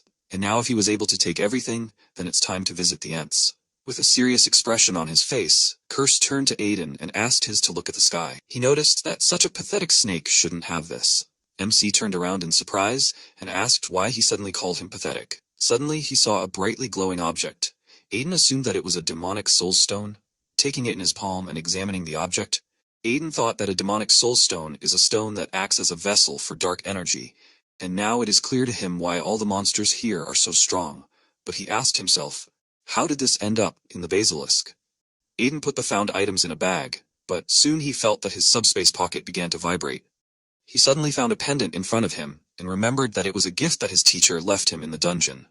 He assumed that the demonic stone reacted to this, soon after which, the demonic stone stuck to the pendant like a magnet, which made Aiden ask himself in surprise, was this really part of this very beginning? A message appeared on the system window, stating that the pendant increased affinity with the characteristics of magic and darkness, and the full power of the pendant had not yet been revealed. Then there was information that this item was connected to the soul, and it could not be taken away while the owner was alive. Bewildered, looking at this, Aiden began to assume that it increased affinity with magic and darkness, after which he realized that this was an artifact of dark magicians who were connected to the soul. Furiously throwing the item aside, Aiden asked why it was sticking to his body without even asking permission. However, the pendant was again on his chest, causing Aiden to curse. He tried to tear the rope with his teeth, but rabbits appeared in front of him, who solemnly congratulated him on clearing the dungeon and introduced himself. MC, in a rage, tearing the rope with his teeth, asked him again, "Rabbits in the dungeon?" Rabbits looked at Aiden in horror and screamed that it was him. Addressing Rabbits, Aiden asked him, "Did he just say that he cleared the dungeon?" Rabbits began to talk confusedly about how he thought he was wrong, after which Aiden furiously asked where the core was, and maybe he should destroy it right now. With tears in his eyes, Rabbits asked him to calm down. The owl, who was watching what was happening, paid attention to the pendant. Rabbits was shaking with tension, thinking that he could not believe that he had run into this insignificant person again. MC asked him if he wanted to say that the entire Forest of Death was a dungeon, to which he received an affirmative answer. MC thought about what he heard, that if the powers of a powerful creature will affect the territory for a long time, it can turn into a dungeon, and apparently this is exactly the case. After which he noticed with a smile on his face that he almost forgot. MC asked Rabbits, did he intentionally tell him about the Ent village, knowing that it is in such a dangerous place? Then he asked him if he really dared to pull such dirty tricks on his precious client. Rabbits asked himself in horror, how did he guess? After that, he began to make confused excuses, saying that there was a misunderstanding and he did not want it. MC said that he should report to the chief merchant that one of the subordinates was behaving badly. Rabbits asked again in horror, the chief merchant? Aiden looked at him bloodthirstily and asked if he wanted to play roulette and find out if they would leave him in his position after this. Rabbits furiously hit his head on the ground, begging for forgiveness, and then declared that he would do everything to make amends. Aiden looked at Rabbits with authority and said that for the first time he was forgiving him on one condition, and then asked him to sign an exclusive contract with him, thereby causing horror in Rabbits. In their life, such people can sign an exclusive contract with only one person, and after the conclusion of this person is obliged to sell all things from the dungeons to his merchant, and in return the merchant is obliged to ensure complete confidentiality of the client and fulfill any wishes. Such a contract is based on unconditional trust, so merchants need to approach this with extreme caution. Rabbits, looking at Aiden in a rage, asked himself, did he really think that he would sign this contract with a deceiver like him? Rabbits understood that he would rather say goodbye to his internal organs, but looking at Aiden, he understood that the situation was still a stalemate. MC happily found the field, his joy noted. Curse, Rabbits was depressed and Aiden was pleased with his revenge, realizing that now he will make sure to squeeze out every last coin from him. Suddenly, Aiden was called by name. When he turned around, he saw a furious Tyon rushing towards him. MC began to say that he had incredible dexterity, and he was surprised. Curse asked him if he really thought that this would work after he literally threw him into a crowd of monsters. Aiden realized the absurdity of what was happening, but when Tyon approached him, he put his hand on his shoulder and thanked Aiden, and said that without his incredibly insidious plan, saving people would be almost impossible, and most likely he would have lost his knights. MC irritably thought about the insidiousness of his plan, but soon Tyon handed him an object and asked him to take it. Tyon explained that this is a sign of loyalty to their family, and it symbolizes complete readiness to come to the rescue at the first call. MC looked at the object in surprise, thinking that this is a sign of loyalty, and that he will be able to use Tyrid and Tyon as he wants, but Tyon gave it to him so calmly. MC asked him if he was sure that he should give it to him, because he thinks Tyrid will not be delighted.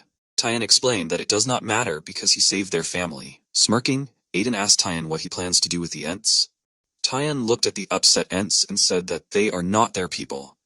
So he will not do anything with them, and if he has ideas, he is ready to listen. Then Tyan noticed that the child was also an Ent. MC looked at him in bewilderment, and noticed that it turns out he understood it. Tyan explained that they were together all this time, after which he asked him if he really thought that he would not distinguish a person from an Ent. Confused Aiden in this case asked to leave it to him. He approached the Ents and asked them how they were, and why they were standing here. Iz replied that they were protecting all that was left of the fairy tree. After which he explained that the fairy tree was a sacred creature that grew from a branch of the world tree that their ancestors had planted in their homeland, and that the entire history of the Ents was kept in it. Iz said sadly that it was their guardian and protector of the village, and a friend with whom they grew up. He put his palm to the tree and said that this was a friend with whom it was now time to say goodbye. Thoughtfully looking ahead, Aiden thought about the fact that he could trust someone until the very end, after which he thought that at least he had worthy friends, and he could not believe that he envied the tree. Putting his hand to the tree, he heard a request for help. In bewilderment, looking ahead, Aiden asked himself if the tree had just spoken to him, and what kind of help did it want from him, and would it not be better to ask the Ents? The tree said that only he could hear, and all thanks to the little sad fairy that was dozing on his left hand.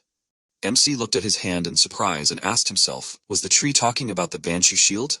He remembered that she was also a spirit, after which the tree said that soon it would go into eternal sleep like everyone who lives and breathes. But it would not want to sadden its friends, so the tree asked to help them. MC understood that he was a mercenary and it was not profitable for him, so he had no need to do this, but he thought that he was hired to go all this way. With a smile on his face, Aiden looked at Iz, realizing that another little fairy asked to save another village before him, so he asked not to worry and rest in peace. The tree thanked him and, starting to disappear, wished that the savior of the fairies would always be blessed. Magical energy began to appear around Aiden. The Ents screamed in surprise that the fairy tree had blessed a man, and that it was incredible. A clot of magical energy was born in Aiden's hands. Iz, who had approached him, explained that this was the seed of the fairy tree, and that now they would be able to grow it again and recover.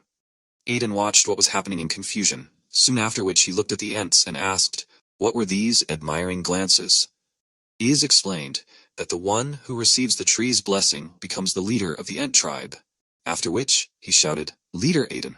Aiden asked him again in bewilderment, after which all the remaining Ents began to solemnly chant, "Leader Aiden," and shout that they would follow him. Aiden mentally cursed the fairy tree, asking himself, what kind of trick is this?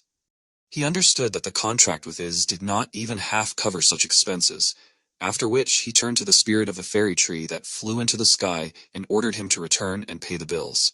At that moment, Curse turned to Aiden, who suggested that perhaps he was the one who could fulfill the will of his pendant. A few days later, in the Rima's mansion, his father, addressing Aiden, looked ahead in bewilderment and said that he was glad that he had returned home. But looking at the group of Ents, his father made an observation that he had a feeling that with each of his returns, they had more and more subordinates. MC confusedly explained this by saying that he also did not expect this, and that he was simply deceived. He mentally cursed the fairy tree, realizing that it had deceived him, and in the end he turned out to be the leader of their tribe, which is why they came to settle in the Rimi's territory. MC understood that even though he grumbled, he received an endless source of Ents' tears, which was comparable to winning the lottery. Then Aiden looked in confusion in front of him and asked himself, where did this huge dog come from? The giant dog that Eldest was riding was rushing after Iz, who was crying with fear and asking the leader for help. At this time, Eldest, addressing the huge dog as Choco, ordered it to move forward. Fried explained that this was a search dog that was getting bigger every day. MC asked him again, and his father told him that a couple of months ago, they noticed this dog, because it was doing great at following commands and eating everything that was given to it.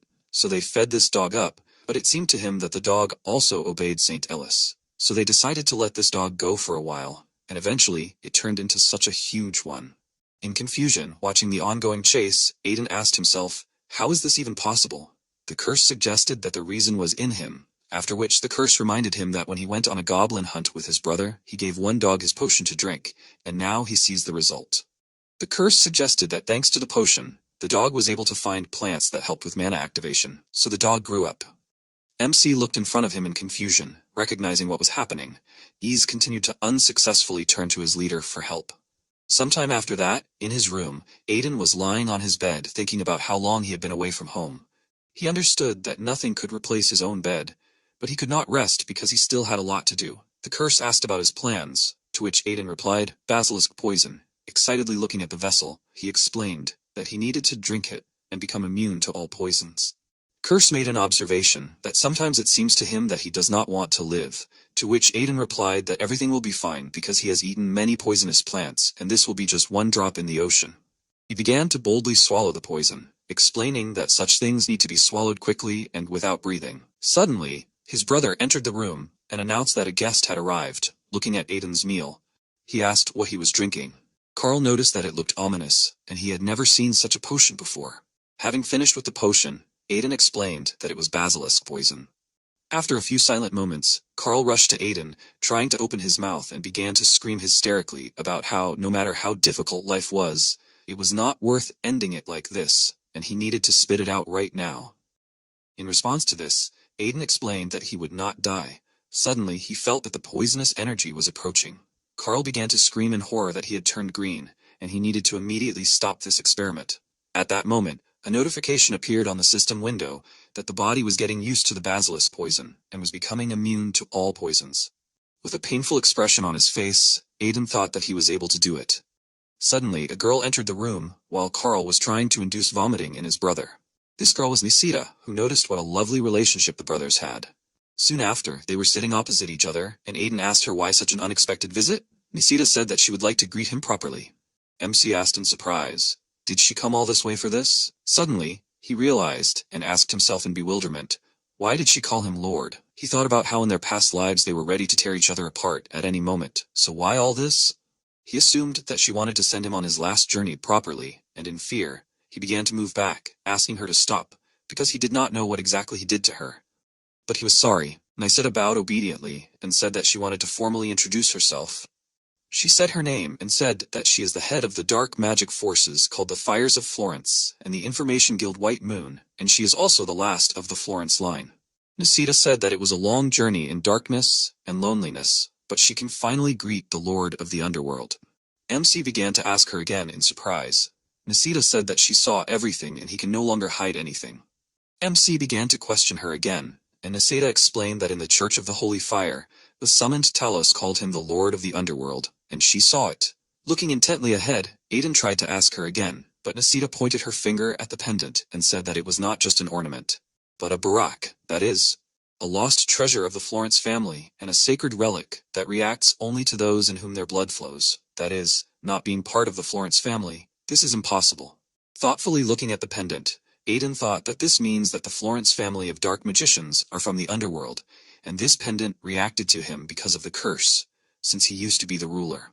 MC angrily insulted the curse, after which he asked if he was going to tell him about this at all. The curse noticed that he did not ask him. Remembering her past actions, Niseta thought that she did not believe that she did not recognize such a person and was so impolite. Then she said that she did not know why such a great being decided to lower himself to the Middle Kingdom in such a form.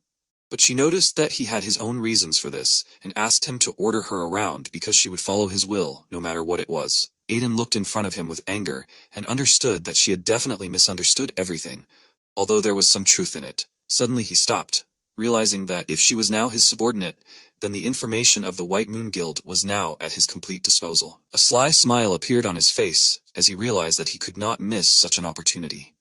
Instantly emboldened, Aiden began to play the role of the ruler. He noted her observation, and greeted her, explaining that he was the ruler and lord of the underworld.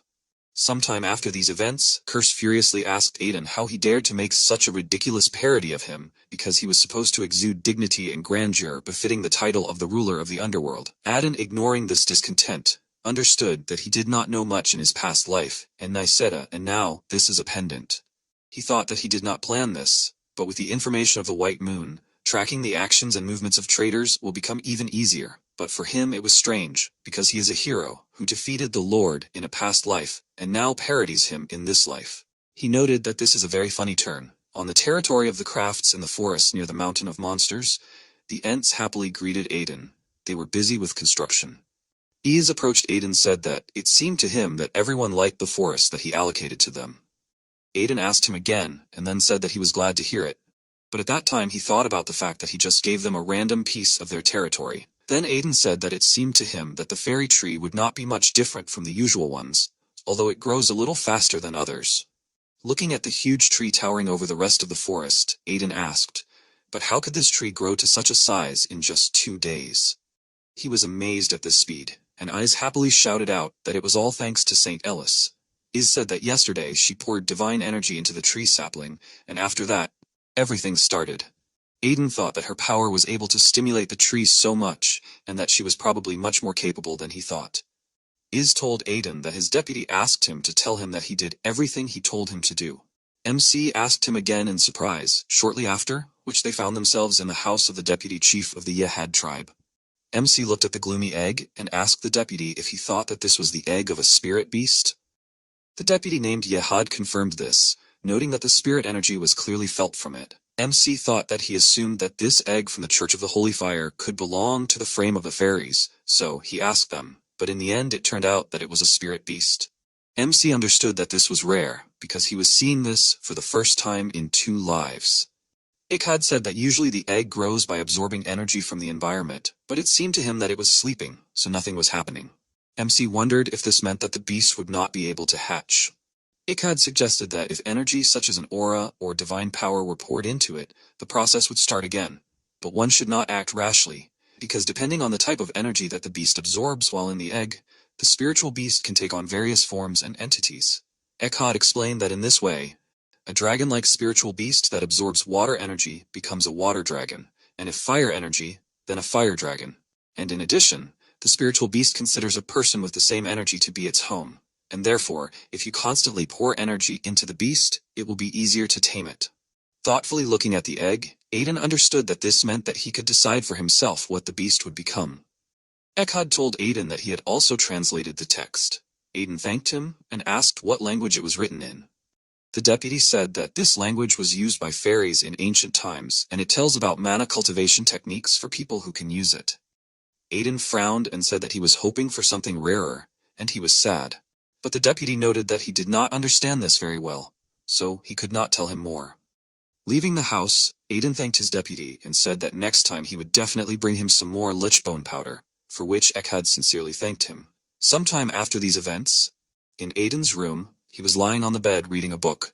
His expression was tense. He was trying to understand the essence of what was written, but came to the conclusion that the author of this book was most likely from another continent, and possibly from the east. Then Aiden began to think about what they say, that the cult of the Holy Fire comes from another continent. So everything is logical here. Curse asked Aiden why he was even reading this, because he has a mana cultivation technique. MC explained that he was just curious because this book was from another continent, although he understood that the curse was right and this book was not particularly useful to him. With an irritated expression on his face, Aiden got up from the bed and said that it was pointless, soon after which he looked in front of him in surprise. The curse asked him in confusion, what was wrong? Aiden asked him to shut up. He looked at the book in surprise, thinking that there were many unfamiliar words written in it, so he did not really understand at first, but now he was starting to figure it out, and this mana cultivation technique was very similar to the technique that his teacher taught him. That is, the King of Mercenaries, and which he uses now. Aiden suddenly realized that the book spoke of an improved version, and he realized that with this he would be able to work through his problems. Actively flipping through the pages, Aiden asked who the author of this book was. However, he soon decided that it was not so important because now he had a way to become much stronger. Soon after these events on the training ground, Aiden thoughtfully looked ahead and then began to form magical energy around himself, remembering the Dantian from the book, which was the core of a chi mana.